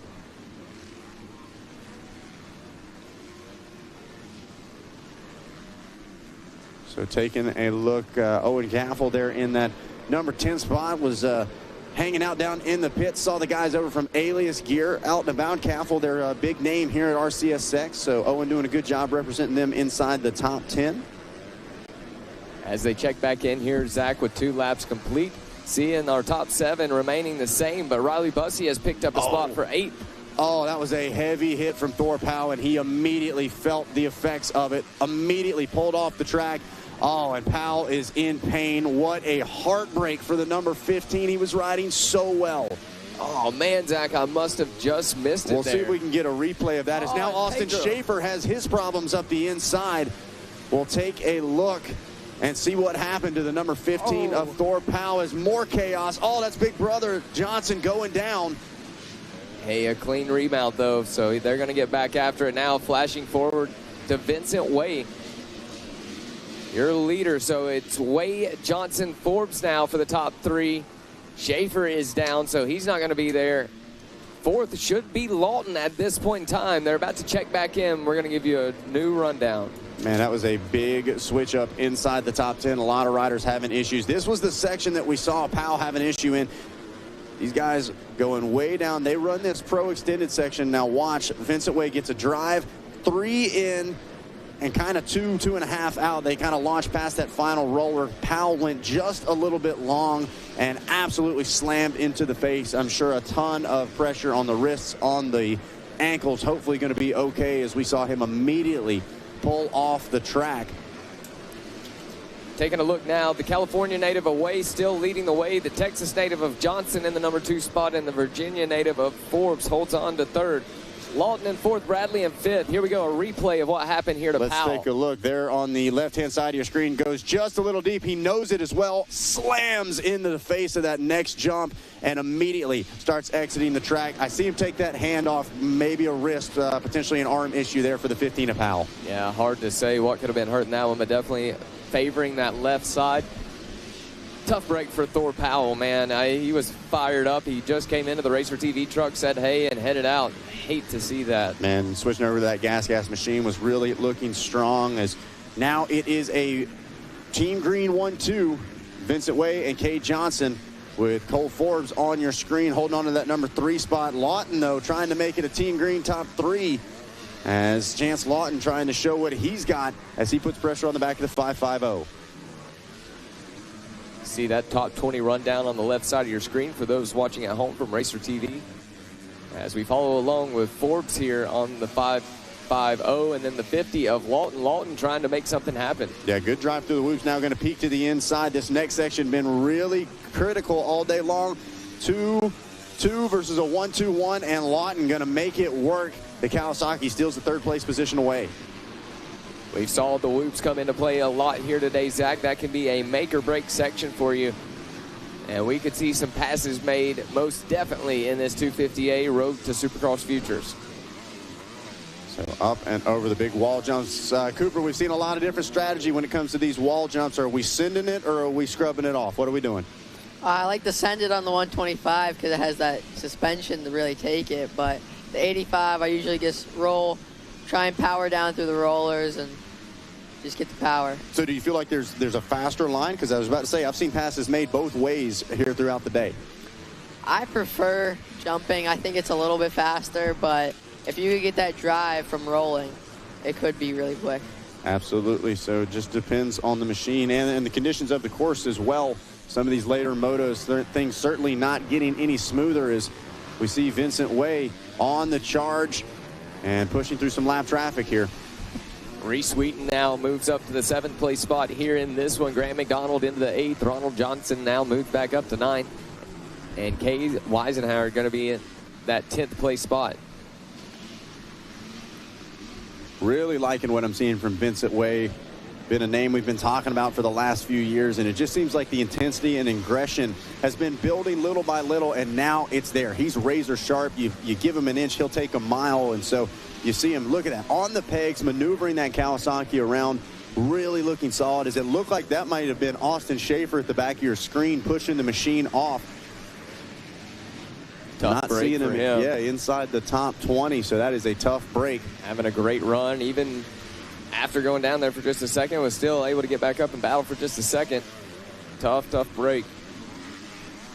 Riley Busty now picks up a spot. He is going to be your new 4th place here in this one on the 404 Yamaha machine.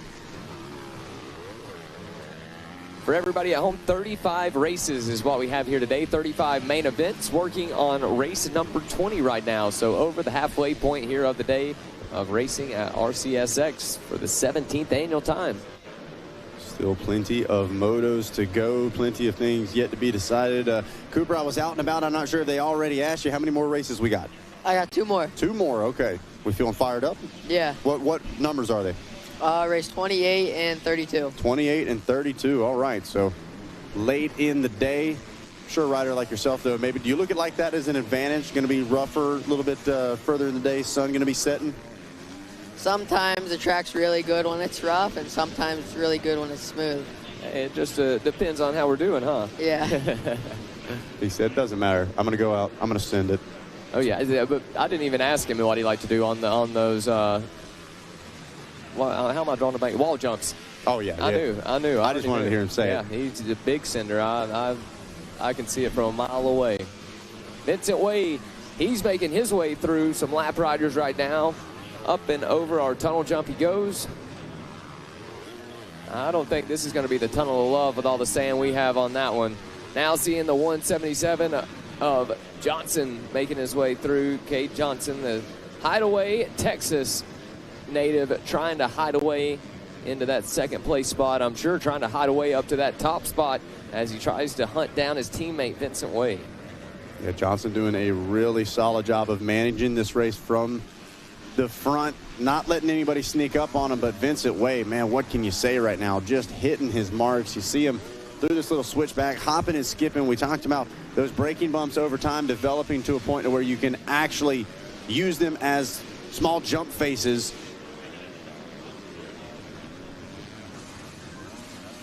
And the 27, another solid drive through the loop. Johnson's not letting get away, though. Cade starting to stalk. Let's see. 109.5, 108.8 for Johnson. So just a little bit faster. Cooper, when you're out there on track and you see you're making up a little bit of time on a rider, you see him getting just a little bit closer. It's got to help you dig just a little bit deeper, right? Yeah. Taking a look here, Bradley checking in, still holding on to the 5th place spot here in this one. Making his way from Kingman, Arizona. How about it, Cooper? Ronald Johnson, older brother to Cooper here, moves up to the 6th place spot. Grant McDonald moves up to 7th. The 14 machine of Weisier. Is that how we're saying that one? Weisier. Sorry about that, Kate. Wines here, yeah. Yeah, Wines here. Wines here in the 8th place spot now aboard that number 14 Yamaha machine, making his way from Junction City, Ohio. Then the PA native of Reese Wheaton moves up to 9th, and Will Kanigher going to be in that 10th place spot. Here we go. The 27 triples in, scrubs off that double out, then just picture perfect through there as continuing to just nail those whoops every lap. You see that time moves way over to the right-hand side. Johnson perfectly flat back right there. That was incredible. Well, definitely one of the taller riders in stature, and man, he's making it work for him. Kind of gives me a mix of like a Pastrana and an old Dino style. Dean Wilson back on the 108 days. Looking good. Cooper, anything, not to give away your secrets, but anything you're seeing from this 250A class you're picking up? Just some of that split section line after like the Supercross triple. Really looking at that to see what I can improve on. There we go. There we go. So you guys can too, for all of you that are here with us on site. 250A class out on the track right now, showing us the fast way around. Man, we say it all the time, Jackson. We hear it from our top pros as well. They go back, they watch the Racer TV broadcast if they don't already have it on live. You see the same thing at SMX, your 450 class watching your 250 motos and vice versa. Always learning, always looking for that upper hand, looking for something maybe the rest of the competition didn't see. And you guys can do that as well here at RCSX. As Vincent Way continuing to push his way forward, getting that much closer to a 250A win. Last time we saw Carson Wood had made up some ground. Wood now going to make his way back up into the 12th place position. 30 riders in total, and I know Wood had to be close to that 30th place mark after staying down for so long. Not sure exactly where he fell to. Either way, nonetheless, he is up into that 12th place spot now. Oh, look at that. He drug a tough block up that jump with him. Able to stay up, didn't seem to bother him, but no doubt he had a tough block that grabbed a hold of that machine.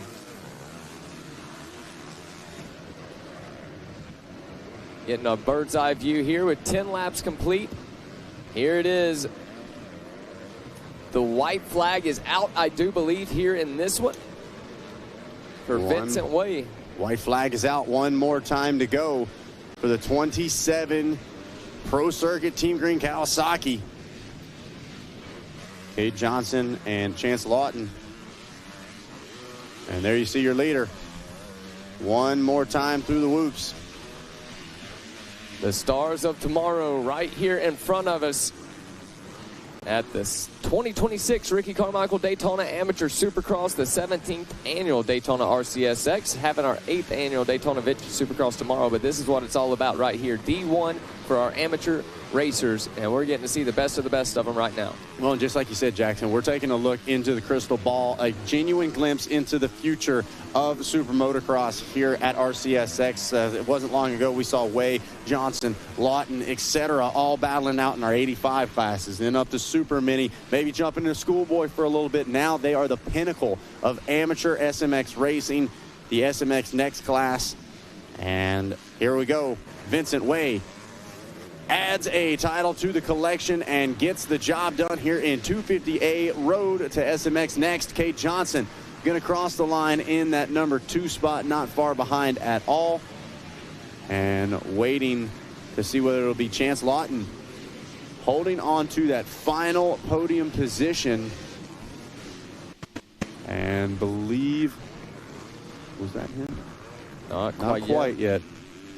It just shows the pace. Look at that, 24 seconds back to third place. The Team Green 1 and 2 were absolutely flying. There it is. Lawton does get the job done and got to be fired up about that podium finish. Well, Cooper, man, it's been fantastic having you calling some racing with us. I know you got to get locked in for those next motos. What classes were they? I know you said it was 28 and 32. What classes? 125 BC and Super Mini 2. All right, we'll be on the lookout for you out there. Are we doing any more GNCCs? Maybe. Maybe. All right. Well, you know we'll be out there, man. We hope to see you out there. Have a great time, and best of luck in those last few motos. Thank you. All right. That is Cooper Johnson up here in the Racer TV truck as we get ready for a podium celebration, Jackson, coming up down in Victory Lane. One of the favorite parts of having success here at RCSX is getting an opportunity to hang out down in Victory Lane for a podium celebration.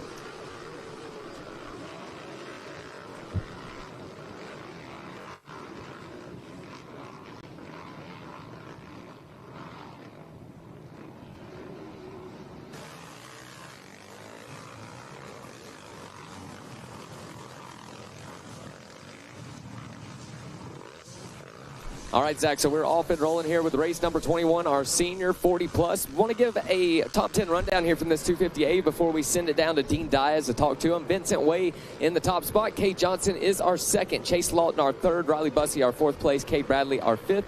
Caden Weisender in that sixth place spot. Ronald Johnson in the seventh place. Grant McDonald in eighth. Carson Wood makes it all the way back up to ninth. Way to go, Carson. Will Canniger, your 10th. Dean Diaz, whenever you're ready, my friend, take it away. In the meantime, we will pick up with the race number 21. Dean, when you need to cut in, go for it.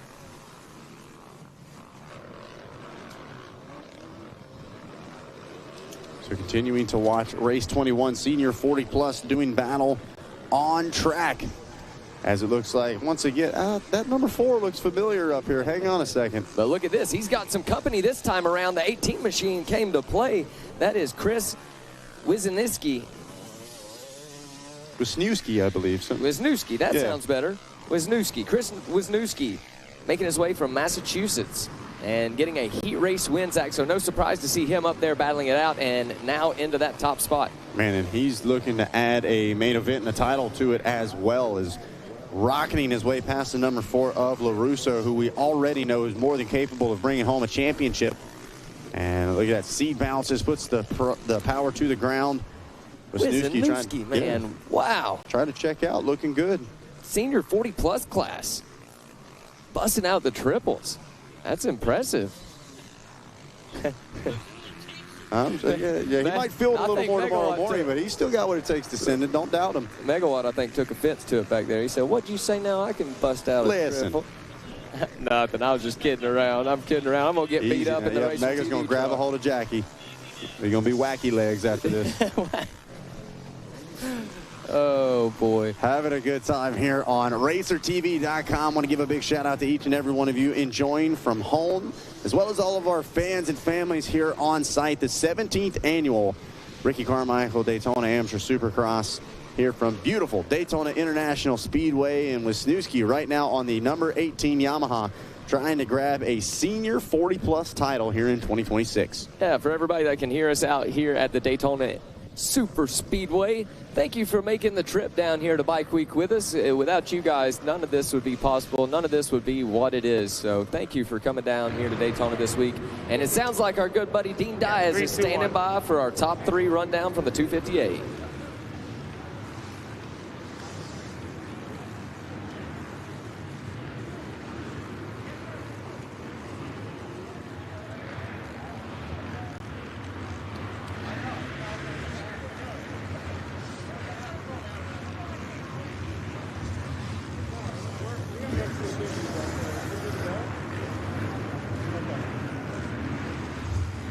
All right, down here on the podium, victory lane, that's where the champions go. We got the top 3 down here on the podium. Of course, Chase Law, Supercross Futures man, making it happen up here. Chase Law, man, walk me through that moto. I know it's intense. Yeah, start was a little bit chaotic. Really not sure where I shuffled out, but just, work my way through the whole race, trying to be as smooth as possible. The track's super gnarly out there, so it was a good race. I had fun and, tried to breathe. Yeah, dude, awesome moto for sure. I think you got another one coming up a little bit later, so tell me who your sponsors are. Who would you like to thank for making this all possible? My mom, my dad, my sister, Ryan Holiday, Hunter Racing, Steve and Chris, Evan, Thor, Hop on Stars, Pro Taper, Dunlop, Brandon Hartraff, Moto Sandbox, Ben Riddle, my mechanic Eric. Just everyone's support me. I really appreciate it so much. All right, guys, get up for your third overall finisher here in the main event, Chase Lawton. Make my way over to the second place finisher here, Cade Johnson. Cade, man, you've been riding hard, you've been riding good. This moto, you end up second. How's it feel? It feels okay. I got an amazing start. Went to the first corner, someone slammed me off the track. I don't know who that was, but and then I was trying to make moves on the first lap. Got slammed a few more times. By the time I finally got in second, it was a pretty big gap. So rode probably a little too tight. Need to smooth it out a little bit, but overall, not a terrible moto. Rode pretty good. I know what I have for this next one. So, yeah, I'm excited, and I think I'd like to thank Monster Energy, Team Green, Kawasaki, Pro Circuit, Bell, Fox Racing, Ryan Holiday, the Castmans, my grandpa for making it out. Just everyone that helps me, the Dog Pound, Burner, Dan Truman, Ryan Holiday, my mechanic Lucas, and Derek, and yeah, everyone, thank you so much. All right, guys, get up for a second. The Supercross Futures, Cade Johnson. Now we're here with the champ. The champ is here. Vinny Way, man, been watching you throughout the weekend. Been a great job out there. Tell me how that moto went for you. Oh, yeah, it was pretty good. The start was gnarly. The holes in front of the gate are aggressive, so I tried to nail it and wheelie it. Did a good job. Made the pass for first in the second turn. Just rode my way from there. It was definitely exciting with all the lappers, but it's definitely good practice for future. Exactly. That's why we call it the Supercross Futures. I know you got a list full of sponsors, man. Tell me who you'd like to thank. My mom, my dad, Monster Energy, Chain Green, Kawasaki, Pro Circuit, my friends and family for coming out, Danny, Ryan Holiday, just everybody over there at Monster Energy, Kawasaki, and Fox, Bell Helmets, and everybody else. Thank you so much. All right, guys, that's your podium here in the Supercross Futures. Give it up for all the boys that rode so hard out here today. And now we're going to bring up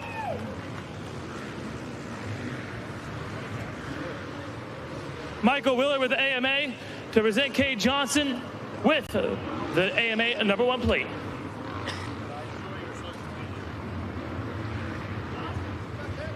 Tim.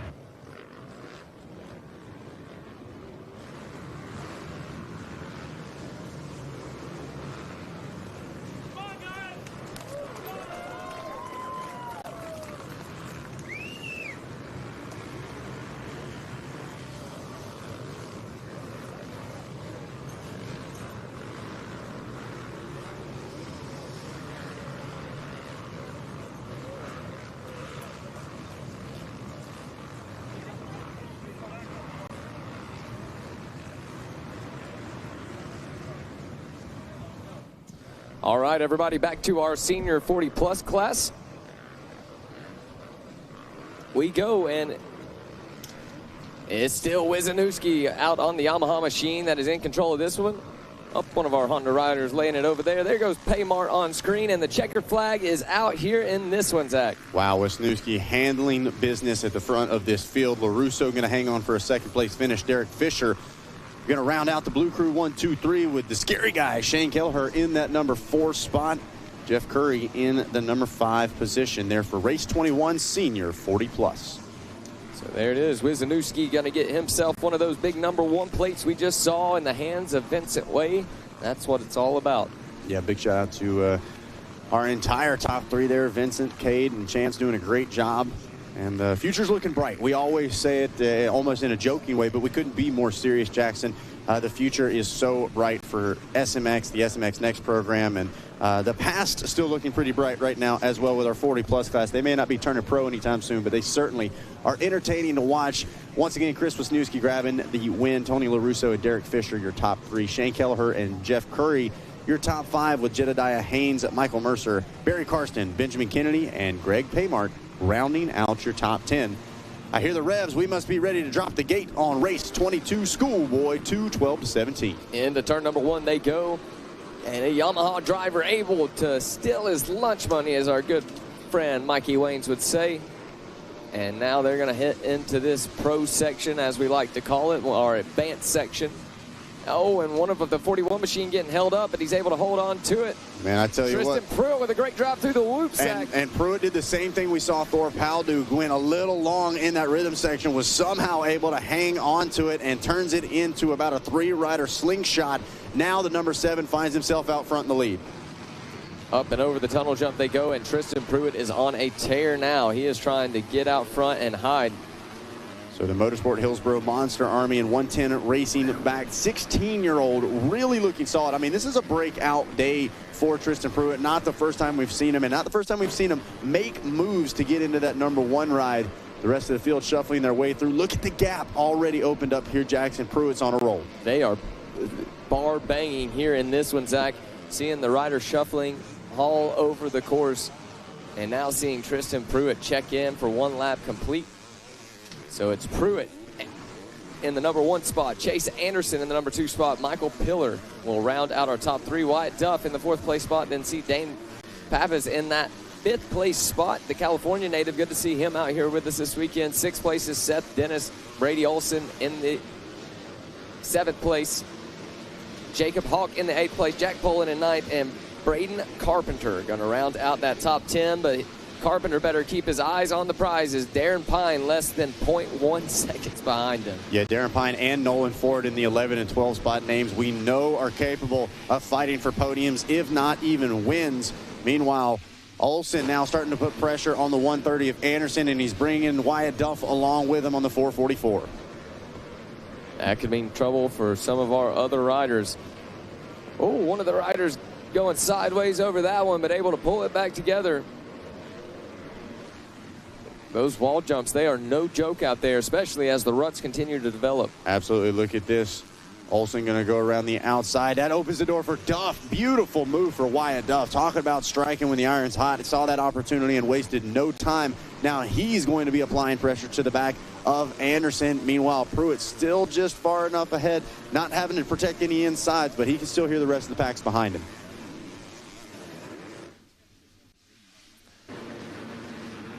So Schoolboy 2 out on the track, 2 laps complete. This is a 12 to 17-year-old division.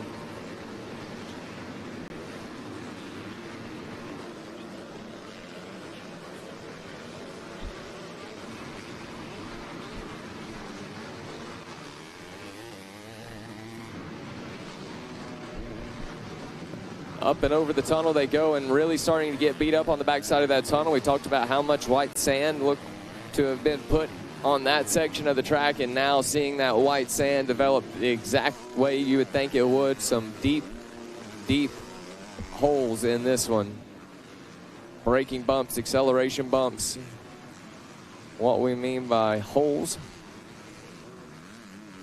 And gonna check in for now. 3 laps complete. The battle continues on here as now we see the 93 at Dennis closing up just a bit. The 35 of Dane Papa is able to get himself up into the 5th place spot. Take that back. Papa is now in 4th, Dennis in 5th, Olsen in 6th, and Ford in 7th. So some changing happening right now as they check in for that 3rd lap complete. Through the whoops they go. The 35 with a good drive. That's going to allow him a second or two. Man, that's how much time can be gained and lost in those whoop sections. I know we talked about it in our earlier motos, but that just goes to show it right there.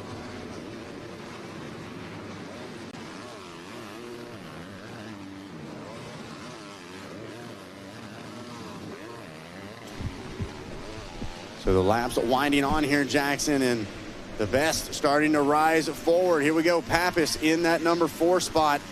Dennis now into the number 5 ride. Olsen dropping back just a few positions. Things happening quick for the 241. Zach, surprised to see it. Darren Pine, Tommy Doble still in that 11th and 12th place spot. Tommy Doble, a name we haven't mentioned a lot here today, but definitely a rider that is capable of getting up into the mix. Well, and I'll be honest, Jackson, wouldn't be surprised if there was maybe an additional mistake from Darren Pine, because he had Nolan Ford behind him, and Ford's now up to the 7th place position. I've watched these guys there. You see Ford on that 44 moving his way through just in front of the 41, but it is definitely one of those situations where you see the Triumph making his way through. I didn't see the bars bend up or anything, but a simple little mistake in a field like this could cost you big time. Want to make a correction, Jackson. I thought the 41 was Olsen. That was actually the 241 machine of Pillar. We see him dropping down to that 18th place spot now, but wanted to give him some recognition for that good start. Solid for the 241. Yeah, no doubt. A great start to this one, not only for him, but for Tristan Pruitt. As soon as he got himself into the lead, he has not looked back since. Man, like I said, this is a statement day for Tristan Pruitt and that crew around him, because the number 7, it's not just been whole shot and check out. It's been solid starts inside the top 5, but did you see the moves that he made? He probably passed 4 guys around the outside of that corner just before the whoops, and then slingshot engaged Ricky Bobby style. Went past him so fast, the hair blew forward, and here we go, still looking strong. He's got the distance as well, or the endurance to go the distance, I should say. So Pruitt really been a standout rider so far today here for RCSX. Taking a look here at our lap times, a 110.5 that time around, lap number 5 for Tristan Pruitt, a 109.9 for Wyatt Duff, a 111.0 for Dane Pappas. And taking a look at the gaps behind Tristan Pruitt, going to have 5.2 seconds back to Duff. Duff's going to have 4.2 seconds back to Pappas. Pappas only going to have 1.1 seconds back to Dennis, and then Dennis going to have 6.5 seconds back to Nolan Ford in that 5th place spot. Keeping our eyes locked on our leader right here. Heard from, Jaden Smart and Cooper Johnson. You want to talk about taking some notes from a rider. This is definitely the way to do it. As he is attacking. It's a mixture of aggression and smoothness, Jackson. It's like you see he's so fiercely on the throttle, so focused forward, but at the same time, he's never caught off guard. It doesn't seem like he's throwing a wrong wheel anywhere. No, he's not. Zach, take a look at this section right here.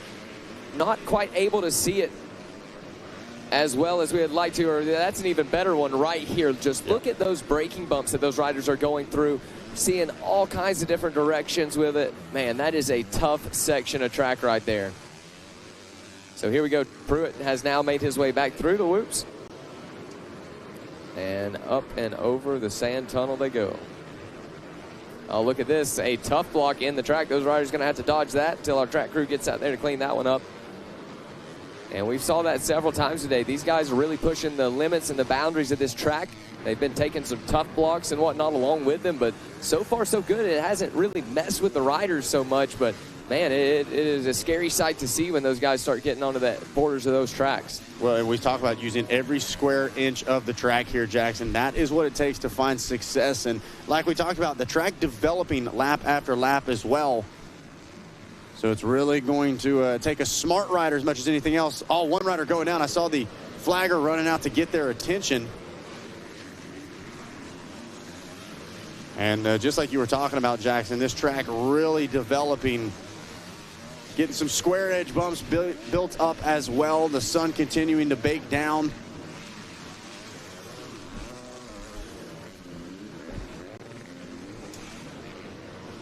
As through the whoop section goes your leader. 7 laps complete in this one. Pruitt out for at least his 3rd race of the day, not including any heat races or LCQs that he has done. So Tristan Pruitt really having to show just how much training and endurance that he has out here at RCS SX today.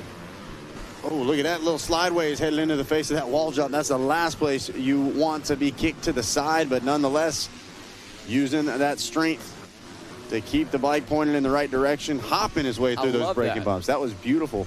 I've saw Pruitt doing that all day. He triples, takes that little roller and jumps over the braking bumps, turns that into a double, and set sail. All right, so we're going to continue to watch your leader make his way through. And we'll see what we were talking about with this track really getting rough. Now seeing the 35 of Papa's making his way through the 50 machine as well.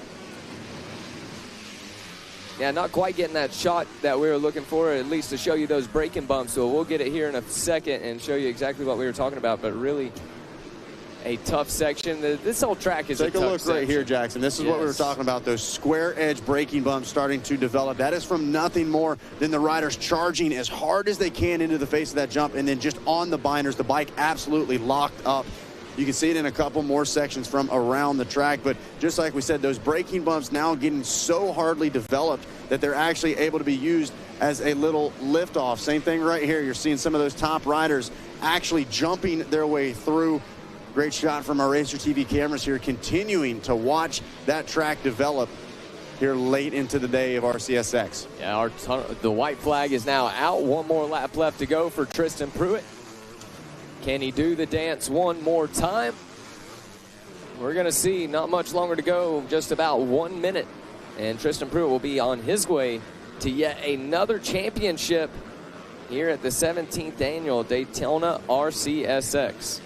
And going to give you guys an idea of some of the stuff me and Zach have been talking about. Yeah, so you watch it right here on your screen, Jackson. A lot of acceleration, and you can see they get hard on the binders. The bikes start dancing around. There's not really much that they can do besides try to use it to their advantage. Same thing over here on the far side. It's those high braking areas. It starts to pack up a little bit. The sand moves very easily early in the day, but as more riders start to slam into it, it packs in. They start to become more and more solid. Next thing you know, they're like mini jump faces headed into that wall jump. So, and a perfect example, watch at the end of this rhythm section, Tristan Pruitt doing a great job. Hits the triple, little just touch of the throttle, headed into that corner, keeps it light, keeps the bike from sinking too far down into those braking bumps. Really technically sound riding from this number 7 of Tristan Pruitt. Technically sound, and it's going to sound like another championship headed to the Tristan Pruitt 10th.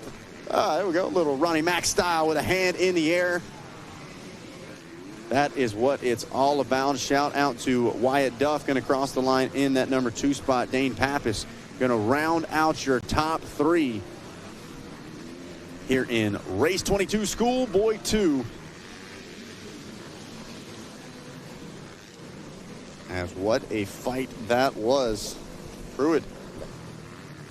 Man, Zach, that tunnel jump over there, it's really starting to remind me of the tunnel jump that we see at Loretta Lynn's. And we built that on purpose to have a roller at the bottom of it. This one, on the other hand, that is just developed on its own. But for some of the riders like Pruitt that have been at the ranch, I'm sure that they're going to agree that that one kind of having a similar vibe.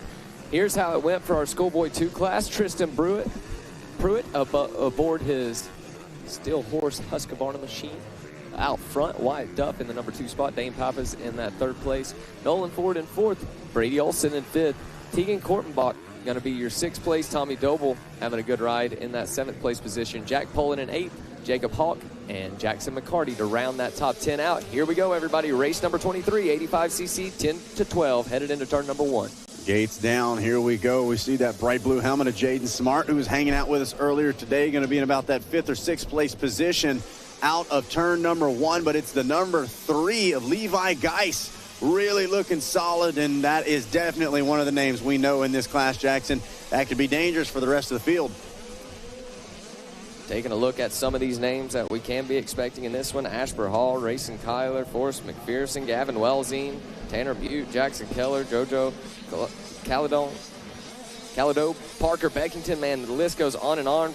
Ford Addington, Destry Tucker, Caden Nightingale, Levi Letty, Thor Thrasher, you name it, they are out here in this one. How about Rayson Kyler in that number 2 spot? This young lady making history last year out at Loretta Lynn's, the first female to win an open gender class, and now she's trying to show that is not all she wants to accomplish. Wants to add an RCSX title to the list, as she is in the number 2 spot trying to put pressure on guys out front, getting ready to put 1 lap in the books. And Zach, she's not the only young lady that we have out here in this one. Jazzy Ray Jones from Brooksville, Florida, a rider that I'm familiar with, trains down at the GPF facility, is going to be running in this one as well. We'll see where she's going to stack up at. I know having some good heat races going on earlier in the day, earlier in the week. Seeing the number 4 of James Smart out there, who we had in booth just a little while ago.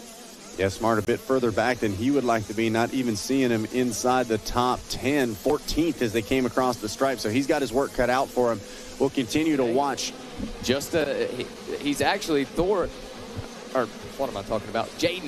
Smart is going to be 1 spot ahead of Jazzy Ray Jones. So Jones in the 13th place spot and Smart in 14th. Weston Auto going to round out that top 15. Meanwhile, you see there on screen the 254 of Racing Kyler just behind Levi Geis. Anderson Waldell in the 3rd place spot with Ashper Hall and John Everett Pastereau in that 5th place spot. I recognize the number 52. He was out at MX 207 at the main event last year, and he was the guy to beat. It seemed like every one of these motos, he was making a name for himself. So like we talk about, local legends from all over the country come to play here at RCSX just like they do out at Loretta Lynn's. And he had things dialed in out there at MX 207. Let's see what he can do here at Daytona. Watching here on screen at your leader of Geis and your 2nd place of Racing Kyler.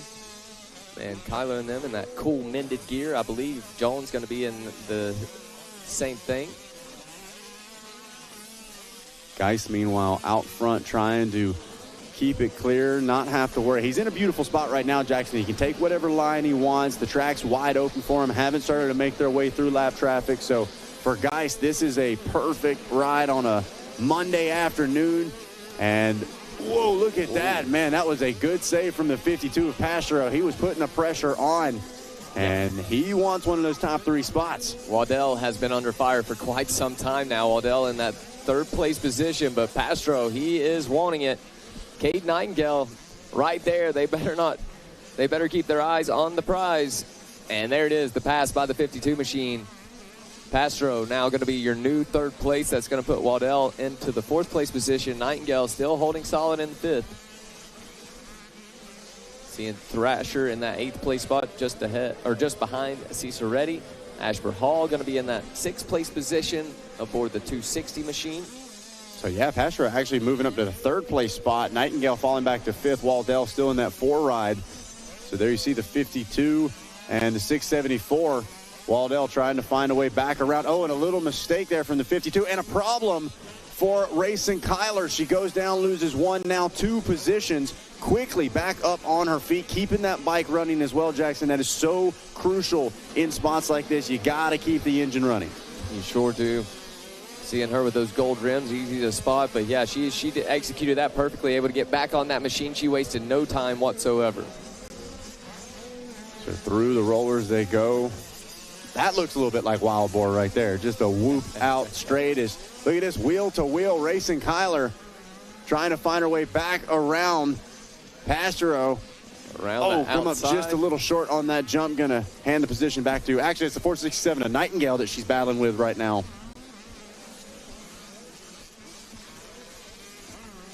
Maybe trying to push the issue a little too fast, but one thing for sure, she is going to stay battling in this one.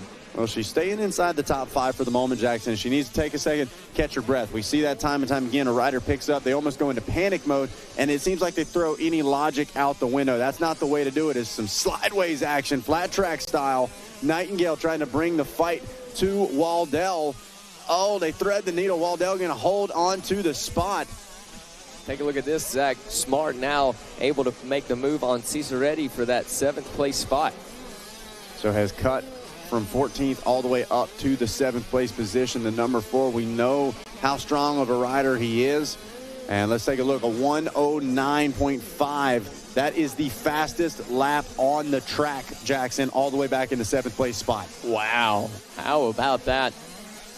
Man, it looks like some problems for Jazzy Ray Jones, only completing 2 laps so far. Hope all is well with that young lady. Continuing to watch the 674 on screen of Waddell, now jumping up to the top spot to the number 3 of Levi Geis. Here we go, Geis on screen. Man, you can really see how rough things are getting on these smaller bikes as they just dance around underneath. These kids dealing with just as tough of conditions as our top amateur pros, future pros maybe. And they're pros. There's no doubt about it. I was about to say, they're amateur pros. I don't know any other way to put it. They're the real deal. I mean, even the C classes, we talk about it, they've got the speed. We were talking about it earlier in the weekend. It's really just the mistakes that are made by those guys. The speed is there from all the riders at these big amateur nationals. Well, and that's just it. It's an amateur national. It is national caliber racers from all over the country, all over the world. And that's what we talk about when we say it's the tip of the spear in each one of the classes. It's the fastest 250C junior, the fastest 85, 10 to 12, the fastest 250A riders that we can find. And so, yeah, obviously amateur pros doesn't really make a whole lot of sense, but at the same time, they've got the programs dialed, the families fully committed into the sport. So a big shout out to all of our incredible amateur racing families. As now I recognize the helmet. It looks like Smart starting to put some pressure on Racing Kyler to move inside that top 5. We'll see what Smart can do. 6 laps complete here in this one. So getting down to the nitty gritty of our 85cc 10 to 12 main event. Yeah, won't be much left here, Jackson. Time running out. We'll see if Smart, maybe with the lap of a lifetime, as there is the number 4 on your screen, Jaden Smart, that Altus Yamaha. Looking solid. They've got they got a rider down in front of them. Couldn't see who that was. Smart had to change his lineup. Felno's in behind the 467, so he's in 5th right now. There is Pastro. Now looks like into the number 2 ride, Waddell. And that's the battle. Nightingale and Smart going at it for the 4th place position. This one's not over. Smart could pull something off here in these closing stages of the race. It looks like possibly a flag locked and loaded. Just going to have to wait and see. Going to come down to the wire. Let's see. Bringing out the checkered flag. It's going to be Levi Geis hanging on for it. Or is that the white? I believe that was the white. Oh, wow. Look at that. So that was the white. Thought we caught that on the last lap. So this could be A big lap is, how about it? Nightingale actually pulled a little bit back out on Jaden Smart, so some fight back. Since urgency definitely rising here for Nightingale. Looks like Absher Hall going to be able to pick up a spot as well up into the 6th place. He's already, something has happened here to Racing Kyler as, let's see, she does check in for 7 laps complete now, and double checking, she is going to be in that 8th place spot now. Thor Thrasher and 9th, Jace Owen to round out our top 10. So it's on this final lap, it's Levi Geist, John Everett Pastro, Anderson Waddell, Cade Nightingale, Jaden Smart, and troubles for the 469 machine. Tough break right there in the final few moments of the race. There we saw Smart peeking up the inside. Potentially has the pass around Nightingale. Meanwhile, checkered flags coming out this time. It's Levi Geist getting the job done. John Everett. Wait Pastro. a second. Okay, it is Geist there. I saw Pastro had passed him as they were exiting the track. So Geist, Pastro, Waldell, Smart, and Nightingale, your top 5. Man, a great run for those guys. A great battle. That was a fun one to watch. As once again, Levi Geist gets the win. John Everett Pastro, your 2nd place, all the way from Texas. Anderson Waddell from Georgia in the 3rd place. Jaden Smart from California in 4th. And Cade Nightingale from Oklahoma in 5th. Absher Hall from North Carolina in 6th. Ryan Ciceretti from Brooksville, Florida in 7th. Racing Kyler, also from Brooksville, Florida in 8th. Orlando, Florida native Thor Thrasher in 9th. And Jace Owen out of New Waverly, Texas, rounds out your top 10. Levi Geist, I believe, is that Minnesota MN? Yep. Minnesota boy getting it done. Good job, my friend.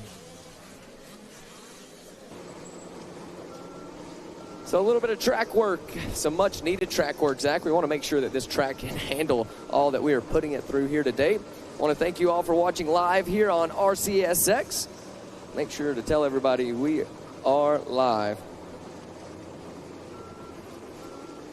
So we're going to take just a quick break here, how we do some track maintenance, and we'll be back for some more coverage here from the 2026 Ricky Carmichael Daytona Amateur Supercross, the 17th annual.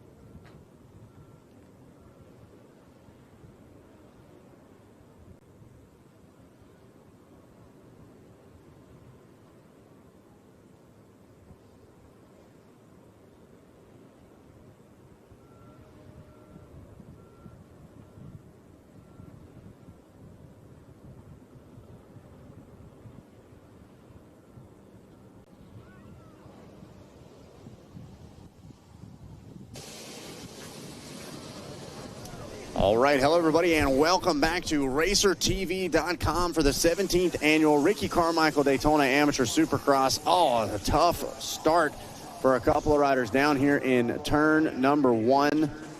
We've got race 24, Mini E 4-8 off and rolling. If you're saying, oh, wow, I didn't even hear them go off the start. Well, that would be the E part of the Mini E. Oh, look at that, a move. I don't think that was intentional, but one rider coming together, catching the handlebar of another and putting them on the ground.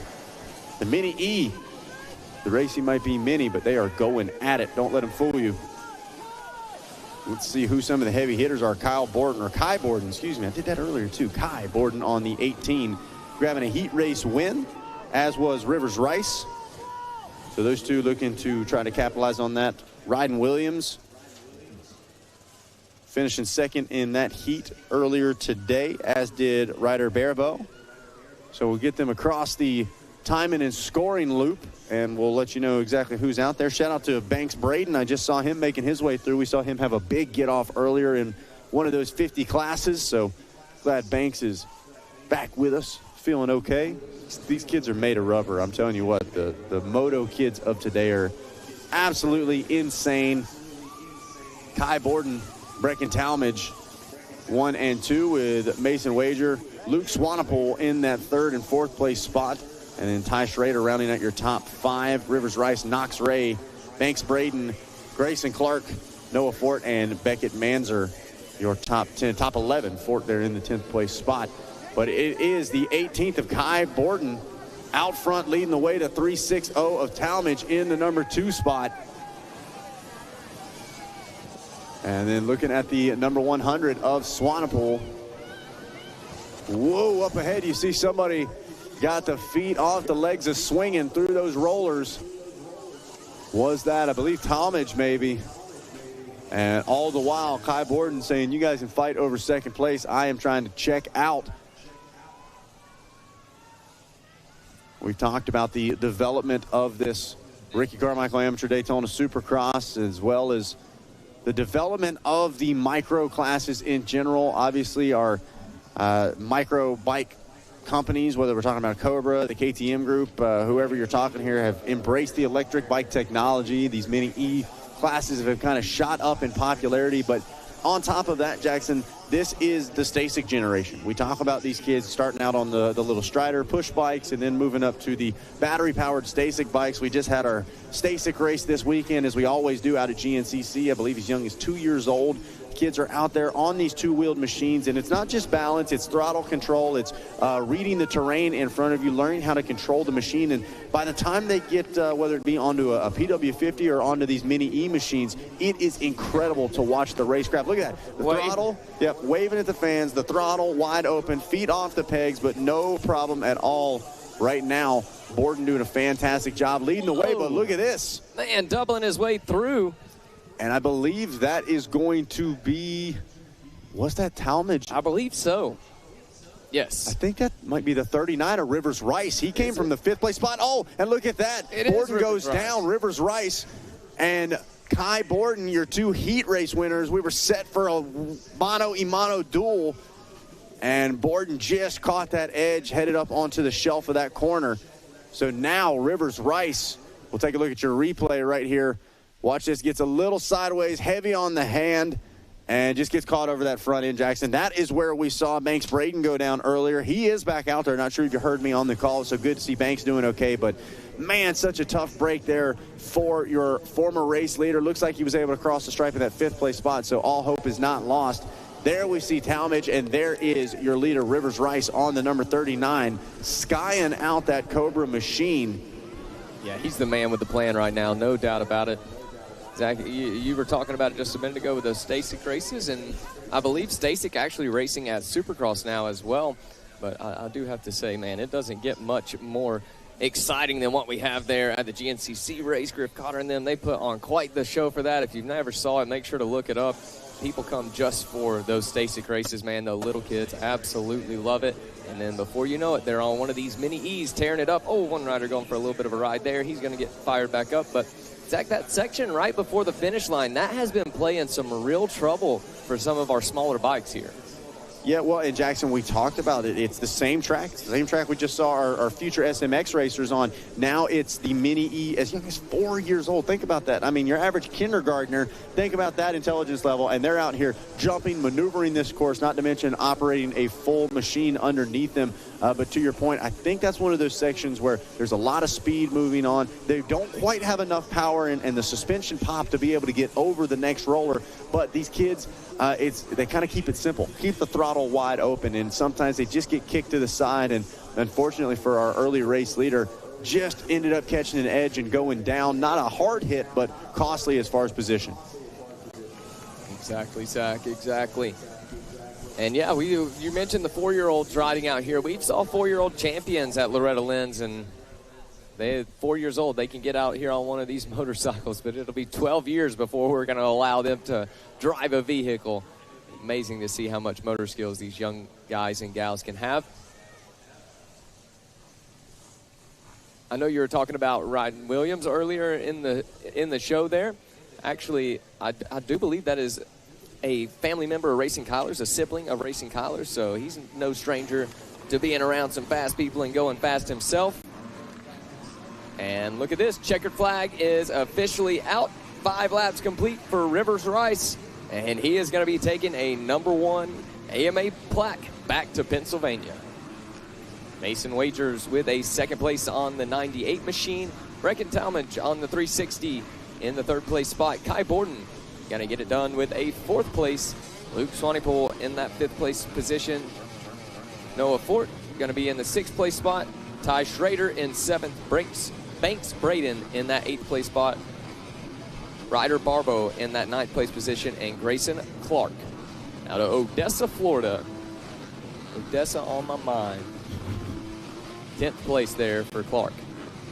Here we go. I can see the boys getting fired up down on the line now here for race number 25, our 450C.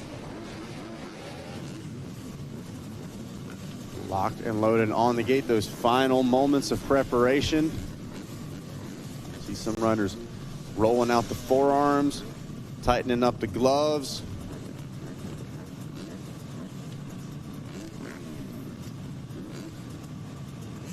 Things are heating up now.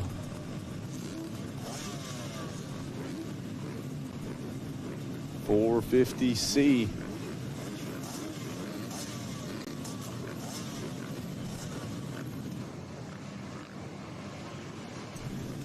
So 2-minute card up in the air, going to turn that thing around. And let's go 450C racing. Evan Whittam, once again, Whitham. I'm not totally sure how you say the last name. Whittam. Yep. Well, he's looking pretty good right now. Look at that start up the middle of your screen, and Whittam says, hey, they're talking about me. I'm going to make him talk a little bit more. Trying to stack some plates like he's doing the dishes. Already got a couple of titles. Oh, and, whoa. What was that? That was chaotic right there. As now we've got a freight train of riders getting stuck beneath them. Just looked like, honestly, my assumption here, Megawatt, was that they went to charge into the face of that wall jump and maybe missed the break because they skied it out way more than I think anybody intended to. No question about that. We continue to push our way through the pack, watching. You know that we talk about it all the time. Let's We're going to get a replay right here. All right, now watch, if we can watch the center of your screen. And yeah, it just looks like weren't quite able to slow it down. Yep, suspension compressed and just shot them up before they even knew what to do. That's how quickly things can change. Went from man, I got a great start to wow, I got my work cut out for me. Yeah, and you and I have talked about it 1,000 times on that first lap. Yep. What's the risk worth? You know, let it come to you. It's the first lap. Yeah. Okay. Well, and you got to settle in. We saw it earlier in one of our races, a rider going down, picking the machine back up, immediately tried to make some quick move before they had even processed where they were. It ended up costing them even more in the end of it. So Evan Whittam right now leading the way. Jack Shea, William Judd, not related to DJ Judd that I know of, but nonetheless, William Judd, Preston Caruso, and Austin Fluharty, your top 5. Yeah, Whittam right now, he took full advantage. You were just talking about him. He said, man, I gotta show Zach what's up. But the big key right there, they were starting to close just a bit, the arc, and he never lifted a bit. He just kept steady throttle on and had more acceleration than the rest of them, put him where he is. So, and speaking of DJ Judd, he's got a scrapyard going on over there getting ready for tomorrow. Yeah, we'll see how many gates he makes and how many gate drops he makes. Those aren't always the same. And speaking of which, I think I found some extra gear for you. All we need is knee braces. That's all I need. Knee braces. Any kind of knee braces, knee pads. I'll put the feelers out here. Anybody at RCSX, if you want to watch something really funny tomorrow, hook me up with some knee coverage here. Shout out to Carl, everybody out there at Moose. They found that there's a chance I could race. They said, we got you taken care of. Heck yeah, man, I'm ready. Want all our guys on that track for a little bit tomorrow. Hopefully my girlfriend and dad aren't watching. They're probably going to be real stressed about that. Nothing like the first time in 7 years lining up behind a gate at RCSX. It's going to be a good time tomorrow, though. Honestly, I always enjoy just listening to you, Megawatt. I mean, it's basically a sit-down history lesson. You put the glasses on. Listen, all right? No. You don't just know the bike. You know the guy to put it together. It's always a ton of fun. It is a lot of fun for me, and also it's a ton of fun hanging with all our staff, all our crew, getting to enjoy each other because we are all riders. You know, Adam Gordon's going to get out there tomorrow, going to get down. You know, no doubt about it. Our man Jackson brought the big Yama Mama. Oh, yeah. And the guy's smooth on the thing. He's got throttle control, no question, dude. Well, Mike doesn't know he's on it. Yeah, exactly. Tyler Bierman's the only guy to beat him out for the best wheelie contest. All right. At last year at High Point. That's the second place I take with pride, absolutely. A first. That's a first. Well, you got second to Tyler Bierman, so for sure. In the meantime, still looking like Whittam, Judd, Shea, Caruso out there. Germaniski, he's had some good rides over the last couple of days. He's carried some good speed, so I'm not counting that guy out by any means. Well, and the speed never necessarily the question here in these C classes. Like we talked about, that national caliber C rider is got the speed of a local B rider, and especially in these fields, it's the consistency. It's being able to turn those laps in lap after lap without the mistakes. That's what separates your national C levels from that upper B class level as well. All day long, Zach. That's exactly right. That's the that's almost the conversation I had with Darren Pine as I was just walking back into you. Him and his dad. It's just the path. You know, that's how you got to take that path.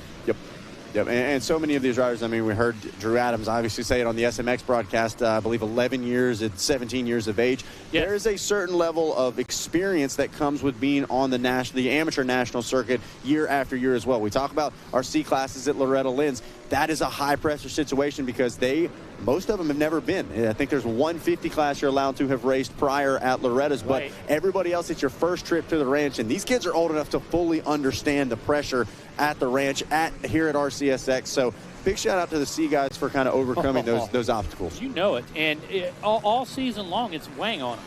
Yep. You know, all season long, each and every race, to be honest with you. And when you get to the big one, you know, it's a tough thing to overcome, and they do a great job of it. Well, and that's another one of those weightlessness of accomplishment type moments, right? You sit on the line, and best believe there's a lot of kids that think they are the one to beat, and regardless of the result, not sure you're going to see Mitch Payton waiting with a factory contract, but it can be the start of a big career. Ryan Brees just wrapping up an AMA Arena Cross Championship. He had a solid run in the C class at Loretta Lynn's. So even here in the modern age, everybody talks about Jeremy McGrath grabbing that C class title, but even here in the modern years, a solid result in the C class on the national level can start a full racing career. When they keep hearing your name, okay, when they keep hearing your name, it doesn't matter what class it is. Okay, apparently you're doing something in that class, whether it be A, B, or C. Well, and once again, want to turn our attention to that Verb Moto Prospect app, really helping connect our riders with the industry as well. You keep putting in those results. Also tied into your racer profile is your social media profile. So we've got some really popular riders that, yes, may not quite be at the caliber of your A and B class, but they've got a great social media following. They've got a great personality. They're great ambassadors for companies and brands. Best believe that's getting factored into your scores as well on Prospect. That's it, my friend. And what an amazing tool. Can you imagine guys like Damon Bradshaw having that tool? Absolutely. Back in the day. Travis Pastrana. Jeff Emig. Yeah. You know, unbelievable opportunities today for the kids and resources, but you have to use them. Zach, you have to put them to use, okay? And again, it's part of the program. You've got to follow the program. Without a doubt. I was going to say I'd love to see a Travis Pastrana vlog from back in the day, but that was just the Nitro Circus, right? Yeah, so Revelation 199. Hey, it wasn't anything when that kid was on an 80. See, he didn't ride an 85. He rode an 80. And at 13, he had, at 12 years old, he had a size 13 boot, and I watched him send a RM80 204 feet. Casual. Legit. Yep. Legit. Can you imagine what that thing would have looked like, his page, his log, his vlog? A lot of followers, I'm assuming. Well, I'm telling you right now, gaining some followers right now is Evan Whittam as he takes the white flag. One more lap to go here in 450C. And solid form here. You got the elbows up around the outside, weighting that outside peg around those flat corners. I mean, foundationally extremely sound and showing he's capable of holding up under pressure as well. Yeah, that's the thing. You got to be resilient. You know, you just can't have the speed and make it happen. You just can't be the guy that's got some moves that's able to move the bike around this and that. You have to stay consistent. You have to have a great mental game down here, and you got to be in shape. Period. Here we go, picking his way. We've kind of seen that race line move around through that section, Megan. Now all of them favoring that far right-hand side. Well, there's a one-line track. There's a reason for that. Everybody rides the one line. Yep. And then when this good line's worn out over here, then they move over, then they move over, then they move over. And these guys doing a really good job of adapting, because I'd have had a tough time picking one of them lines. Yeah, I need the main line to figure out where I'm going. That's what I'm talking about. Here we go. Checker flag flies, and it will be Evan Whittam grabbing the win and grabbing the title here in 450C race number 25. Shout out to William Judd crossing that line. Agent 007 in the number 2 spot. Looks like Carter Clay going to round out your top 3 as we get ready for Mini Senior 2, 13 to 15 coming up next. So it is Evan Whittam, William Judd, and Carter Clay, 1, 2, and 3. Jack Shea and Wyatt Jereminski in that 4 and 5 position. Landon Rybasak in the number 6 spot. Austin Fluharty, Ryan Gardner, Jal Martins, and Brody Needing, your top 10 in 450C. Very nice. All right, locked and loaded on the gate. Mini Senior 2, 13 to 15. Austin Keller hopefully going to be back out there. He's had a couple of big spills so far today. Mason Murdy grabbing that heat race win on the 630. Not to mention Joseph Vicari, Chance Olberg, some big names in this one headed into that first turn. And I do see the 23 of Keller. And once again, a solid start upside in the top 3. Nice. 3 wide. Look at this. Oh, yeah. NASCAR style, 3 wide, headed into turn 2. And it's going to be Keller looking to capitalize off it. He said, Zach, don't worry, I'm feeling just fine. Exactly, man. He said, no problems here. Great move. Had to make a quick decision right there. He put it right down, split the middle right there, put it between the hairs. Oh, look at this. Big problems, though. Keller able to avoid it. Big problem behind. Look at the breathing room he has now. Well, and that's deserved. Keller's been caught up a couple of times in some group pile-ups, and so good to see him get some clean air and get to show what he's capable of doing. That's why we see so many of these amateurs, multiple classes, and just like we heard from Cooper and Jaden earlier, you got to have a quick memory, right? Yeah. You got to be, or a short memory, I should say, being able to forget it and kind of let those mistakes or even just kind of weird situations go, not carry that kind of mojo into each gate drop. Exactly, and to be quite honest with you, even at the top level, the guys that really dwell on stuff, the guys that can't let it go, they're just not successful. I mean, they're really not. They have an issue with it. Keller working through there right now. Starting to see a lot more chop on the insides. These guys drifting, like you said, to the outside a little more. Had a couple guys use that outside lane, but still not faster. Watching the 316, and Keller really getting to show what he's capable of now as he puts the first lap in the books. Vicari and Murdy 2 and 3 with Olberg not far behind in the 4th place spot. Murdy came to play. Without a doubt. He just cut a corner right there that told me he's serious, okay? Wow. And again, these guys know each other like family. I mean, no. Tough break for one of our riders down hard. Looks like that might have been potentially the 18 slash of Blake Phillips. Hopefully going to be okay. The South Carolina native. For sure. Not having the moto he was hoping for. Meanwhile, love this 3-rider battle shaping up between Austin Keller, Joseph Vicari, and Mason Murdy. And that's exactly what it is. Look, everybody rolled there. Yep. Everybody did a good job. Doing a good job of checking up, paying attention to those flags. As look at this, inside to inside. Meanwhile, 3rd place there, Murdy slinging those outsides, going to get a good drive. Oh, how about it? Forces the issue and takes the number 2 spot with it. Yeah, he had his big boy pants on there. No question about that. He did not let the throttle off, use the berm, and he trusted it. Murdy looking purdy right now. I knew it, though. Up the inside, Vicari said, I'm not going to let that one slide. Right. And this could be another good situation. A little look over. How about it? Yeah, could get a little testy here. Hey, it's Supercross racing, baby. You got to throw a wheel up in there. Robbins racing. That's what they say. And Keller saying, you guys can do whatever you want for that number 2 spot. Just don't come for my lead right now. Yeah, every time they do that, gives him an advantage. Exactly. For sure. So Keller hitting the marks here on the number 23. And like we said, so much easier said than done. Not just for getting the mental side of things, but physically. He's had some big get-offs. And every time we've seen him go down, it's down. And it seems to be in some pain. So glad to see Keller shaking it off. That adrenaline dumping right now. And he is holding off the rest of this field. Went a bit deep on that one, but made a little mistake right there. And you're going to see that now. Track really just starting to chop up a bit. You're going to see the bike bounce a little more than planned. Maybe not be squarely in that line every time, Zach. So Going to start to see little things happen. Well, and I love what I'm seeing out of Murdy as far as he's not under any pressure from behind. Oh, and just like that, the pressure gets to Vicari and gives the position over to Murdy. And I was just going to say, he's doing such a good job of not following. Anywhere that Joseph goes, he goes to the other line. He's using those outsides to carry himself around this course. And looks like Vicari maybe picked up or lost 2 spots or so, maybe in that 4th or 5th position. Yeah, but here's the thing. You can't pass by following. You see what the other guy's doing wrong. You know where you're quicker. And it just went into unfamiliar territory right there. That's all. So another lap getting put in the books as your leaders check in. Austin Keller, Joseph Vicari. We know it's now Mason Murdy in that number 2 spot. I believe Olberg in the 3 spot. Murdy back in, or excuse me, Vicari now in 4. Zion Birchtold in that number 5 position on the gas holding a solid run as well. And I mean, these are just all huge names. I mean, Parker Hatt, Rice Matson, Talon Leach.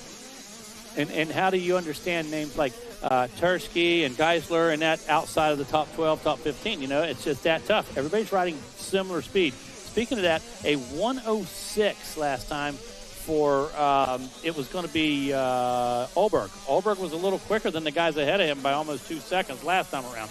So could come into play here in these later laps. We're 4 laps in. Yeah, Olberg been doing some indoor racing practice, had some experience on the tighter stuff, and it's paying off right now. Kind of a perfect blend here at RCSX. Meanwhile, Murdy on the charge.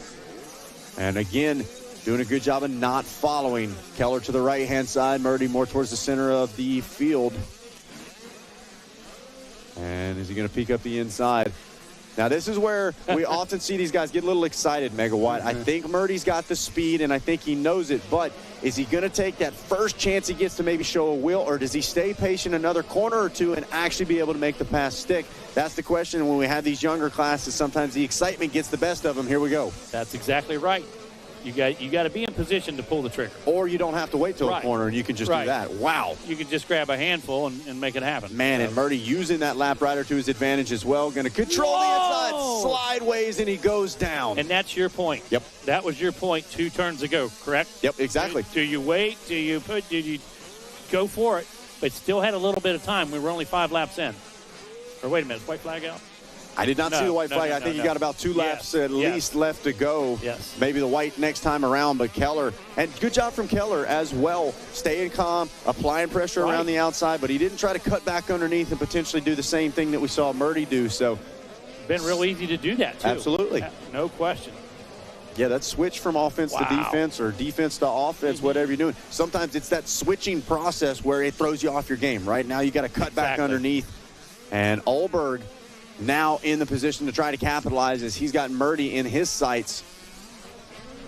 Not seeing a flag, so still at least 2 more laps for Austin Keller. And you see the breathing room now for the 23. It looked like Murdy was the fastest last time around. Now it just got updated again. Now, naturally, Murdy with a little bit of contact going to have a slower lap. So right now, still in control, Austin Keller, 107. And Keller still looking really strong, launching into these corners. Now tugging to the inside, and you saw the little glance of the helmet. It's not a big head movement, but you can see he's marking, okay, these are where these guys are. Once again, a little look there. Knows I can take whatever line I want, just keep it smooth and keep it upright. And it was very subtle, and that is, so the coach doesn't see, so the rider behind him doesn't see, so Dad doesn't see, and it was very smooth. Very smooth, for sure. Well, and we definitely, there's a difference between looking back. We hear these top riders, especially they say in the air, maybe doing a little glancing around, even checking the big scoring pylon in the center of the arena sometimes. But at the end of the day, yeah, definitely don't want to keep your eye off the prize. Look back, look around too much at all. And Keller doing a great job of that. Looks like Murdy may have opened it back up over Olberg just a little bit. That was the white flag. I see it flying behind the pylon, though. So 1 more lap to go for Austin Keller here in Mini Senior 2. Well, Keller put himself in great position early. That's the bottom line. The guy was out there. It was 3 wide. Somebody had to make a decision, and he did. And he made a great choice and gave himself an open track, had plenty of room to work. Just come into some lappers, but other than that, you know, this guy did his work. Keller hopping and skipping his way through this sand section. Got a lap rider up ahead. No need to rush. Keeping it patient, keeping it smooth. Now on the east side of the track, only about 4 or 5 corners left to go. Hang on to it now. Hold on. Wait a second. Not battling these riders for position, but still got to traverse his way around them all the same. You almost got to act like you are. Yeah, exactly. Exactly. Position. You're not until you are. That's usually the way it goes. When you've been running a pace, okay, slowing up, Zach, you know as well as anybody, that throws your timing off. That's not how you were riding, and that's not how you were practicing. No doubt about it. That one comes to an end. Austin Keller, you can see the emotion, certainly well-deserved. The Orlando, Florida native. I'm sure Dean Diaz is going to be pumped up for that one as well. Mason Murdy, Chance Olberg, and Zion Bershold with Parker Hatt rounding out your top 5 here from race 26, Mini Senior 2.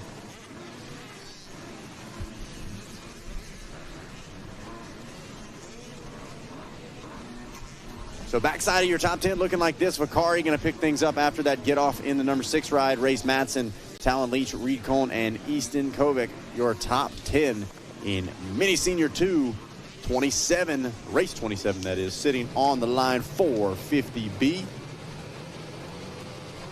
We're just about ready to go racing. McCaden Fitch, Dane Pappas, 2 of the ones to watch in this one. Jackson McCarty. Heavy hitters in the B class. This is going to be fun. And already a little heavy hit right there.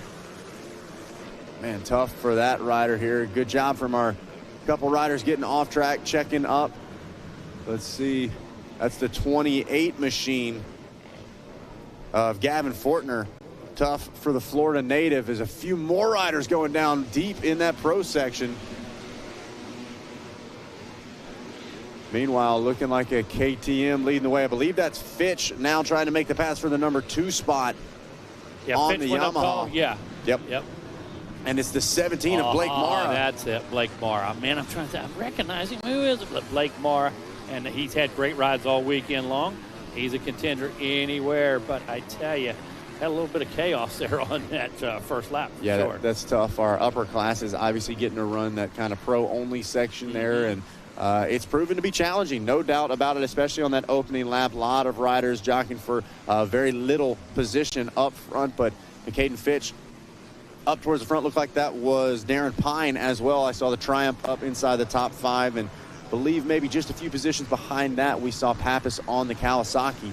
Pine hadn't been on the Triumph real long. I believe Ponca maybe was his first ride on it. And he's getting comfortable, looking very comfortable. He really is, and I have to tell you, at both the pro level and the amateur level, they're very concerned about getting the riders comfortable on the bike. They're not worried about the performance of the bike.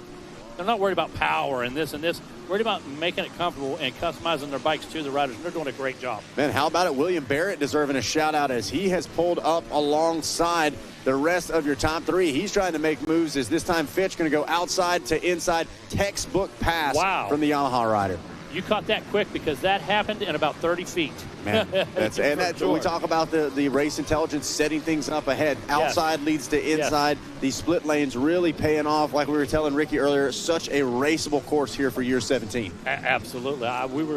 We were pumped when we laid eyes on it about Thursday. I know they've been working a little bit longer, but you come in and you knew right away if this went away, that was going to work.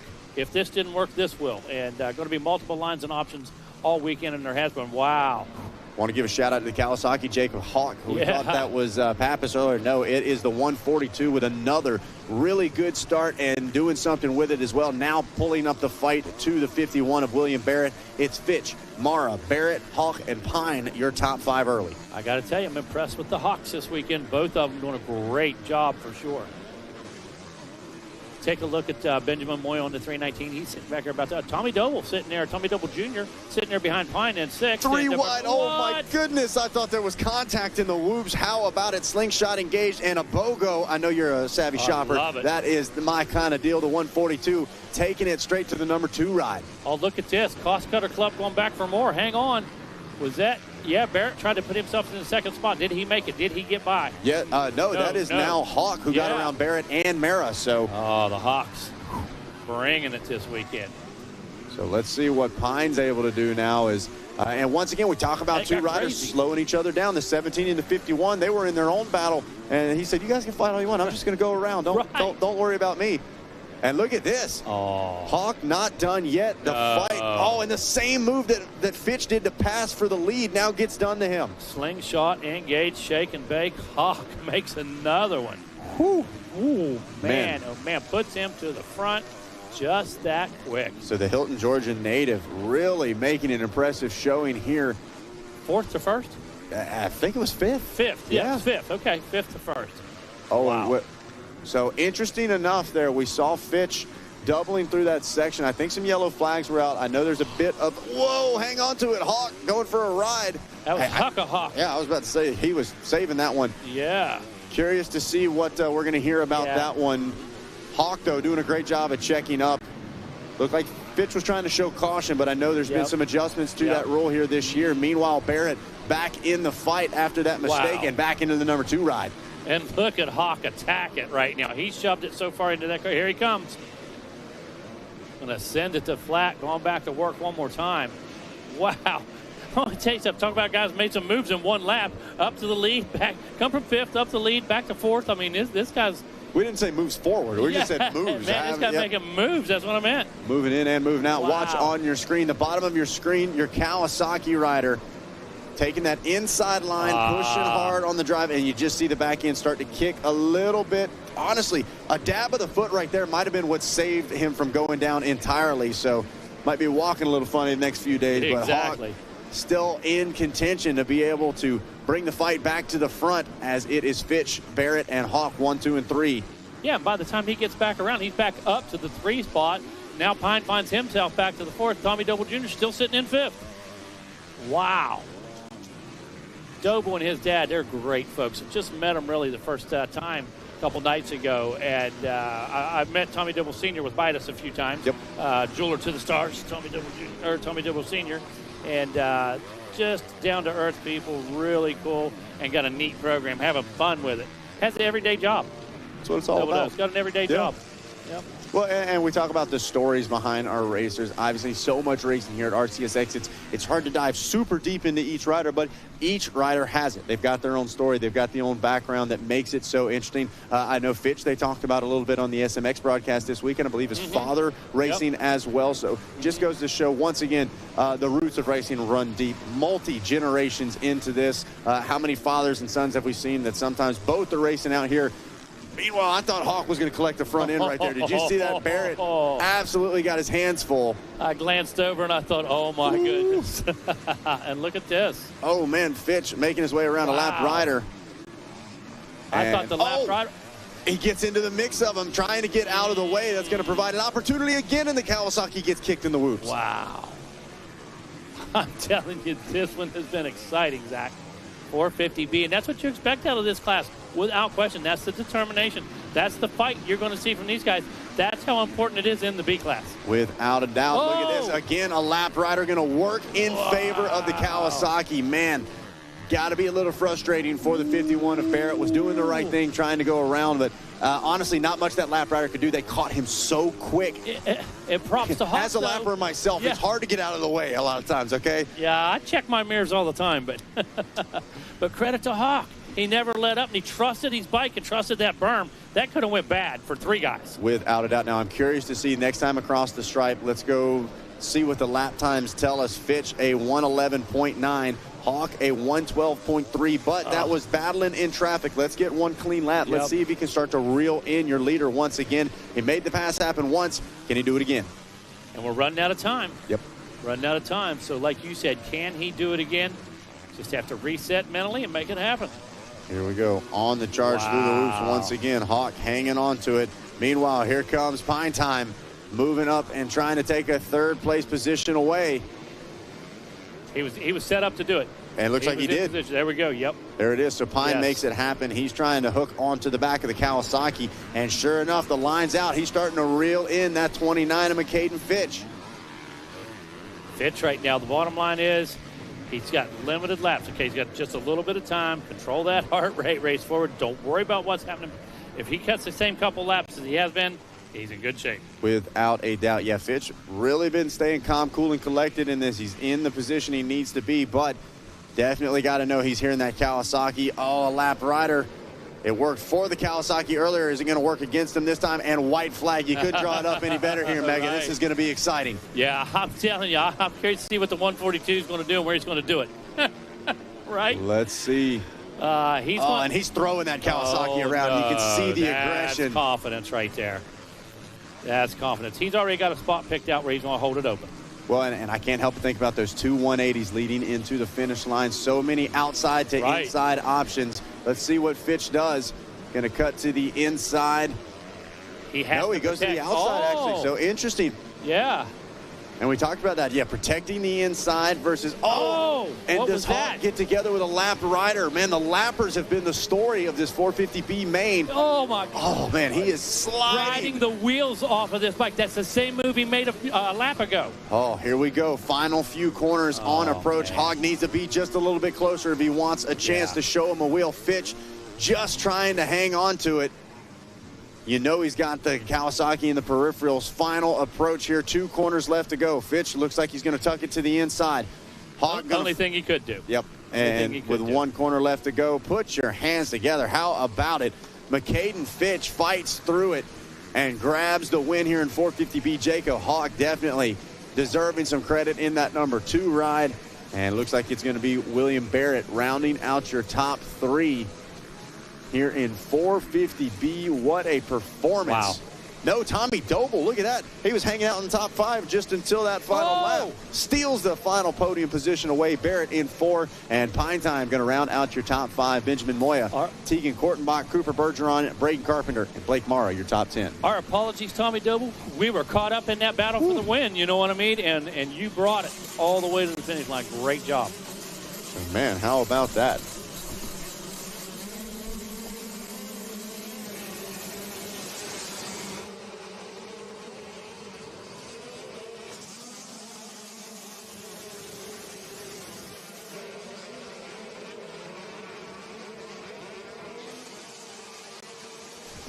And here we go, your 125, 12 to 17, off and rolling here in this one, Megawatt.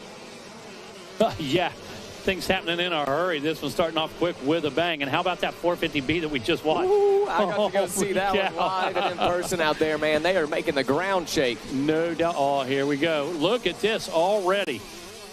196, I do believe that was. That is Chase Dashiell that is going to be leading the way here in this one. No surprise, the Fairfax Station, Virginia native, just 15 years old and tearing it up on that complete racing solution. MX Tire, O'Neill, Dunlop, Lynx Racing, Factory Connection, back tried. And looking through, there goes Sawyer Geek, I do believe, on that 18 machine.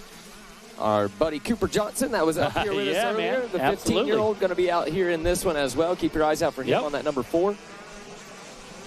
Man, I have to tell you, this thing started off with a bang, and there were some big moves right there off the start, okay? Some decisions were made, some moves were made. Chase Dashiell comes out with that lead, and look, he's starting to open this thing up just a bit. You know, Baker, Geek, Stesic, those guys are going to bring up Moynihan, no question. DePino, those guys, they're relentless. Webb and Johnson, like you said, there he is. And shuffling up, who was that? Was that, I think that might have been Moynihan. Yes, it was definitely started with a 7. I do believe that might have been Moynihan as the 78 is still up. Well, you hate that for any of these guys this early in the race because you know it's going to cost position. There we're looking at Justin. There's Shuffenough in the 9th spot.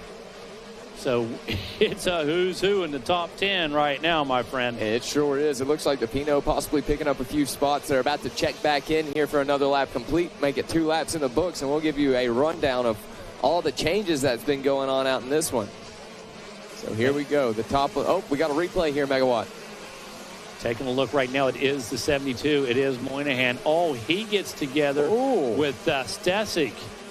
Wow, it was a racing incident. I didn't see a clean out, did you?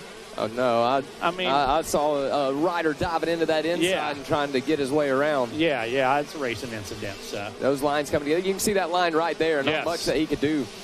Exactly. You mentioned DePino a second ago. Now up into the 4th. Those kids are tough. Those kids know the program. They stick with it. The families got them disciplined. Look right now at the number 4.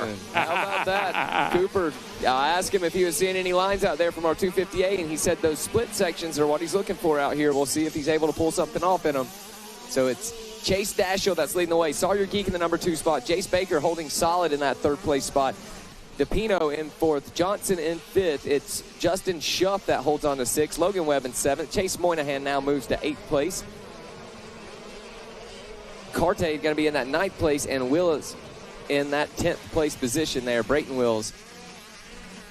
Yeah, things are happening in a hurry. Take a look at that lap time. Am I seeing 104 up front? Yep, a 104.6, the fastest man on the track from Dashiell there. A 104.9. Oh, from big Geek. move. Yeah, man. Man, the 72 machine. Our guy Moynihan wants it back. He does. He's not giving up yet. He is coming with it right there. I'm telling you, Jackson. And bringing the heat with him. And what we were starting to say before he brought it was that 104. This is a pretty rough track right now. Most definitely. This is a gnarly track right now. And these kids listen to every one of these top 5, top 6 bikes. Cable stretch, son. Singing. Cable they is are stretched. Singing. Yeah, I'm going to need some new top ends after we get done with this main event. No I guarantee it. No doubt.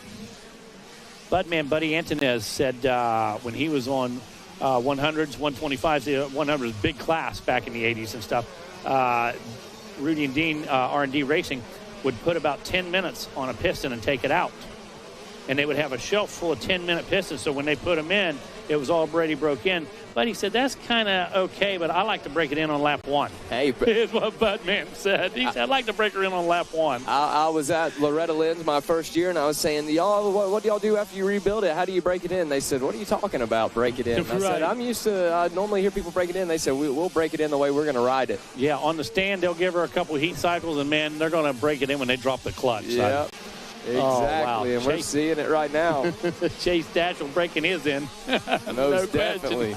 Most definitely. And he's got some company. Sawyer Geek right there when they checked in at the finish line last time. Less than a second separated the two, and not a whole lot has changed. No, not at all. And, again, these guys, they know each other like cousins, like brothers, you know.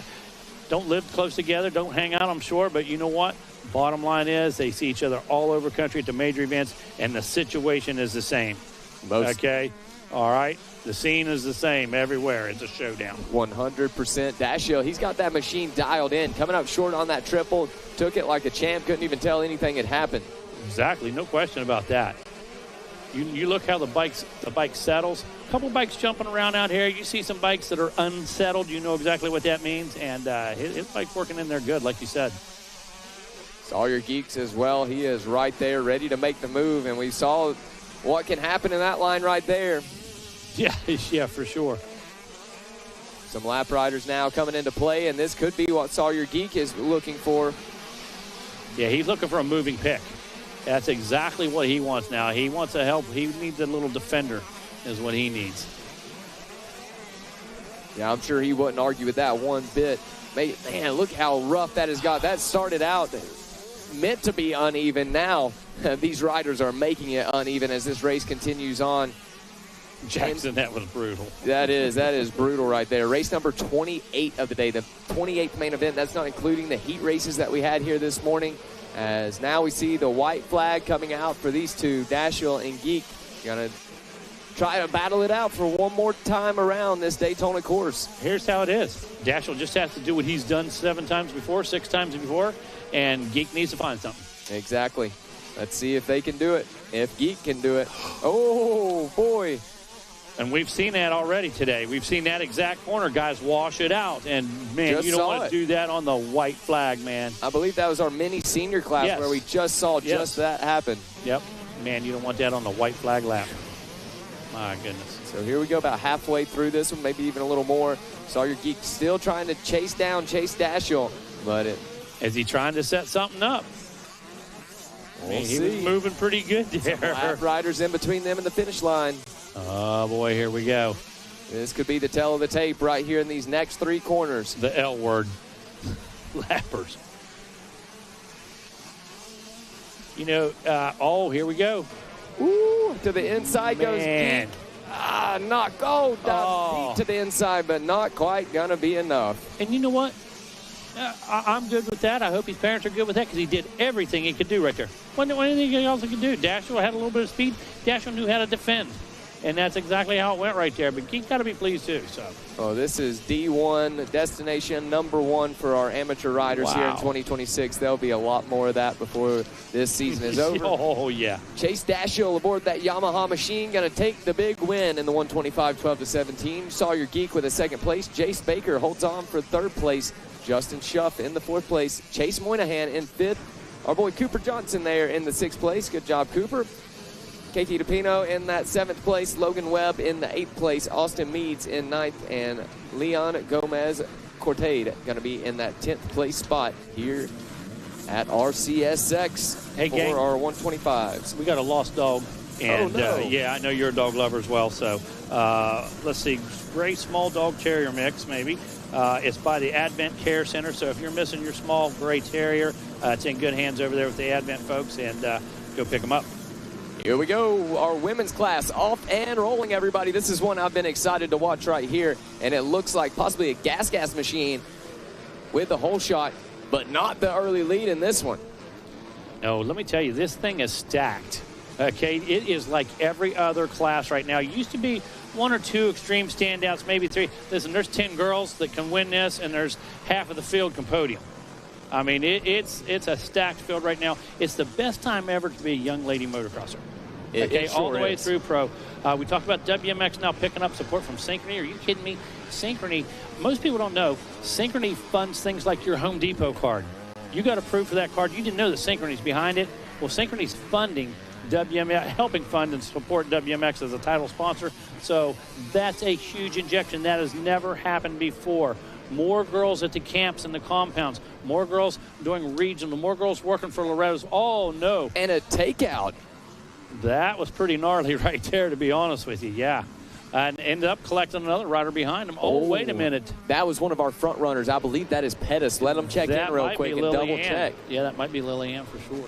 Man, but like you were saying, Mega, it's a great time to be any women in sport, whether not even just motocross. It is coming alive all around the world, and especially here in motocross, and even on the wood side of things. I was announcing some fast ladies in the woods, and they're on factory teams. Yeah, exactly. Okay, and there are forgotten ladies there too. Listen, this just didn't happen overnight. There were pioneers back in the 70s. Sue Fish rode an RM 125. Exactly. Everybody's tired of me saying it. She rode an RM 125 against the boys every week.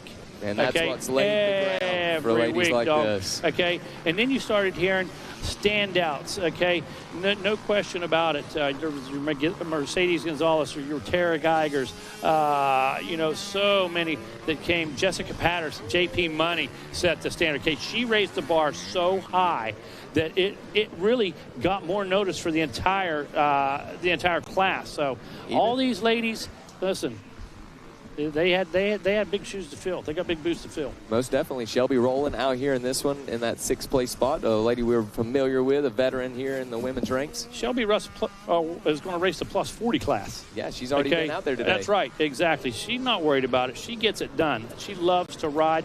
That kid races every weekend somewhere, lives at a compound. Yep. You know? Shelby with the top 10 in one of our men's classes earlier today. Yeah. Awesome. There's Pettis right there. Lillian back in that number 9 spot. That was her going down most definitely. Then Pettis, one of our front runners here in this women's class. It is Hodges that is leading the way. Good to have her out here with us this weekend on that 172 machine. Right. Always pumped to see her gear up. And I tell you, I'm impressed with 39. Adrian Spiker. Her results have improved over the last 6 months like you wouldn't believe. Her speed has picked up. Her and her dad are traveling. Her dad is Adrian Spiker as well. Tack Spiker. You've seen him. Raced 2 or 3 times today, top 5 finishes and stuff. But they're out hitting all the majors together. They used to own a ski resort. Everybody's heard me say it. They sold the ski resort. Now they live on top of the mountain above Pala. So they ride there. They ride at Glen Helen all the time. And that's what they're doing together as he's in semi-retirement. What a great story, dude. That's awesome. What a great story. That is what it's all about. Hodges, though. One of those riders we talked about that brought it to another level. She sure did. Okay, now when you step up, she did. And when you step out of this and you step into WMX this summer, going to be 6 rounds, these ladies are going to have their second moto on Saturday. Okay, their championship's going to be decided, their points are going to be decided on Saturday. Okay, each and every one of their rounds on TV with the pros. And that is absolutely huge. Never been done before. It's going to be awesome. I can't wait. watching here with Hodges. When I realized just how fast some of the ladies like Hodges here is I was racing one time at an AMA race in Alabama on 85s, and Hodges came around to lap me, and over one of the singles came over the top of my head about 20 foot in the air, and I realized they are no joke. No, it's humbling, man. It sure really is. It's humbling, and it also it takes your respect that much higher all of a sudden because this young lady just showed you the way. Exactly. Okay, for sure. Exactly. For sure. So slicing and dicing her way right now through some lap traffic. She is on a tear here in this one, getting a heat race win and now trying to get a main event win on that Troy Lee Designs, Maximum Power Band, Guts, Backyard Designs, Asterisk, Scott, and Pro Circuit backed ride. You know, I hope ladies like Ashley Filick look at this and understand how big of a part they were.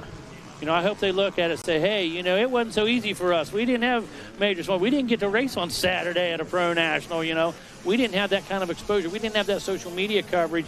We didn't have people, you know, fighting to see us, you know, lining the fences. So absolutely incredible. And I hope they understand how important they were in developing this program for sure. Especially riders like her. I know she's still big in the sport. I see her commenting and talking about things all the time online. So most definitely. Here we go. Hodges having herself quite the run here in this one, turning 112s, turning a 112 flat that last time around there for lap number 4. Going to check in here, see where Pettis is. Lillian Pettis now moves up to 6, turning a 116.1, so a little bit faster than the ladies that are just ahead of her, but not by much. Yeah, she's made some good passes, but now she's fallen into her group. You know, if you look, 116, 116, 117, so similar speed, but running similar speed doesn't put you past. Exactly.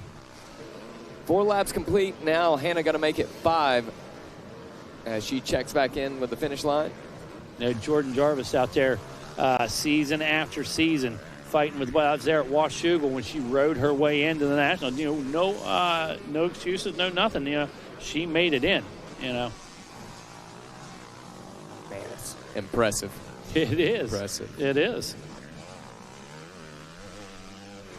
So it's Hodges in the top spot. McCoy holding on to second. Kurtz in the 3rd place. Spiker in 4th. Niclattery in that 5th place position. Pettis now in 6th. Rowland in 7th. Lane in 8th. Harris in 9th. Silvestri in that 10th place spot. Natelko's in that 11th. Nalder in 12th. Gutierrez in that 13th place. Washington in 14th. And Mercone in the 15th place spot here in this one. My goodness, I love it. I love it. Race number 29, not many more to go. 6 more races left here at RCSX. You know, it's not work if you love what you're doing, okay? If you've got a good team, if there's good flow, you know, and that kind of thing. And here we are, what is it, a little after 4 maybe?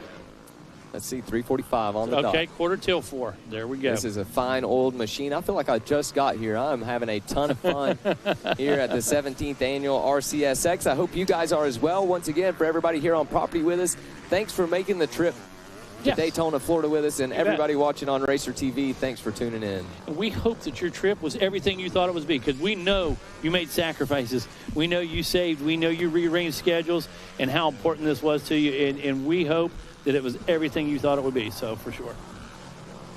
Here we go, a couple more to go for Hannah Hodges, the Florida native. Tinley McCoy making her way out of Tennessee, and then Kiana Kurtz from Ontario, I do believe. Oh, yeah? O-N. Okay, yep. Yep. I believe that is Ontario native. It was just crazy. Hannah just waited the outside peg there through this corner second, pushed the bars over with the shoulder, you know, in that sand, and just really made just a textbook move to avoid 2 lappers right there, and it would have made an awesome picture. I hope somebody got it for her. I'm sure they did out here. Got a ton of photographers and videographers out here catching all of this. Hannah hop skipping her way now into the finish line. Let's see if we're going to get a white or a checker flag here. Didn't see the white flag last time around, but it might have been. Yeah, just because we didn't see it doesn't mean anything. Yep, it's out. The checker flag is out. Hannah Hodges going to get it done here on the 172 gas machine. She's going to be taking her some hardware back to Pearson, Florida today. I'll determine where the top 4. Okay, everybody held their position. I'll tell you that. They were racing as hard as they could. Nobody got past them. Now, they weren't able to make some passes either in that top 4, but they held their ground, dude. They sure did. They held strong in that That's one. right. Tinley McCoy second on the day here in our women's class. Kiana Kurt's going to come through in the third place to round out our podium. Then it's Adriana Spiker in that fourth place position. Lillian Pettis in fifth. Brandy McLattery in that sixth place spot. Shelby Rowland checking in just now in the seventh place position. And let's see, can Caitlin Lane bring this one in, the Brooksville, Florida native, for an eighth place? And she does. Caitlin going to come through in the eighth place spot on the 133. Silvestri and Harris going to round out our top 10. And here we go, our Open A class off and rolling, everybody. I didn't realize what was coming up. We've got ourselves a good one. The fastest people on the property headed in to turn number 2. So here we go, Jackson. Some of the fastest names that we're going to see all day long. And immediately right to the front, we see some green fenders. Look at this. Once again, Vincent Wade just been flying off of the line, puts himself early in that number 1 spot. Cade Johnson looks like in the number 2 ride. Team Green looking solid here for the 17th annual RCSX. They sure are. Team Green has had their self a day. Not quite the day I'm sure that Star Racing Yamaha was looking for. They've got quite the lineup of amateur riders. And there's one of them right now, the 260 machine of Wood making his way around. I got to talk to Carson just a little while ago. He's ready to go for this next one after a little bit of trouble in that 250A moto, having a rider coming down on him, and was able to work his way up into a top 10 spot. We'll see what he can do this time around with a little bit of clean air back in that third, fourth, fifth place position. I was about to say, it looks like he may be trying to make the move for that third place spot. We see him just at the bottom of your screen, Jackson. Meanwhile, we keep our sights locked on the 27 of Vincent Way. Cade Johnson just behind. Looks like it's the number 10 holding on to that number 3 position for the moment, with Wood knocking on the door. And that's going to be Gabriel Andrigo on the Yamaha. The EBR back. The Yamaha is sitting in that number 3 ride. So another solid start for him. As look at this, Andrigo with a better drive through the whoops actually repasses Wood for that number 3 spot. Bradley and Forbes holding on to the 4 and 5 position.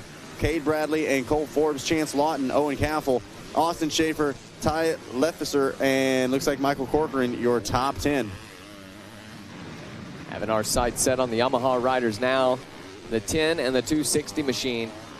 Keeping up with Carson Wood to see. He looks like he is ready to make a pass here, Zach. Can he get it done? He looked like he was ready, and looked like he did it earlier. And then all of a sudden, the number 10 of Andrigo just absolutely clicks his way through. And through the whoops he goes. Look at this, around the outside. Wood doing a great job of not following. Meanwhile, back at the front we go. Vincent Wade looked like he was wild out Willie Boy style. He was on the rear wheel for most of that. Up the inside comes Wood. Got to be patient. Wood definitely knows Andrigo is willing to fight for this spot.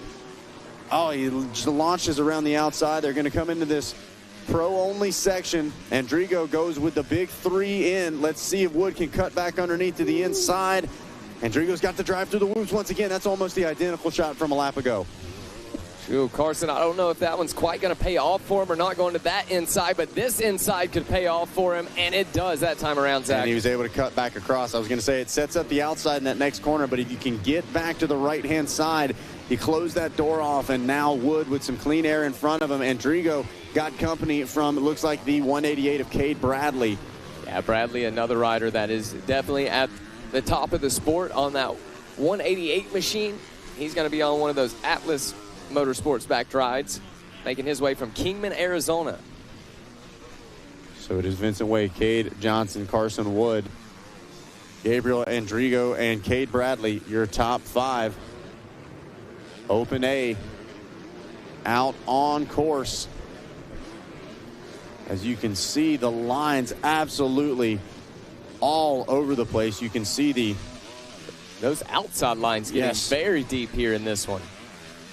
Well, it just goes to show there's line options all over the course. We talk about the corners where you really see it, but the faces of the jumps really starting to show it. That next lap around, we'll see if we can get that wide shot again, show you exactly where we're talking about, because we talked about the square edge bumps leading into it, Jackson, and on top of that, as if it's not hard enough to keep your bike going straight forward, then you got to actually slot into some of those ruts on the faces of jumps, and they're not just rolling over those faces. They are launching it Makes a little more sense why we see somebody like Carson Wood maybe not tripling into that rhythm. Yeah, they've been finding those edges of the track, trying to find a smooth way around now to the point that that is the deepest parts of some of the tracks, especially there at the wall jumps that are coming up here for Vincent Way. Yeah, we'll hold this wide shot over this next section. Vincent Way doing a great job moving way over to the right-hand side. And then you can see the ruts here in this rhythm section between our faces. Watch Cade going to go 3 in, 2 out, so only having to deal with one of those faces. Some of our riders going 2, 3. Those riders still hitting those deep lines out there, yeah. so they must see something that we don't. Well, and you know as well as I do, Jackson, when you're out on track, especially when you've had multiple motos throughout the day, you start to adapt with the lines. You can kind of predict the way they're going to break down, the way they're going to shape up lap to lap.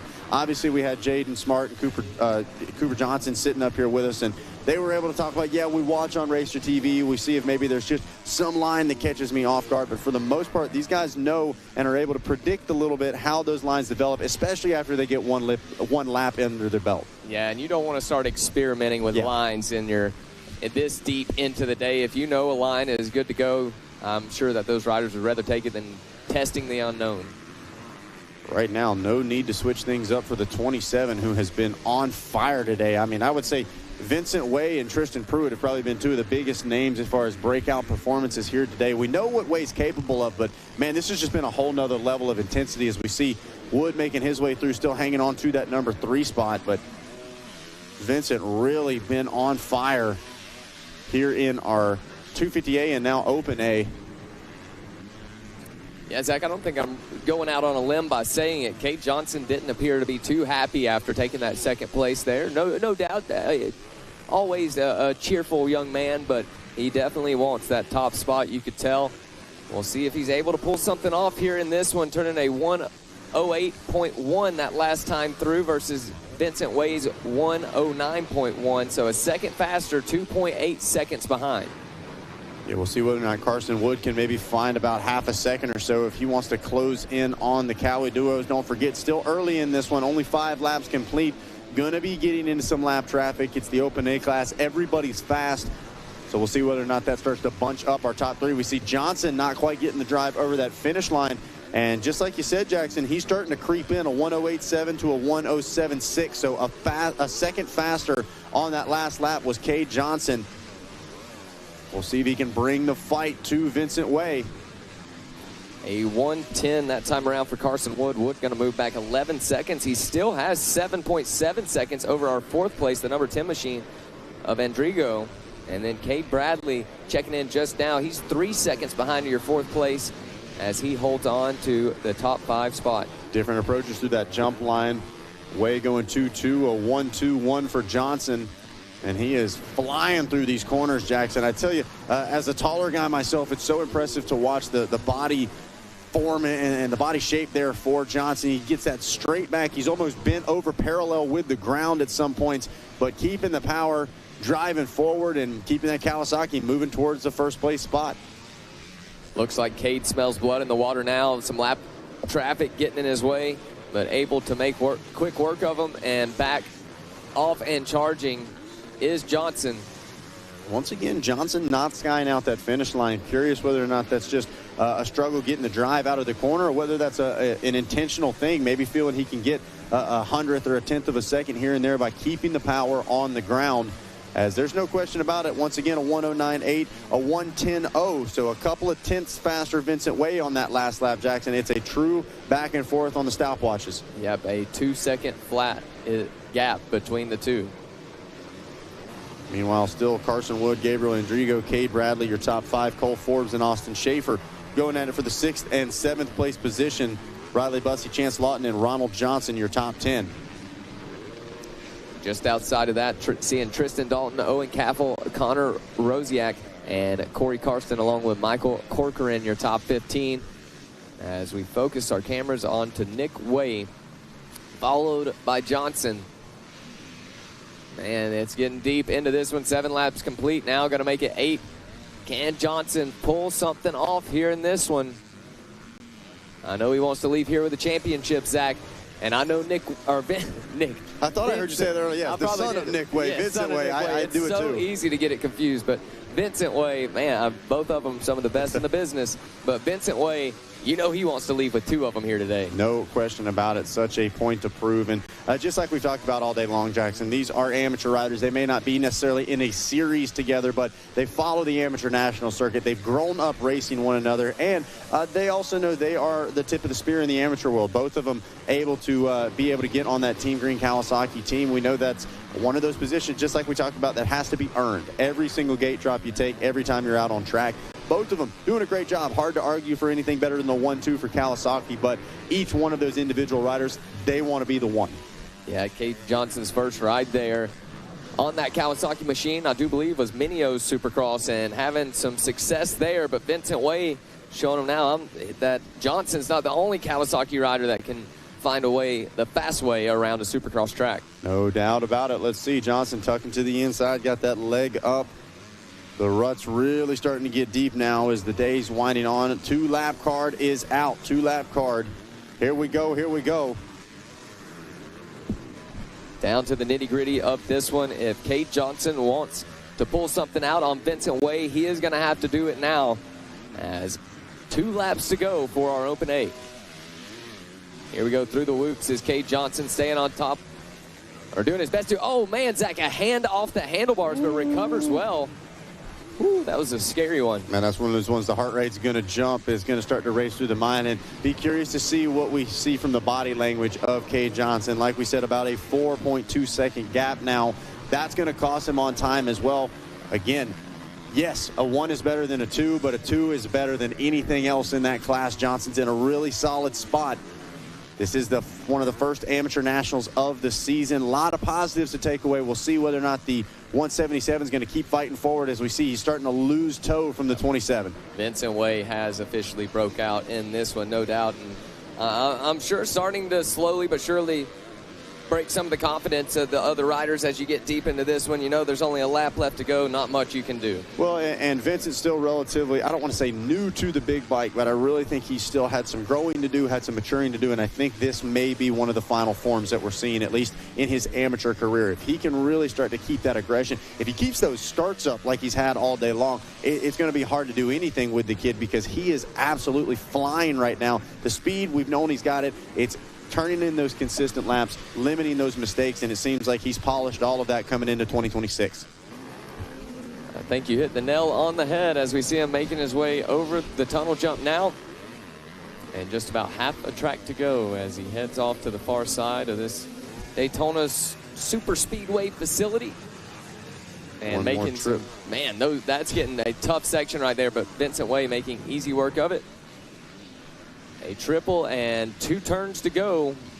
There it is, over the double. So here we go, the final few corners of racing in our Open A class. Vincent Way going to make 2026 the year of 27 here in the Open A class as well. And it's going to be Vincent Way grabbing the win and grabbing the title here from Daytona International Speedway. Kate Johnson, a hard-fought second place. Definitely should be pumped with that ride. And looks like it will be Carson Wood bringing it across the line for that Star Racing Yamaha crew. A podium finish, maybe a little short of what he was hoping to get, but still a solid run headed into the 2026 season. 100%. Vincent Way getting it done on the 27 Kawasaki machine. Let's take a look. Kate Johnson, Carson Wood, Gabriel Andrigo with a very solid ride. Oh, Cade Bradley going to snatch that 4th spot away just as we flip to the graphic. Cole Forbes in the 6th place spot. Austin Schaefer, Riley Bussey, Chance Lawton, and Ronald Johnson. Your top 10 here from Open A, race number 30. So we hear the revs up for 65, 7 to 11. We'll get the race call started here, and then believe going to have a podium celebration down in Victory Lane with our very own Dean Dias and our Open A top 3. Let's see race 31. Heavy hitters in this one. Levi Meyer, Jax Baker, Tucker Tix, all out there. 65s are flying. Here we go. A hungry pack of 65cc riders making their way through. And you know it's getting tough out there for them now. These ruts starting to really get deep. especially for our little wheelbase riders. Coming up next after this, race number 32 will be your Super Mini 2, one of our faster, if not the fastest, of our mini bikes. Then race 33 will be our 85cc 10 to 12 limit. Oh, and a crash there, almost. Oh, wait a second. Keeps it on 2 wheels. Oh, and there it is. Man, so shout out to the 710 machine to keeping it on 2 wheels. Oh, another rider absolutely getting pitched over the handlebars. The 753 going down as well. That is the 17 having some trouble there, Zach. And Lewis Hawk, we just saw, I believe, I'm assuming maybe older brother out there on the Kawasaki with a solid run. Lewis, he must have hit a square edge or something. He just went flying over the front of that machine, going to try to get it fired back up and get off and rolling. The 710 was Shannon Tarnow having a little bit of trouble there. But like I was saying, Super Mini 2 coming up next, 85 10 to 12 limited. Then following that will be our Vet 30 Plus for race number 34. And to finish out the day will be our 250C Junior. So this will be the last of our 65cc's. Probably one of the toughest, if not the toughest moto, as we see a replay of all that action on the bottom of our screen. The 710 came to a stop. Watch this 17 as he makes his way through. Just bottoms in, and then, caught a square edge or something at the tip of that roller. And, man, anytime you see the boots over top of the handlebars, that is not where you want to be. Zach, that rider down was the 753 of Cameron Buckman that Tarnow got tangled up with. So a tough break for Buckman. We saw him with some great motos here earlier. Up and over the wall jump again, threading the needle through those ruts, doing a great job standing up on the pegs. Jax Baker on the number 99. Going to be honest, not really a huge surprise for me. Seen this kid at a multitude of top races. We've called him out at Loretta Lynn's. Like I said, fresh off of a couple of Arena Cross Amateur National Championships as well. Now, a little bit bigger of a stadium, a little bit bigger of a stage, but nonetheless, this kid is diamond under pressure. And Baker just goes to show you execute those starts, you already see the gap that he's got opened up. Now, I did mention João Ferreira in that number 2 spot. Baker and Ferreira, I think we've already got a bit of a rivalry brewing between these two riders. They were going at it out in Guthrie a few weeks ago, and now they're running 1 and 2 here in Daytona. Like we said, completely unrelated events, different series, different championships, but at the same time, it's the same contenders, Jackson, and the emotions, they don't care what series it is, they want to beat. 100%. They want to be on top no matter where they go. These guys have I mean, you talk to them, they're little grown men, especially when it comes to racing. The emotions fly high with these guys. They'll tell each other how they feel about it. Some of the funnest classes to watch here with these 65cc's, as we saw Levi Meyer now starting to get into the mix there on the 29 machine. He's another one that we expect to see up at the front of the pack. Meyer having some real success at a lot of different events, including the big national championship.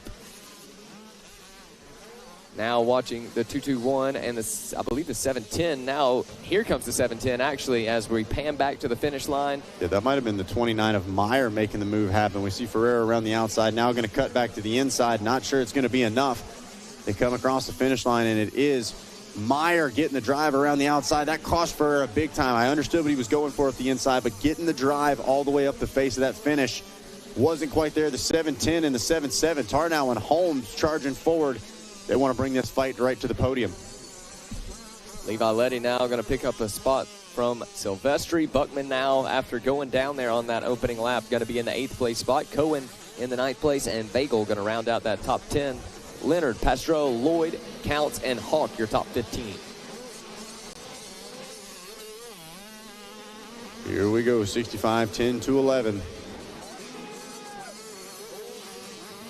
Funneling those insides there. You see the 221 of João Ferreira holding on to the 3 position for the moment.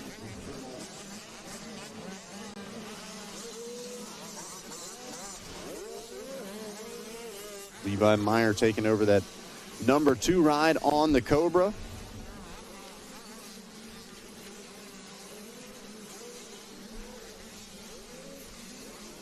So about to check in now for what will be 4 laps in the books. And there it is. Jax Baker checks in once again on that number 99 machine. Jack's going to be making his way from Illinois on that Cobra Elite, JC Motorsports 7, Oakley 6D, Dunlop, B99 suspension, Sorby Academy, and Ranch 54 backed Cobra ride. and making them very proud right now as he is trying to work on not one but 2 championships here at RCSX. Late in the day here, Jackson. The sun starting to set around the banks of Daytona, but still plenty more motos to go. Race 32 of 35, and these kids fighting for every single lap. You can see the track starting to get chewed up, starting to dry out in a couple of spots, but man, this is what it's all about. The track's at its toughest. We're going to find out who the toughest is here in 65, 7-11. We sure will, especially here in Daytona. The sun is beating down. It is warming up out there. It feels like a summer day, especially from where we see a lot of these riders making their way from. I'm sure they're glad to be here in the Sunshine State this week. I know I am. But yeah, it's a hot one out there. The white flag is out, though. One more lap to go. Baker just has to do the dance one more time, and he will be headed home with the number 1 plate. Watching some battles on screen. The number 4 and the 404 going at it. Looks like that's a bit further back in our running. But there is your leader, the 99 of Jax Baker, ticking away at the final lap. Through the sand he goes. Oop, looks like one rider having some problems in the sand there. And Baker, I mean, talk about thick traffic here, Jackson. He's got, that is that battle we were just looking at. So he's got 3 or 4 riders that are all fighting for their own position that he's trying to get through. Look at him, goes way to the right-hand side, finds some solid ground. Just trying to bring this one home. 3 corners left to go. Jax Baker. Around the outside. Still some more lap riders ahead of him. Gonna have to keep his eyes on the prize. Doesn't need to make any passes, just make it to the finish line. Inside to inside, the white flag turns to checkers, and it will be Jax Baker grabbing the win here for race 31, 65, 7-11. Let's see where the rest of the crew are going to stack up here in this one. Jax Baker takes the win. And how about a last lap pass from the Groveland, Florida native? Carter Holmes gets himself up into the 2nd place position. Levi Meyer going to move back to the 3rd place to round out our podium. So there it is, Jax Baker, Carter Holmes, Levi Meyer, Jao Ferreira. Shannon Tarnow, your top 5 with Levi Letty, Cameron Buckman, Oliver Silvestri, Harrison Vagel, and Boone Lloyd, your top 10.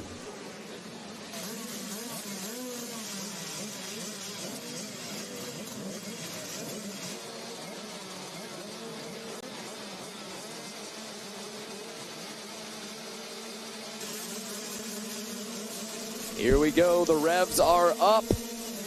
And the gate is down here for our Super Mini 2 13 to 16-year-old group, the oldest group of mini bike riders that we have here this weekend, and arguably the fastest, as 2 of our heavy hitters are down. That is the 4 and the 31. So Smart, along with Easton Graves, going to be down in turn number 1. No, that's Cooper Johnson on the number 4. Same number, same color yes, bike, but yeah, Cooper Johnson here in Super Mini. And Easton Graves, just like you said, though, Easton Graves, I believe, grabbing the Super Mini 1 win. And Johnson, we had in the Racer TV booth. We know what he's capable of. So the rest of the field, just like the 37 of Samuel Hawk right now, says, well, man, now's the time to go. The rest of the field's got a lot of work to do. We'll keep our eyes on both of those riders, see if they can freight trade their way through this pack, as already we see the 31 making some moves, as does the number 4. Yeah, I was talking about it earlier. Cooper Johnson telling us when he was in here announcing that he was looking at those split lines. He's going to get a chance to use them here in this one. We'll see what the Pennsylvania native can do along with the Louisiana native of Graves. A 4th in the heat race for Graves, a 3rd for Johnson. And a pretty long race here, so they're going to have time to make some moves. Well, yeah, and taking a look at our heat race results, it was Hawk who grabbed that heat race win, so not as big of a surprise to see the 37 up front. The surprise is there at the bottom of your screen, the 31 and the 4 charging their way from the back. I mean, they're still outside the top 20, it looks like, Jackson. If you're the 37, you're going, thank you. You're going to take a little bit of a deep breath. Now, Moss there in the number 2 spot and Scoggin in 3. No joke of their own, so Breaking Moss and Camden Scoggin going at it. And best believe they can bring that fight straight to the number 1 position as well. Yeah, one of our few motos that doesn't have a stacked full gate in this one. So 21 entries in total. So that is going to help out those boys going down on that first turn. Well, and we talk about the aggressiveness of both of those riders, Easton Graves and Cooper Johnson as well. They're both the top of the field, right? They know how to work their way through the pack. They've both performed at amateur nationals before. So as we see Graves launching his way through on the Husky, I'm curious to see. He checked into the 9th place spot that last lap, Jackson. Let's see what he's up to. Making quick moves on lap number 1 and 2 could be the saving grace for the 31. 4th place now, Jackson, for the 31, of Easton Graves. It's Hawk, Mace, Scoggin, Graves, O'Leary, Fleshin, and let's see where Cooper Johnson's going to check in. He's in the 9th place spot now. Zach, this is an impressive ride. That was impressive, that section just before the finish line there. Graves making it look easy, just hop-skipping his way through it. And this is going to be fun to watch. Look at the lap times as well. Almost identical lap times between Graves in 4th and your leader, Hawk, out front. 2 laps complete and 20th to 4th already. And now working on 3rd place. Can he get it done right here to the inside, up and over the wall jump? And I do believe he's going to make it stick. Far left and far right, the edges of the corners and edges of the track being used late in the day, and it works for the 31. He's got the inside in this next corner. Graves now in a podium spot. And watch him through this section here, just throwing caution to the wind. And that time, a little bit smoother through there. Man, and I love the almost Jet Lawrence style that started to seep its way through the amateur ranks, hopping over those braking bumps, using them as little takeoffs. You see Graves able to just bounce his way into that rut and into that 3rd place spot. So Hawk still out front here in this one. Brecken Moss in that number 2 spot.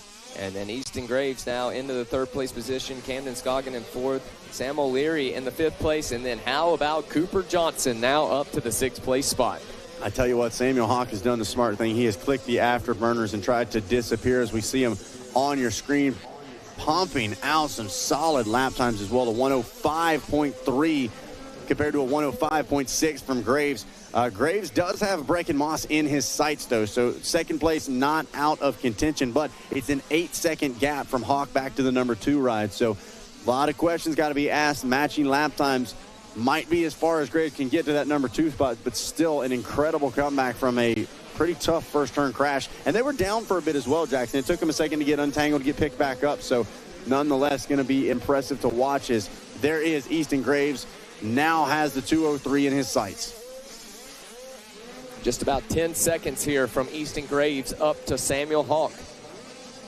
Your leader there for Hawk. We'll see if Graves can keep closing that gap up. We'll see if he can get himself up into the 2nd place spot ahead of Moss. He is working on it right now. To the inside goes the 31 of Graves. And he's going to make it stick. We have a new 2nd place. The man is on the move. Man, he slammed the door so hard the door might have broke because that was incredible. Actually kicking Roost off the side of the tires. He was cutting back to the inside so hard. So Graves, no question about it, is fired up after that get off early on. Question's going to be, what can he do with some clean air? A 103.7 on that last lap, still in traffic, Jackson. Now the question is, can he try to track down Samuel Hawk? Potentially a mistake happening for your leader. We never know what can happen in racing. No reason to stop charging now for the 31 of Graves. 9 seconds was the gap there on lap number 4, and now down to 6.3 as Hawk and Graves checks in. So once again, 6.3 seconds from Hawk back to Graves. Can Graves pull something? Can he pull off a miracle here in this one? We're going to see. Brecken Moss now sitting 3.2 seconds behind Easton Graves. Cooper Johnson now up into the 4th place spot, but he's going to have 10 seconds to track down Brecken Moss. So we'll take a look at those lap times, a 106 compared to a 107. Yeah, not sure it's going to have enough time to be able to make that gap disappear. Again, so much still possible late in the race when track conditions are like this. There goes your leader just out of frame. And we'll try to see whether or not we can catch where Graves is at behind him. There goes Hawk. And here is Graves. So the gap is definitely shrank, Jackson, but I don't know. It's going to come down to the nitty-gritty. We'll wait and see. Is that the checkers? I think that's the white flag. It did kind of look like the checkers for a second, but it should be the white, if I'm not mistaken. It should be, I would All right, think. so white It flag. is. Yeah, they're still charging. And let's see, a 105 to a 103 in only 4 seconds the gap. Any little lap rider gets in the way of the 37, any little bobble like that, and it could be enough to take this down to the final few corners. Cooper Johnson going to be able to knock 2 more seconds off of it as he maintains that 4th place spot. Camden Scoggin maintaining a 5th place, the Lebanon, Tennessee native. Man, Hawk doing such a great job of kind of rounding out these corners. You saw him swing wide right before he entered, carrying his momentum all the way around as he cuts back across the start stretch. Now only a few corners away from a checkered flag and a championship here at RCSX. Now in the same camera shot, you see Easton Graves trying and trying, but the clock keeps ticking away as Hawk now only 2 corners left. He's going to need a mistake if Graves wants a chance. One more trip up the inside, and it is going to be, there it is, Samuel Hawk going to grab the win in the championship here in Super Mini 2. And you may not be able to hear it, but he has got that KTM pinned right there. He is pumped up as he should be, as should Easton Graves. Hats off to him, an incredible ride. Come back all the way to that number 2 spot. We'll see the battle for the 3rd place position. Looks like it is going to be Brecken Moss, hangs on to it. Cooper Johnson charging hard, just comes up short of the podium. Super Mini 2, we say it all the time. This is a fun one, a fan favorite. Camden Scoggin rounds out your top 5. Sam O'Leary, Lane Fleshy, Colton Olenberger, Reed Cohn, and Daniel Lane. Your top 10 for race 32. Race 33, your 85cc 10 to 12 limited coming up next. The number 4 in this one is going to be Jaden Smart. The 3 is Levi Geis. And a ton more here in this one. And we're going to see who it is going to be that takes the championship. As the revs are up, the gate is down, and into turn number 1 we go. Look at that. John Everett Pastero doing a solid jump up the inside. Looked like maybe the 72 of Weston Otto potentially getting a good start. We'll see them all shuffle around in this opening corner. Little glance over that big wall jump. 322 going to be your leader. Parker Beckington with a 5th place out of the heat, trying to grab a whole shot, see what he can do here in the main.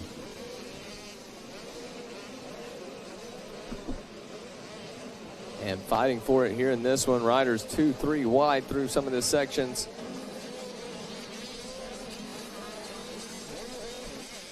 The 132 in the 2nd spot, the 72. Looks like Smart back there about the 5th place position. Saw the 722, a Jet Rao as well. Now jumping over to that Team Green machine. Racing Kyler a bit further back, not the start she was hoping for. Problems for the 75 of Ezekiel Utz. Meanwhile, wow, wheel to wheel for that number 1 spot. They were side by side. And looks like one of them may have gone down. We'll wait as they come across the stripe. Let's see, checking in with 85, 10 to 12, and it will be Gavin Welsian now in the number 1 ride. John Everett Pastero in that number 2 spot. Jaden Smart holds on to 3 with Weston Otto and Anderson Waldell, your top 5 on lap 1. So there it is. Taking a look just outside the top 5. In the 6th place is Levi Geis on the number 3. Jet Rao in the 7th place spot. Billy Cassidy in the 8th place position. Cade Nightingale in 9th, and Ryan Ciceretti in that 10th place spot. Keller in 11th, Fiera in 12th, Tucker in 13th, Jones in 14th, and Aiden Held rounding out your top 15. And so Jazzy Ray Jones is sitting in 14th here in this one on the 08 KTM. Going to be a couple spots ahead of Racing Kyler, and a ton of big names in this one. Ford Addington, Forrest McPherson, you name it. Parker Beckington, Thor Thrasher, all of them are here in this one. Look at this, Jaden Smart moving his way forward. Going to try to launch his way up the inside of the 132. Good job from Welsian defending, and this is for the lead. So Smart's picked up a couple of spots, and he's trying to put that Altus Yamaha into the number 1 ride. Swings wide. Those guys at this point, that face kind of being chewed up so much, it's really difficult for them to get drive all the way over. But lap times almost identical between Smart and Welsian on that last trip through. Watching those two on screen now as the battle continues for the 132 and the 4 machine. Now a lap rider causing some troubles for the 132. Can Jaden Smart make the best of it? Not quite yet. Gavin still holding on to it as they make their way over the tunnel jump. Now Jaden starting to push the issue. Side by side over the wall jumper, lap rider ahead of him. They're going to split him. Who's going to come out on top as they head over the next one? And it is Jaden Smart that's going to overtake the lead as he jumps to the inside. Man, and you saw what he was setting up there, Jackson. He went from the far right, starts to cut over just before they enter the corner. Still able to make the inside and able to take the lead with it.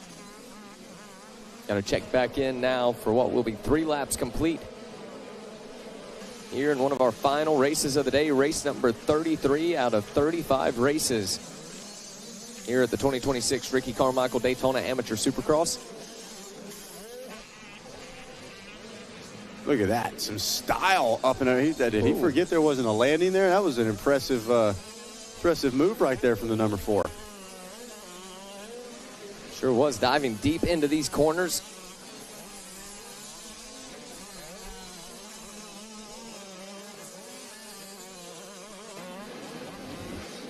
As we continue on with this one, I want to remind you, coming into 2026, the team at Thor put forth a massive global effort, resulting in all new racewear products, bolstered by a completely new brand identity. The progression continues this spring with some fresh graphics and bold color option featured in our sport mode and launch mode collections, and the introduction of the class-leading fleet helmet for both youth and adult, featuring the revolutionary energy reduction technology material designed to be softer, smarter, and more comfortable. Spring is here. Check it out at thormx.com. And back to the racing as Welzian having some trouble. Let's see, is he still all right? And there he is, making his way across the line. And he is going to lose a spot, though. Levi Geis now going to be in that second place spot. So it's Jaden Smart, Levi Geis, and Gavin Welzian. All your top 3. All it takes is an opportunity, Jackson. These kids are so intelligent at this point. Even here in our 85, 10 to 12 class, they know how to see an opportunity coming. They know when they're starting to shrink the gap up. And yeah, right now, the guys keeping it smart. It's 4 and 3, running 1 and 2 here in 85, 10 to 12 with 4 laps complete.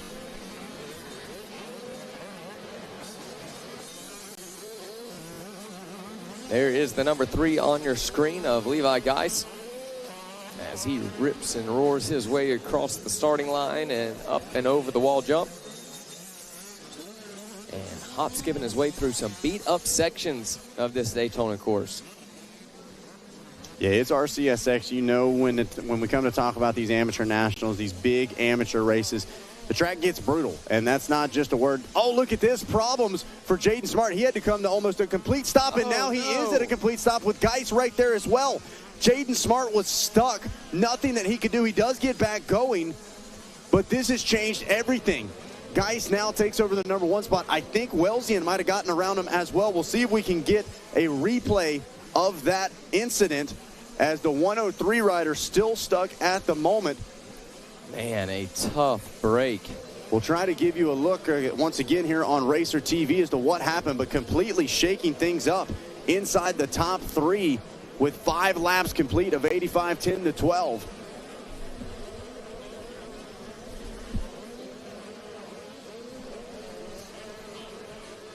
As we continue to watch, this is the battle on hand. I'm trying to see if that white plastic up ahead, is that Welzian now into the number 1 rider. We see Geis on the number 3. He started to get a little sideways. Jaden Smart trying to bring the fight back to it, hoping we can get a replay of what happened there with Jaden Smart. Absolutely no fault of his own, but just came together. The down rider was stuck.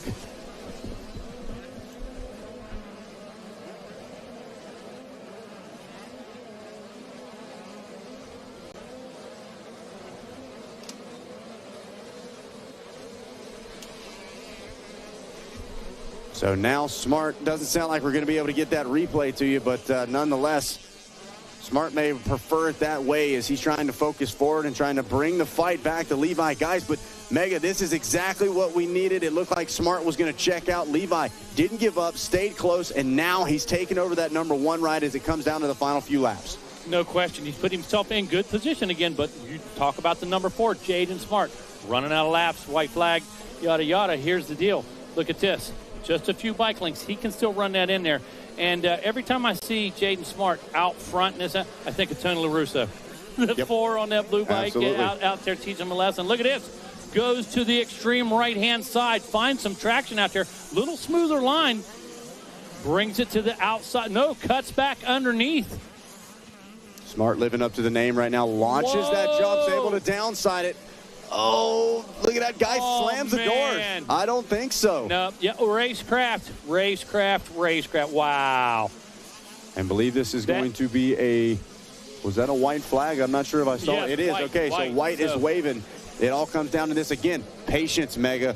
When are we going to see that pass happen? Well, after those shenanigans right there, I got to tell you, I think that Smart really has it lined up. Now, Geis knows where he's going to do it, too.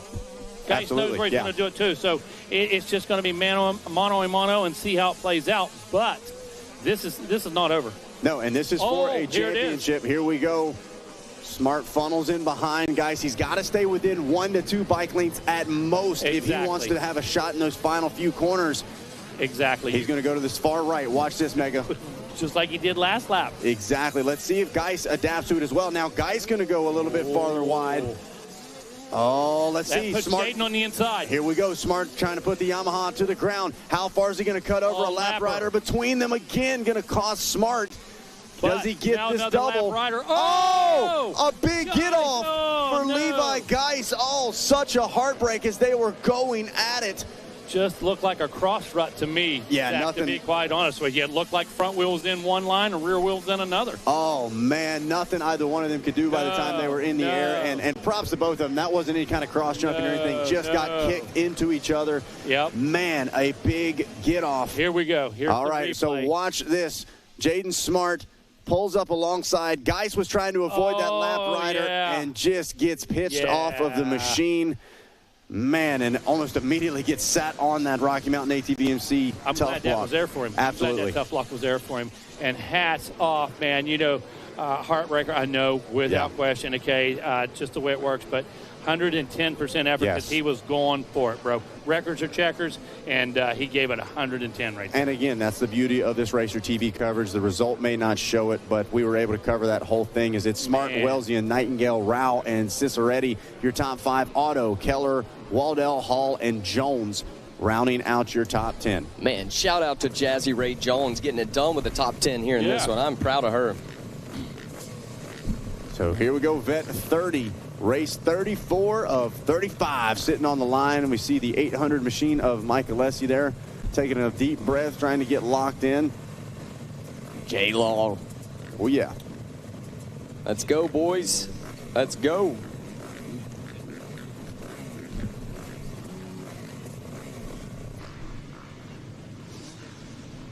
Lambanti ready to go alongside of Alessi. Alec Waskov there on the 125 machine. Cracking the neck out. The final few adjustments here for race 34 of 35. 30 plus. 30 ready entries. to come at you. There, well, a lot of 30s here. The Dirty 30 right now as we're off and rolling. And no surprise. How about it? Two of them going at it. J-Law, you know he's willing to take it all the way to the stripe, and he is going to grab the whole shot. And for the moment, hold on to the lead here in 30 plus. He is fired up. Look at that elbow dropping, holding it wide open around turn number 2. Man, this is going to be fun as Mike Alessi slices to the inside. Looks like he's going to take over that number 1 ride. Let's see what J-Law is able to do. Oh, gets hung up in that sand corner just a little bit, and that's going to give a few bike lanes to Mike Alessi, which is dangerous immediately, only a few corners in. Watch the number 18 as well, Wisniewski. We know what he's capable of coming off a championship earlier today. Already seeing some fights in this one. Not even a lap into this so far. Not even half a lap. I mean, they are absolutely flying as Alessi gets a good drive through that rhythm section right there. Sets him up perfectly to the inside. Now going to flow around the outside so he can launch over this finish line jump. Mike Alessi leads the way here in Vet 30 plus. Chris Wisniewski in that number 2 ride now. Jason Lawrence and Alex Waskov 3 and 4 with Keegan Labonte, your top 5. Man, shout out to J-Law on that one. He had the line taken away from him. He went to that outside before the finish. A rider coming up the inside. I guess that was Waskov that was trying to come up. And J-Law somehow, some way able to come out on top of it. And the battle continues here for the 2 Kawasaki riders. So Michael Alessi leading the way out front with a 2.3 second gap, but that is about the biggest gap we're going to see for our top 4. Problems for the 162 of Zach Hansen. We saw him sitting there on the Yamaha pulling a tear off, trying to regather himself. Hopefully going to be able to get back out there and at least finish the race. Meanwhile, Alessi still doing that big triple. Saw something that looked like might have come off. I don't know if that was the machine or whether he kicked something else up, but looks to be okay as Wisniewski, Lawrence, and Woskob 2, 3, and 4. And Wisniewski's been having himself quite the day here at RCSX. So a 104.6 for Alessi, a 105.7 for Wisniewski. So the 800 has the pace for the moment. And everybody just flying in formation. A 104 for your leader, Michael Alessi.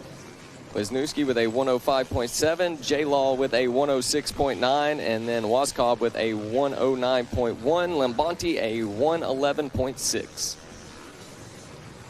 So it looks like everybody's shuffling right into place here in this one, at least as far as lap times go. So it's the 800, the 18, the 338, the 125, and the 910 in those top 5 positions. If you're here with us, let the boys hear you. The Vet 30 Plus, our second to last race of the day. Saving some of the best for last here at RCSX. And the boys are going to have to battle through a tough track all moto long here in this one. Seeing Alessi, Wisniewski, now Lawrence, and Woskob making their way through.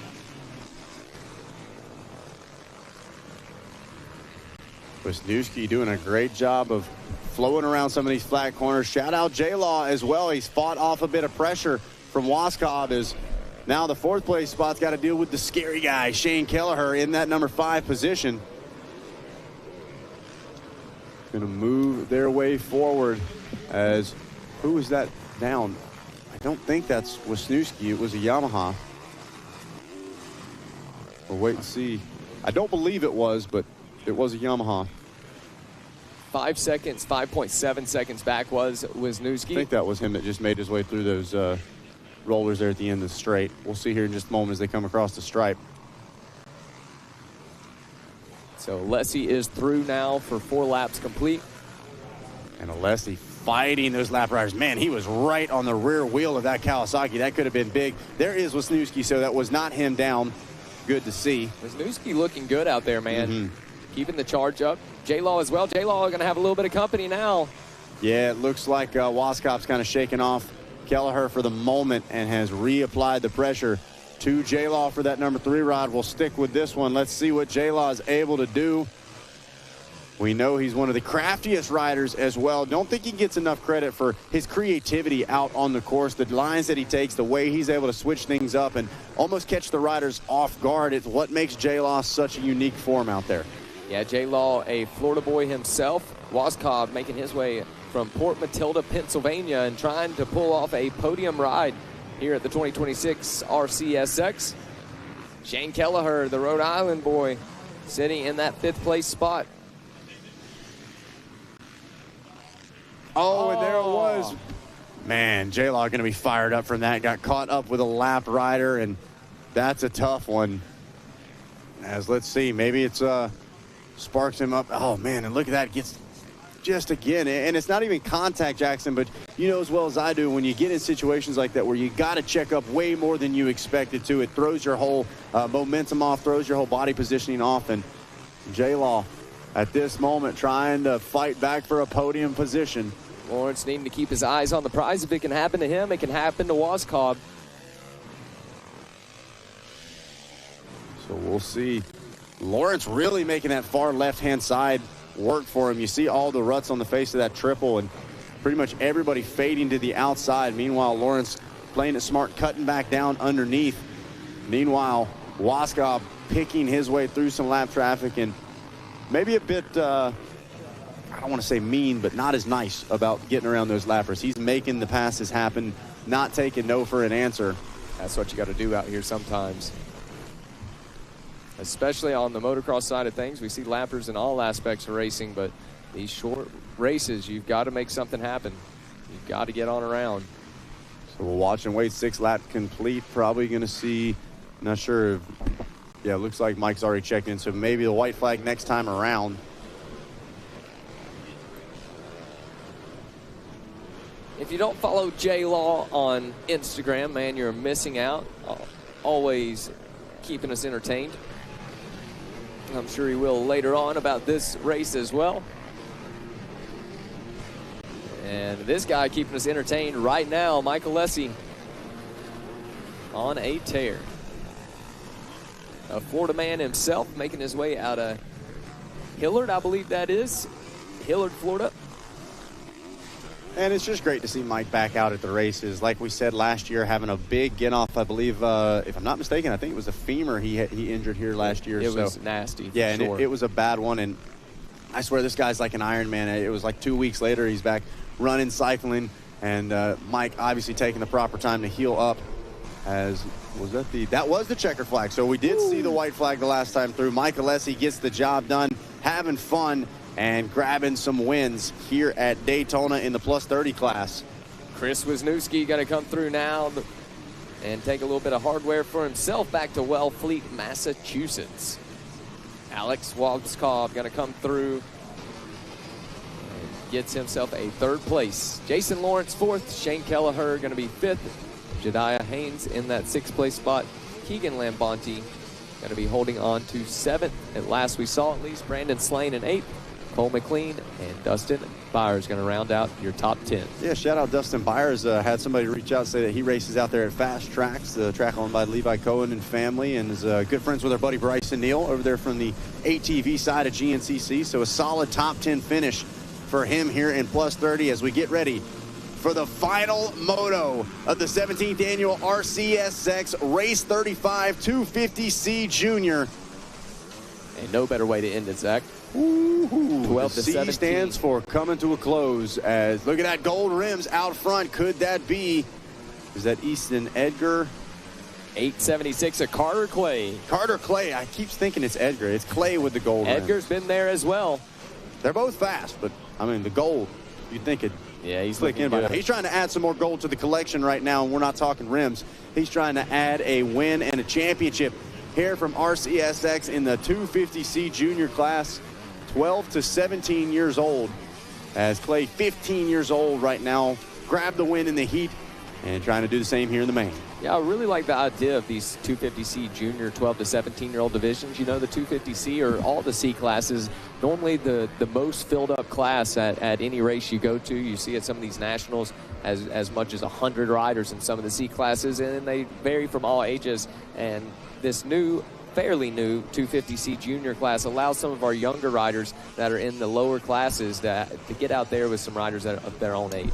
Let's take a look at it as they come across the stripe. Carter Clay, Travis Loringer in the number 2 spot, Jacob Slicer, what a name, in that 3rd place position. Caleb Marin and Ben Komar, your top 5. Zavitsky, Benji Harris, Labaki, Rosenbaum, and Curtis, your top 10. So some familiar names up front early here, Jackson, but no doubt about it, Clay, one we've talked about a lot, and most of the time it's up inside at least that top 3.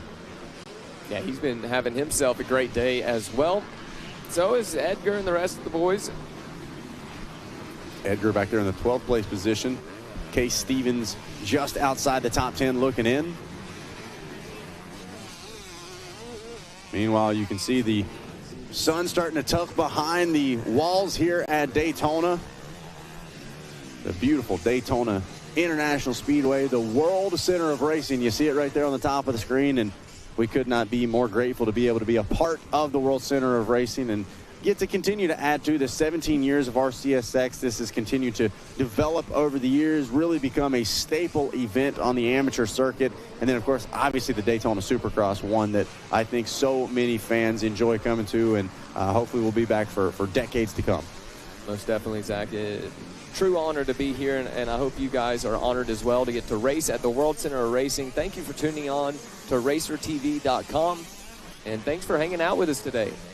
Hanging out for a few more laps as we get ready to crown a champ here in 250C Junior 12 to 17. The final moto of a fantastic Monday of racing. No better way to spend a Monday. I was going to say, everybody talks about Mondays, not this Monday. And even just being at the office, getting to throw on some Racer TV, it doesn't get any better than that. Man, this Monday and then the practice day at Loretta's, those are probably some of my favorite Mondays of the year. And who knows, I'm sure there's some garbage men out there, some electricians, all throwing it on right now, still watching it. Probably have been since the first gate drop today. So shout out to you guys on racertv.com.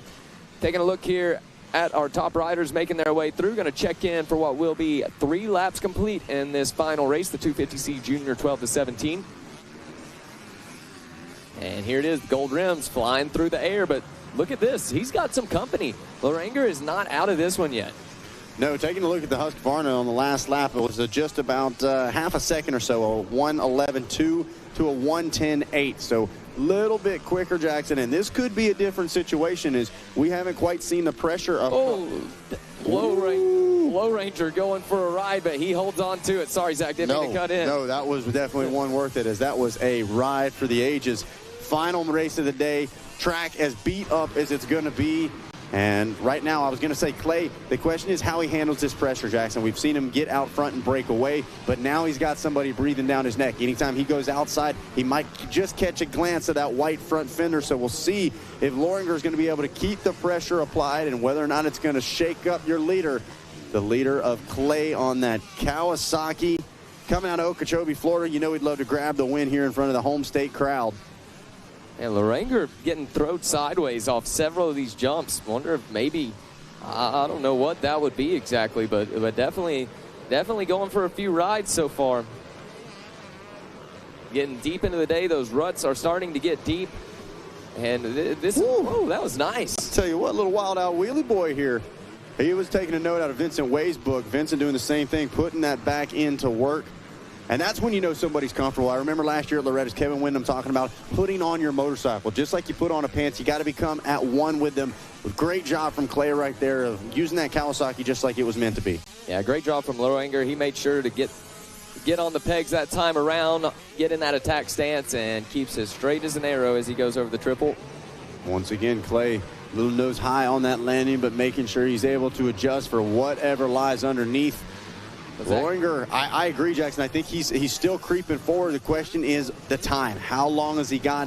Can he close the gap? And then you got to make the actual pass happen. Exactly. Now that's the hard part. So there we see the Kawasaki entering one side and then the Husky chasing him down. Zach, we haven't talked about it much today, but normally we can't talk enough about it. In amateur racing, we have everything from 50s to 450s. So we see braking bumps, acceleration bumps, all over the map. So I'm sure that's a lot of what's kicking these boys around right now. Well, and you've even touched about it on the GNCC side of things on Bike Day when our youth riders develop the lines. The smaller wheelbase, the way the suspension reacts, the way the bikes adjust, it's different on an 85 or a 65 machine compared to these full-size 450s and 250s. So without a doubt, amateur racing rough conditions is unlike anything else you're going to find in the rest of the world. And like we said, we've seen the track get touched up a little bit, but it hasn't taken out any of the flavor, any of the personality, and it's got more personality than we know what to do with right now. But I don't know. I think Clay's starting to like that personality a little bit. They might go out on a second date after this. Yeah, maybe so. Hey, want to give a shout out here to the D-Land Florida native, the 317, Jacob Slicer. He has sliced his way up into a podium spot. Wow, I got that number 3 spot. Marin and Komar rounding out the top 5. Benji Harris just on the outside looking in as we follow our Kawasaki rider to what I believe will be a white flag. We'll watch and wait as there we see Slicer on the 317. Slicing all of it as this is what it's all about, the final lap of racing. We'll watch and wait to see, is that white flag waving? I wasn't able to see it. I'll wait for race control to see whether or not they catch that white flag. Maybe it's the next lap we'll see that come out. No, so it is still tucked behind the back. Great job from the camera work there. Ask and you shall receive.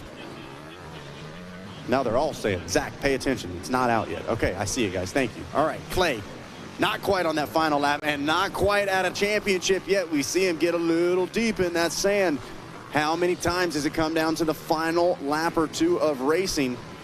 He has opened that gap up just a tick, a 1:12.9 to a 1:13.6 on that last lap. So he's responding as far as the pace goes. Slicer, a 1:13.2, but not quite close enough to give a fight to your leader. 6 laps complete. We're getting down to the nitty-gritty. This is what it's all about, Jackson. The lap riders as thick as they've been all moto long. The track as rough as it's been all day long. There you see, once again, oh, man, how about it? Reminds me of Jaden Smart getting caught up behind that lap rider. Clay did a good job of staying calm, though. And you see a little glance back. I believe that flash of white was your second-place rider. There is the white flag. It all comes down to this. It is the second-place rider. That is the 9:04. 2 seconds faster on that last lap, Jackson. 2 seconds the gap. Ooh. Final lap of the final moto, and it's a fight for the championship here in 250C Junior. Could we have some fireworks here at the Daytona Speedway? We're going to know in just a minute's time. Carter Clay, you see him marking. Anytime he goes through one of those 80s, he wants to see that flash of white, wants to know exactly where he's at. Once again, a look over. Where is Loringer in that number 2 spot? I don't know, Jackson. I think if he can keep things upright. There he is. Yeah. He's been held up big time by that lap rider there. Yeah, it looks like he was getting caught up behind. Now it looks like it's the 3:17, a slicer with the potential to shake things up in the final half a lap. He could be the spoiler here in this one. You see the ruts just as deep as ever. Look at the face of that finish line. As brutal as it gets, going to be dragging the pegs across the line. But here we go. The 876, 2 corners left. Inside, no, goes wide around a lap rider. Now he's going to tuck it to the inside. And it is going to be Carter Clay grabbing the final win and the final championship of the 2026 Ricky Carmichael Daytona Amateur Supercross. 17 years of amateur Supercross racing comes to a close here at Daytona International Speedway. Shout out to Travis Laranger, who gave it his all the way to that checkered flag. Looks like Jacob Slicer going to cross that line in the number 3 spot. America, baby, that's what I'm talking about. That's how you wrap up a day of racing here from Daytona International Speedway, the world center of racing. And man, Jackson, we've had people from all over the world coming and joining us, and we got to give them a big thank you. Everybody here on site, of course, tons of people watching from all over the world as well. We couldn't do it without each and every one of them. And man, and we certainly hope you've enjoyed the coverage here on Racer TV. As always, an absolute honor to be covering the best in the nation. Zach Herron and Jackson Burrell inside the booth. Want to give a big shout out to, of course, Megawatt Matt Watson and Dean Diaz, who's been covering the podiums all weekend long. Jackson, what stuck out to you? What are some of the names that you've had circled after this event? You name it, man. Just about every class winner in this one. I know that most of these riders we're going to be seeing all season long. We're going to be seeing them at Loretta Lynn's here in just a few months. There's a lot that sticks out. How about you, Zach?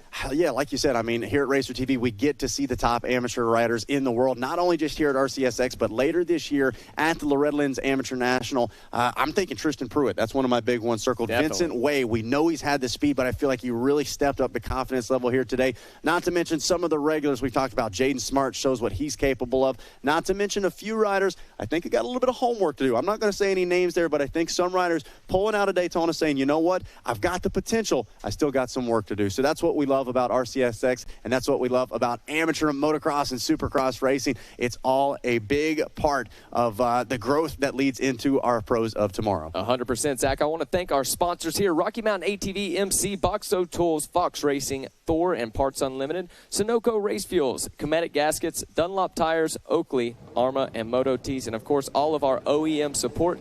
Thank you for your support here at the RCSX for the 17th annual running. It takes a village, no doubt about it, whether we're talking about one event or a full year of racing. And speaking of racing, it's all racing all the time here on RacerTV.com. Here's what we've got coming up this weekend. We're getting ready to head straight from Daytona to Talladega. No, it's not NASCAR, baby. It is GNCC round number 3, March 7th. Going to have our Pro ATV coverage at 1:30 in the afternoon, and then GNCC round 3 for the bikes the following day, Sunday at 12:30 here on Racer TV. J-Day Off-Road continues with the second round out at the Club MX GP, the first ever race to my knowledge on the Club MX property. That's going to be a ton of fun to watch. That'll be March 15th, as well as GNCC round 4 Camp Coker. March 28th going to be ATV Day. I'll go ahead and spoil it for you. March 29th going to be Bike Day. That'll be his Sunday.